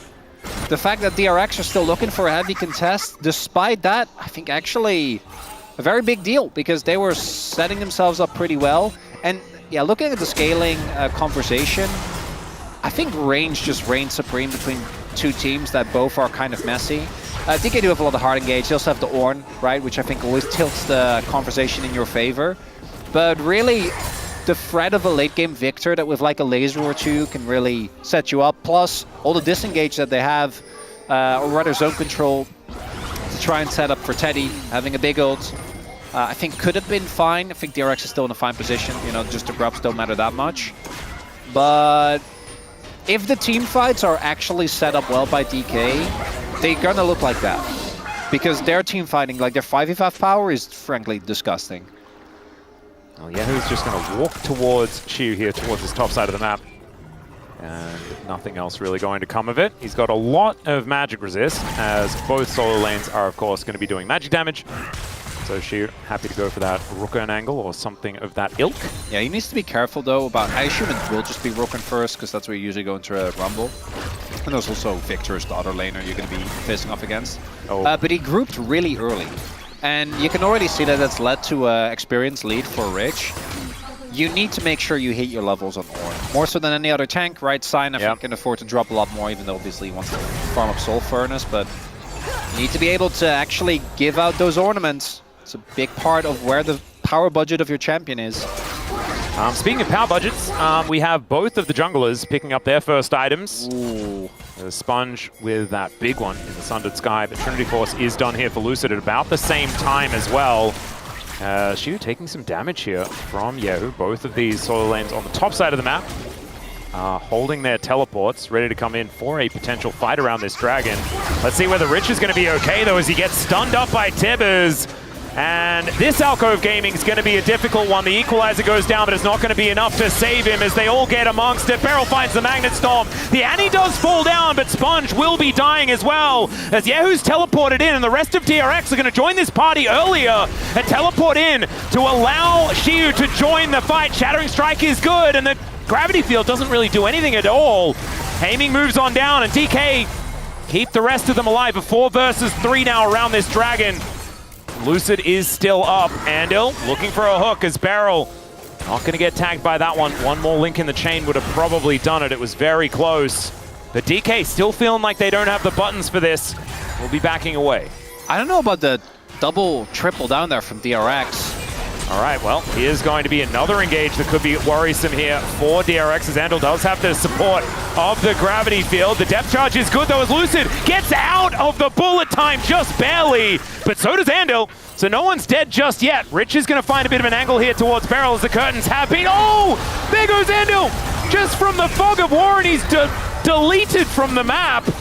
And now Teddy fighting, aiming the Deadly Flourish, not going to connect, but the Ram will! Aiming gets the barrier, flashes out of the way of Teddy. Yehu in so much trouble, but she was just by himself, and Yehu's able to walk it off. Lucid going in, but isn't able to find the angle. That was a mess, if ever I've seen one. Well, that's Rise Group, baby! Oh man, it was too much Rise Group. I couldn't follow it. There were like 5 fights going on all at once. And consecutively... I guess DRX wins and are able to equalize the Dragons. Yes, that is what it... How that happens off of this play, I have no idea. Because they should just... The moment this happens, I think DRX should just abandon ship. Right? Like, it's fine. It's not that big a deal. You give up one. Instead... There's double down with Sponge actually committing. They triple down with Yeo TPing in. I don't know why Aiming didn't ult there earlier, by the way. Like, I feel like that would have been a much better fight for DK than the one they actually ended up taking, which is going into a choke point against the Victor, which ends up working just because Lucid barely stays alive. Teddy throws his ult, unfortunately, just without the real follow-up that you need for it. And then Shiu goes... Oh, we're team fighting again. A little bit way too deep. Okay, Flash Magnustorm going to come on through there as Aiming looks to close the distance onto Teddy. Lucid gets on top of Sponge, and Showmaker gets in there and deletes the Pantheon, but now Beryl's in so much trouble. Yehu in a good spot, but Teddy is just dead. And so Yehu and Andal, the last men standing, as Showmaker and Beryl having to try and play Frogger to get out of this one. As Rich equalizing, going to catch out the Annie. And down goes Beryl as well, who decided to stick around to keep Tibbers company. Understandably so. Tibbers is pretty cool. And a 2 for 2 in the end. I love this. This is exactly what I wanted. You know, this is no Pacific Rim 2. This is a... Oh no, this is Pacific Rim 1. The one with all the charm. It's a bit, a bit cringy, but it's fine. It's okay. We love it. This is obviously a fight to the death over a blue buff that starts with Beryl missing, then flashing, and I guess just still doing a good job in the fight because Teddy is forced to flash immediately. Then they really overstay her, because if they leave after this, I think they're fine, but they want to get out Showmaker and Beryl. If Showmaker is able to maybe get to the cone, which he wasn't able to due to the positioning, he'd be fine. That equalizer was actually so well played because it was max range as well. Yeah, and he had to, right? He had to get the kill somehow. Showmaker was able to pick up the little plant. I don't even know what they are, like individual fruits of the plant. The honey fruit? Yeah. Yep. Individual pieces of honey fruit. That would have been big. Yeah. Not the case. Dragons 1-1. Yet another. I feel like, you know what? It's actually fitting for this series. Oh yeah, we got another Chemtex ult. Yeah. Yeah, there we go. And Shiu, while all of that was happening, is like, guys, I need to hit level 13, please. Let me be. And he was just living his best life. We can talk about feats of strength as well. One more objective here for DK will be able to upgrade those shoes, or if they manage to get themselves a turret, which bottom lane outer is getting a little bit low. Atlas, I'm going to be very real with you. Please. I think feats on list of things that are going to decide this game. Oh, it's not going to decide. I just wanted something to talk about, you know? It doesn't make top 20. No. I love Rise Group, man. Whether Shiu can get a pentakill or not, that's what's going to decide. The Ornn Penta? Yep, that's what's going to get there. Flash out there from Sponge to avoid the Deadly Flourish as Beryl down to 50%. Immediately, the Ram has been called and they turn it on to Rich immediately. He flashes away. Tibbers is keeping them occupied. Deadly Flourish to try and catch out Andal yet again. The bullets flying in. The first two ring true. And there's the third to lock down the Nautilus. Aiming, this guy is pretty clean on this Jhin, man. I'm a bit of a Jhin doubter normally, as now Beryl's going to get caught out. There is an exhaust onto Rich. The dive in from Lucid finds a Cyclone onto 2. Rich should get taken down, but the bullet time is able to execute the Wukong. And now Showmaker once again in a super uncomfortable position. And DK are just out of it. It is the follow-up. There's the Grand Starfall as well as aiming. What are we doing? We are just dying. As soon as I say good things about aiming, he just gets obliterated. I knew it was way too clean. It made way too much sense. It was a bit of an overextension, was it not? Is that what it came down to? They did dive very deep into the enemy jungle for seemingly no reason. Let's take a look at the fight. So they go in on the Rel, which obviously doesn't end up working out very nicely. I actually like the turn from DK a lot here. Everyone gets zoned away because of the threat of Ornot. They can't go through the choke point, so they turn onto Rich.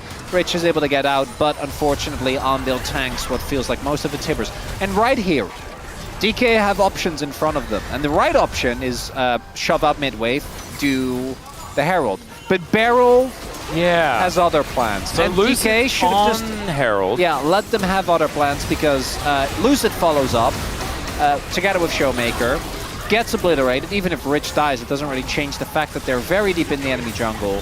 And then 3 people die for seemingly no reason, which I think DRX are also like, guys, this is actually really nice of you. It's very fair play, you know? Yep. You get some, we get some. They get the Herald, and now they're sitting at a gold lead. And game 3 has never looked better. Shattering Strike, a decent answer here, but it is going to be the outer turret falling down. There is another option here, as Rich taking so much damage, the Jhin just blows him up, and that was a clone that goes down in response. Sponge, the stun, that's going to set it up. Aiming, locks down yet another one. DK back in the driver's seat once again, but they are fighting this whole time. They're both in the front of the car, and they're punching each other, pulling one out of the driver's seat. The other one punches back, Atlas. pulls him out of the driver's seat, and they're still driving. It's basically speed. Atlas, no. It's another Keanu Reeves movie. Atlas, it's Mad Max! Oh, that's it as well. It's That's the another Fury good one. Road! That is another good one. I went back a little far in time, you know. Let's keep it at 60, everyone. Okay. If you want to see young Keanu Reeves, you know, I think Sandra Bullock in a great film. I think for the Keanu Reeves continuity, yours is a lot better. When it comes to the actual, when it comes to the actual movie, though, come on, you gotta give. To Mad Max is far cooler. But is that really Rise Group? Actually, it's a very good point. All right, we're gonna see this turret did go down. So DRX traded up in that instance, but then they traded 2 kills back. Rich, why? So what I think he tried to do is he tried to take the Herald and then train out. But he could have also just left. So instead, Lucid smites Herald, and then he just dies. And the rest of his team's like, oh, we gotta help. No, don't help Rich. He made this path. He chose it himself. Do you want an anecdote from Twitch chat real quick? Always. This is Sleepy Sand. Says, I don't know if this is curing my cold or making it worse. That is such a Rise Group thing to feel. Rise is a fever dream. It is. And is it making things better or worse? You don't know. This also, don't know whether it's better or worse for anyone right now, as Lucid does get hooked, but otherwise not too much going to come of it. All right, Shiu, I want to see you hit level 13, buddy. Yeah. I know you want to join your team, but that's not... Yeah, there you go. Go back. Guys, it's just Otacon. They're not going to full commit to Otacon. Neither team should be doing Otacon, by the way. No, Atlas. Atlas, no. No, no. By the way, one more kill for Beryl to get to 500. That's pretty cool. He'll be the second support to do it here in the LCK. Just do Otacon. That'll get you some kills. I don't know. I'm just going to blindly assume the first one is carry out because he gets way more kills than a Yeah, he recently hit that. Yeah, as well.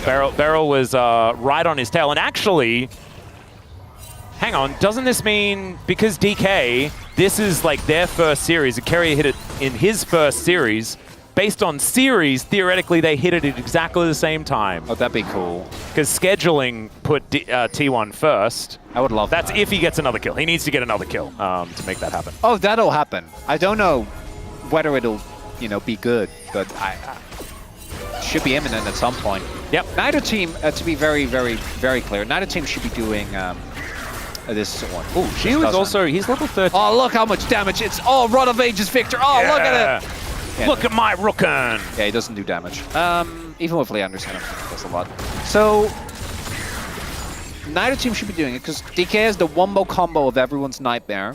I'm seeing a lot of DK players. And then I'm Atlas, I swear. And then DRX has so much AoE damage. They can also Rich, pile it in. Rich, do not walk up to the. Oh no. Oh dear. Oh dear. Well, Rich is likely to die. However, he just flashes. Deadly Flourish comes down. There's a Grand Starfall. Andil! And Andil finds the angle there. Throws the ulti on the barrel. They take down Showmaker immediately as the Ram is going to try and cause a ruckus in the backline, but it doesn't really do much of anything at all as the flash to get out of that Arcane Storm. A lot of buttons now on cooldown. But Teddy still has bullet time. This is very scary. And now 5 versus 4. Don't do it, DRX. 22 seconds. DRX. 22 seconds. DRX, 4 members are alive. No.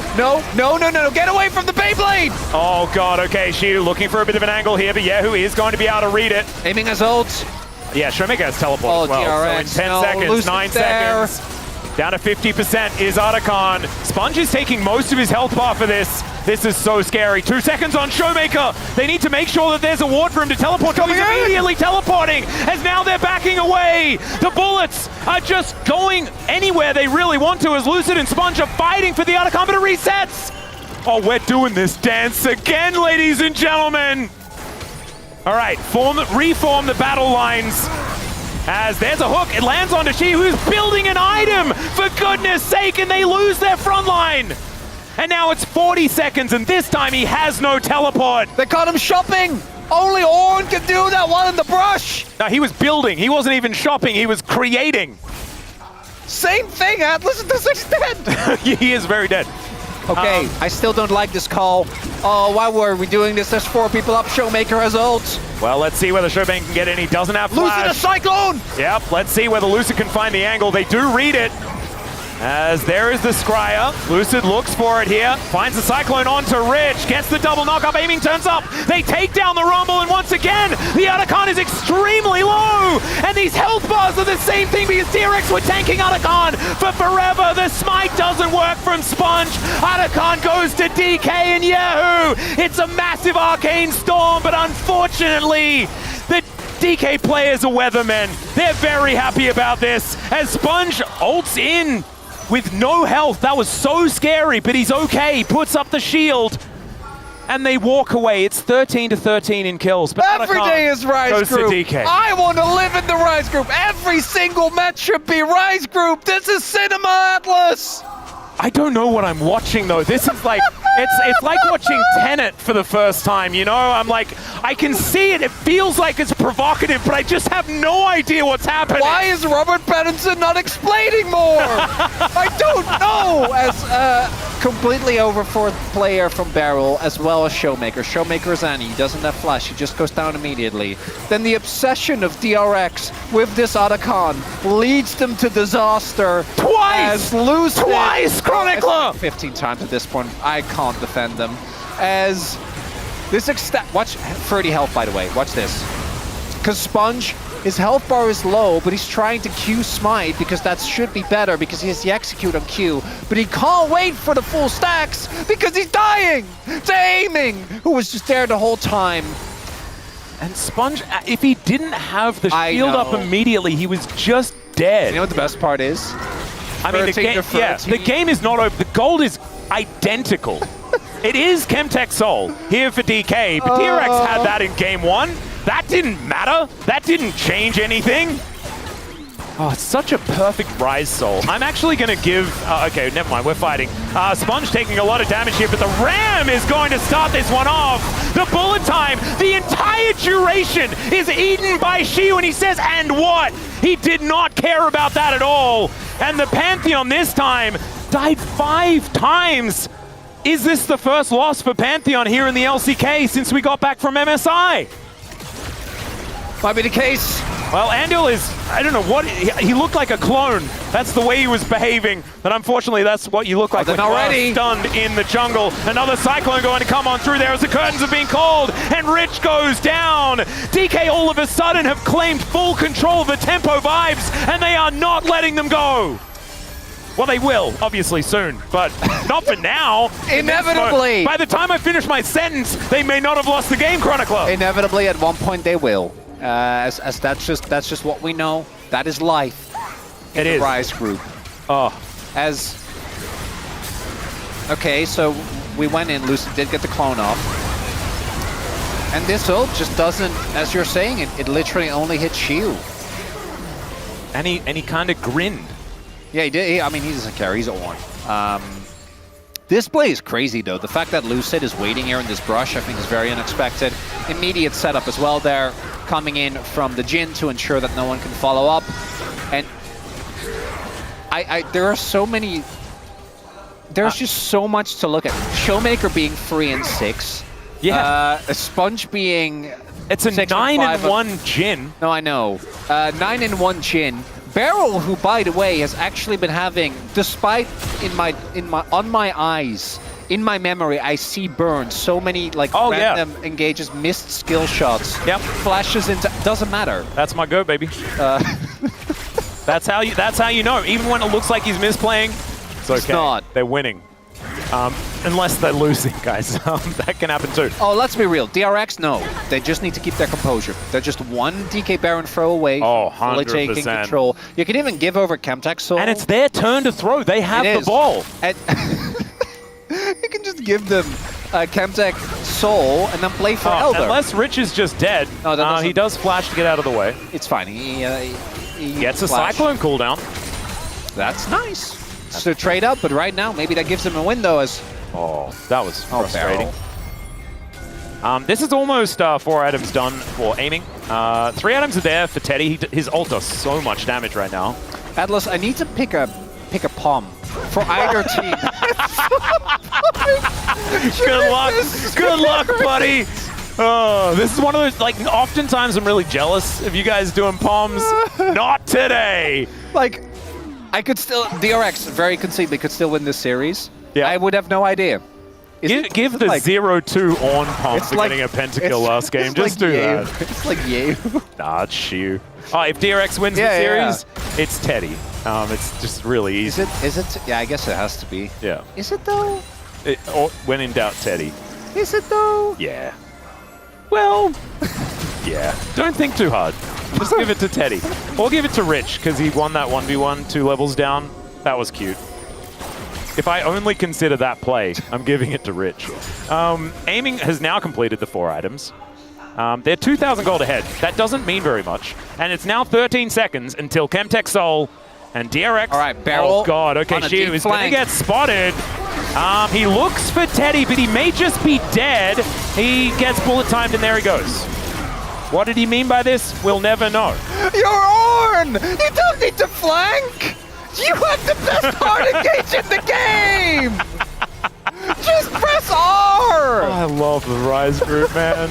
They're going to give up this one Chemtech Drake, and she will respawn in 30 seconds time. It's fine, it's fine. It's just one Drake. It's fine. It doesn't matter. He was like, give the Palm to Beryl, as Beryl gets hooked immediately as I say that. Let's not talk about Palm anymore. Grand Starfall is going to be used by Sponge. They caught him on the wrong side of the map. Exactly right, but it's 19 seconds until Shiu comes up. And he just dies in 2 shots. Assassin Jhin! I guess when you have all of that AD, that's going to work, as Sponge flashes into a bullet from the bullet time, but that's the only one that connects. Why is Showmaker here? Okay, well now he's going to be able to find them. The Magnastorm is going to connect onto who is now just put in the blender by Lucid. He then gets on top of Teddy and cyclones him down. Somehow, it all just works out. Is it just over? I hope not. No. I needed DRX to win this game. You cannot end it like this, DK. This is not how this story ends. No! This is an epic, not a short story. All right, well, the Ram is going to come down. Shiu's going to see whether they can take them out. The triple knock-up from Shiu as he gets the double kill to boot. Andal goes down again, and I think aiming just did 5 trillion damage to him. And there's the ace, and there goes the Nexus. DK clean 2-0. But there is everything to see here, and it was all beautiful. This is the moment where I lament the loss of POG, because both my votes would have been so easy, and now I have to pick. But I mean, honestly, both of them are easy for me, but they're the same player. And it's Shiu. It's 100% Shiu. He has to get it. He has to get it! I didn't know. I didn't understand what he meant by the flanking on play just prior to them winning the game. But what happened just prior to them winning the game? He flanked his on and died. That was the catalyst. Oh, like Atlas, let's be fair. We both know I voted Shiu. Okay, good. Let's be, come on now. Because he's back, come on baby. now. He's back, babe. Shiu, as Lucid Pain. Yeah, Lucid Pain. Actually, Lucid having a good day today. I think that his form is something that was really slipping towards, particularly round 3. Yeah. So him having 2... Oh, there's 400 wins as well. Oh, the sad thing is I don't think Beryl made it. I don't think so. So 499, unfortunately. So Keria does have solely that 500 kill record for supports. Showmaker hitting some milestones, absolutely fantastic. And Beryl's still very happy with the outcome of that game. Oh my goodness. That was one of my favorite series to cast. And I know it was a 2-0. And I know it's sad for DRX fans, but my gosh, the entertainment value. I had no idea who was going to win until Nexus turrets were going down. And even then, in the last game, a Nexus turret went down and then they lost. Oh, let's have a look at some of these highlights.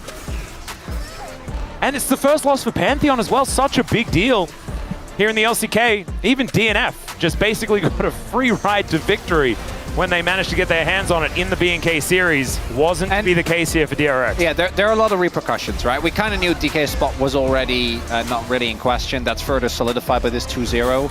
This is big repercussions for DRX, their chances. Because right now, they are sitting at -18, 7, and 18. If Bro win another series, DRX is in really, really rough position, right? Let's not forget that they have a series coming up against BNK, which is not looking good. BNK right now look to be kind of a cut above. Yeah. Even 2-0ing DK very recently. And then there is, of course, another chance for DRX. They will play Bro in what is the final match of the season, by the way. Oh, I love how all DRX of the Bro games are the most pivotal. And DRX versus Bro, that might actually end up deciding the spot. If DRX can get a couple of other wins, I think the B&K series in particular is going to be so important. If they lose that, I think that might just be the end of it. My God, aiming did so much damage, by the way. Oh, there are 2 votes, right? Like either you go aiming or you go Shiu. I think either is valid. It just depends on how you look at it. You can always vote for Beryl. It's always fine because he made all of the shot calls. He said everything was of his design, as we do know. No reaching there, Atlas. As never would. And I think that they're saying go slow, which is understandable. And then they... that triple knockup from Shiu was just revolting. And Shiu's last week and last 2 weeks, I think he almost had, it was like a negative KDA where he died almost more than he got kills or assists. But this series, a big turnaround for the guy. Well, after having some difficulties. A game 1 was a big turnaround. I think his tank play is still not quite where it needs to be. I don't know. He tanked a lot. Between the if this was a damage taken chart. He lost a lot, and that what is tanking? Between the Shiu, that is the most gigantic Jin damage graph I've ever seen, by the way. Understandable that he picks up POM.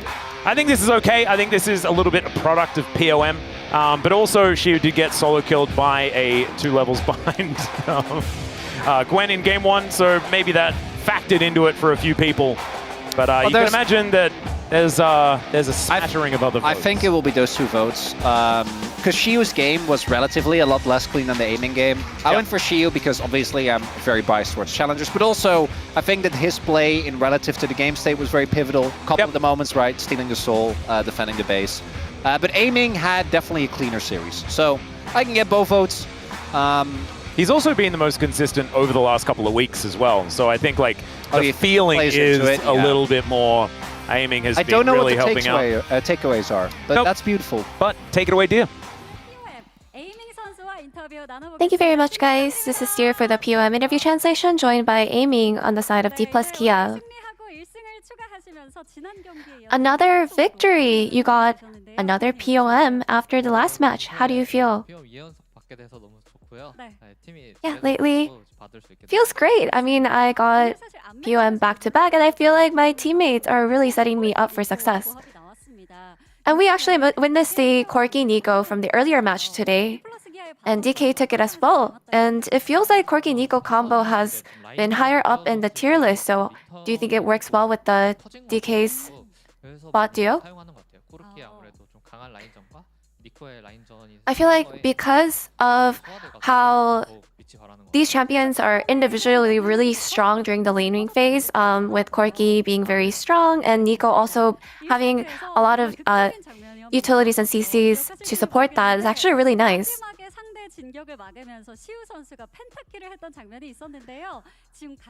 I'm not sure if you remember, but Shiu was able to get a penta in game 1, so did you think that you would be able to deny the penta? To deny the enemy from breaking through the base? Yeah, I think we knew that we could definitely defend. And although I was actually dead here, I was actually really happy that he was able to go ahead and get a penta on top of defending. Actually, for the penta, Showmaker was the one who was actually begging for the penta, so that was quite interesting. And lately we've been seeing Pantheon being left open, and DK also let him free for game 2. So, is it that you figured that you can deal with him?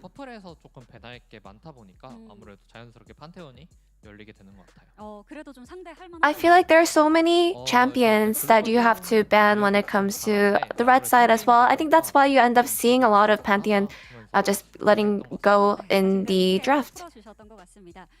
And I think we were pretty confident in facing him overall, so we weren't that concerned. And there's another highlight that we have to take a look at.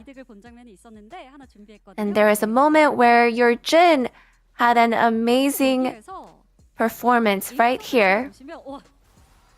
If you take a look at aiming, just 3 hits to kill the Nautilus. So how do you play Jin like that? And I think in this game I was able to get a lot of kills, and I actually just autoed him once and figured, wow, I can actually get a kill. So I was just looking for that angle after I figured that I'm strong enough.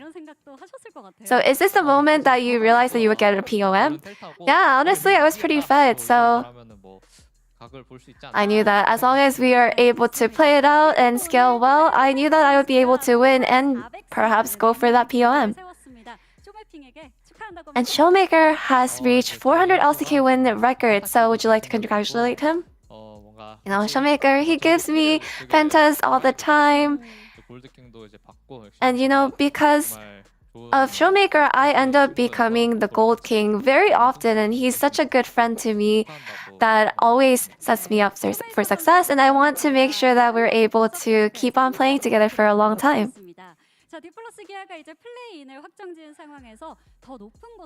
And now that you have secured the plans, you're just looking to climb even higher. So what do you want to spend the rest of the regular season on refining? I feel like we're trying a lot of new things system-wise in the team overall, and I feel like because of that we're actually seeing a lot of mistakes, but I think that also involves, it's just the process of growing. So I think in the end, ultimately, that will end us in a place where we're actually in a higher and better place. So I'm actually just looking forward to growing. And you will face OK Savings Bank Brian next. What would you like to say about your revenge? I didn't realize until we played and lost against them that we're quite weak against Brian. So I really want to make sure that we win this time around. And that's the end of the interview with Aiming, and back to the space. Thank you. Thank you, dear, as always, for that awesome translation. Great to hear from Aiming, as he did pick up the POM this time around. And we can take a look at the result of the POM this time and see where the votes did go. So the left side, all Aiming. And then we go top and jungle, and one mid from TTG. Shout out Jonah Strong. Yeah, I mean, agreed. Why do you guys vote for Lucid? I thought he had a bigger impact than Aiming overall. Aiming had a pretty weird game 1 and almost cost him the entire game by not being in the team fight that let DRX push. And in game 2, I thought Lucid set him up. So I don't know, I was a Lucid voter. Yeah, I think he had some big plays. You know, when he got the pick on Rich around the Atacon and secured it. You know, also the Trundle flash and Shockwave, and just generally had a consistently good level. So I think he deserved the vote. Yeah, that does make sense, and we can look at the comments as well. The Lucid fan club is eating well tonight. Yeah, as the president of the Lucid fan club, you know, today was a pretty good day. D Plus gonna win, Lucid playing well. I feel really good about this. And I feel like any true Lucid fan club member would obviously have voted for Lucid in the POM. So Jonah Strong and Wolf, obviously you guys are welcome to the Lucid fan club. Anyone specifically who's not included in that? Chronicler are definitely not allowed to be. Oh, definitely, absolutely not. I mean, you know, he was talking about potential POM votes. I didn't hear him mention Lucid once, so I think that says a lot. I don't know. I thought maybe this would be the performance that broke the 80 carry POM streak, but I guess we're just kind of 80 carry is the new Chovy. We just kind of vote when we're in doubt, because big KDA and big boom boom damage. Luawa shows his fangs, though, as a commentary on he's returned to form a little bit, and he's had a rough few months, I would say, in terms of where his form was at the beginning of the year, but he is looking a little bit back in this series. Yeah, I mean, that's the thing about D plus Kia is that if Showmaker and Lucid aren't quite on the same page and they're not playing well, the team does suffer big time. Shu carries only from now on, no tanks. I mean, Shu did have a good moment where he got the pentakill and stuff like that, but he also did have some iffy ones, which is why we here on the space weren't really in game 2. Shu voters. Didn't he play Ornn in game 2? He did. That's why he said no tanks, which is kind of interesting why he voted for Shu in the first place. I thought I was pretty sure. I would personally call Ornn a tank, but that's just me. Ornn is a tank. Let's move on to the next one. What's in aiming ping? Aiming ping. Because want to explain it, Wolf? Because Teeny Ping, their sponsor, and then you add ping to the end of Aiming's name, and it's like ing and then ping. It rhymes. Thank you, Wolf Ping. All right, what's the next one? Of course, Palm has to be aiming. Yeah, but why? Because of course. Because when in doubt. Well, because you just don't get it. Nobody else on his level. it. It's obvious about this. Come on. Obvious. Same reason he's the Gold King. You wouldn't get it. Of course, it means it doesn't need to be explained, Valdez. Of course. I should have known. That's on me. Aiming's Jin has me dancing just like Billie Jean. It's because in Korean, Jin is Jin, and so in Jean is also Jin. So yes, yeah, that's pretty good actually. Yeah. Always nice doing comments with Wolf, and whenever I need context, I'm just like turning to the left. Thank you. Thank you, Wolf, for that great context. Anything else? Yes. Where's the ceiling for aiming? Generally upwards is where the ceiling is for most people. How close is it? Well, sometimes when he's training, he uses one of those gyro machines, and so he's moving in centripetal force, and like occasionally it's like slightly like diagonal or like actually below him when he's upside down. And when they're on stage, like there's like the what is it? The screens, like the box screens, like they have at stadiums and stuff above. Cube. Yeah, the cube. So the ceiling is actually pretty low. In terms of that. Or technically above the cube, because that's not really the ceiling, that's just the... Well, yeah, it's like the fake ceiling that's above his head, you know? Thank you for the looks. We can get into this highlight number 1, which was the Otacon. Ox Ping had a lot to say about this one. Yeah, there is something that happened here that he was really frustrated about. Well, I really wanted to point out, this is what it means to be a Gold King. So we see here, Lucid finds this time where he takes out Rich, reduces a member for the fight, and they move towards Atacon and find an angle to secure it. And you see aiming here, he uses his 3rd shot on the Atacon, and we look at the health, it's about 2,000. He has his 4th shot ready. We have Smite and the 4th shot ready with about 2,600 on the Atacon. And now there's also low health Pantheon. So there's 2 options So here. wait, are you saying he could either, 4th shot the Otacon, then it gets smote by Lucid, or try to take out the enemy jungler to secure the smite? Yeah, I think those are 2 good options. What do you think you'd go for, Wolf? I think I'd probably try to smite the Otacon with a good communication with my jungler. I think that's a good 3, 2, plan. 1, I think that's the best plan. Auto smite. Yeah, let's play the clip and see what he does as the Gold King.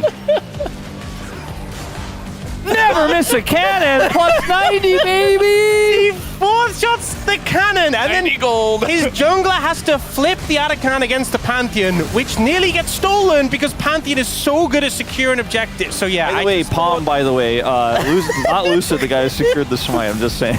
I just thought this clip was so Gold King, so aiming, and you know, it was certainly a decision that he made. He had some phenomenal ultimates. The one that happened in this skirmish on the bottom side was not it, but he had some phenomenal ultimates. He got a lot of kills in this fight, but I don't know. I voted Lucid, Look, and I don't know. My reasoning seems pretty clear. At the end of the day, they got the Arakan.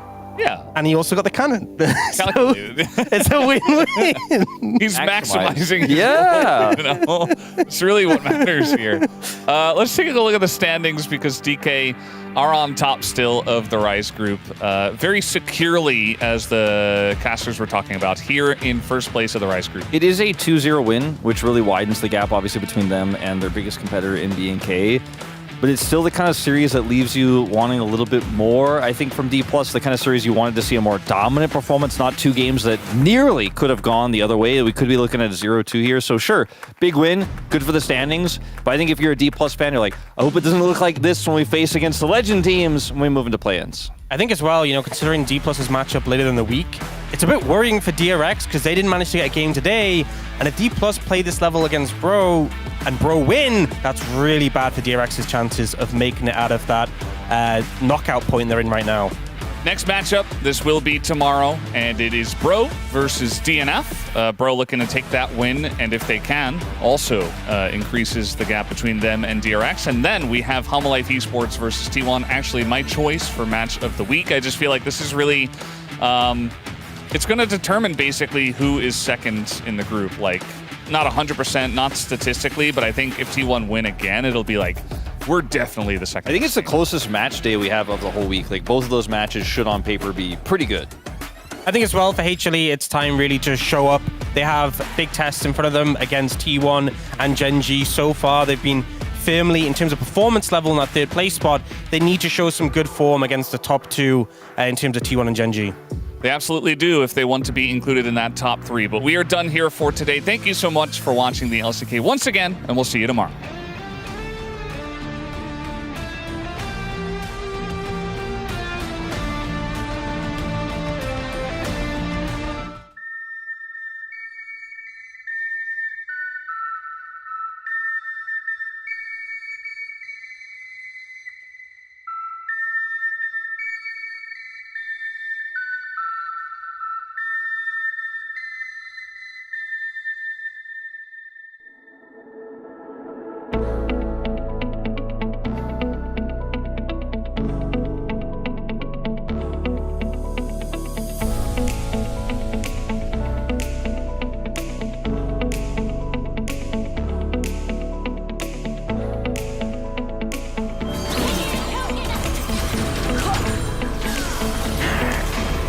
평화가 함께.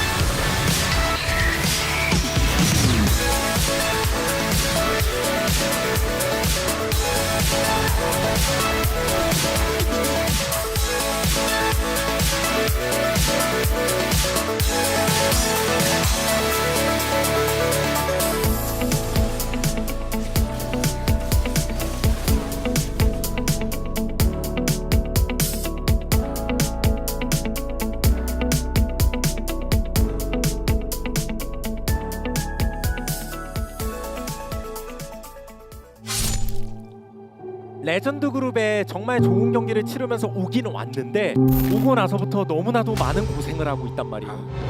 너무 정확하게 노렸고 연달아 또 갑니다. 헤이즈가 꽂아버립니다.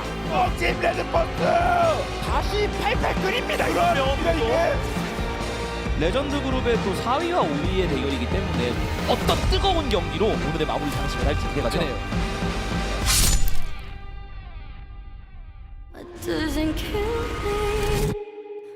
me through.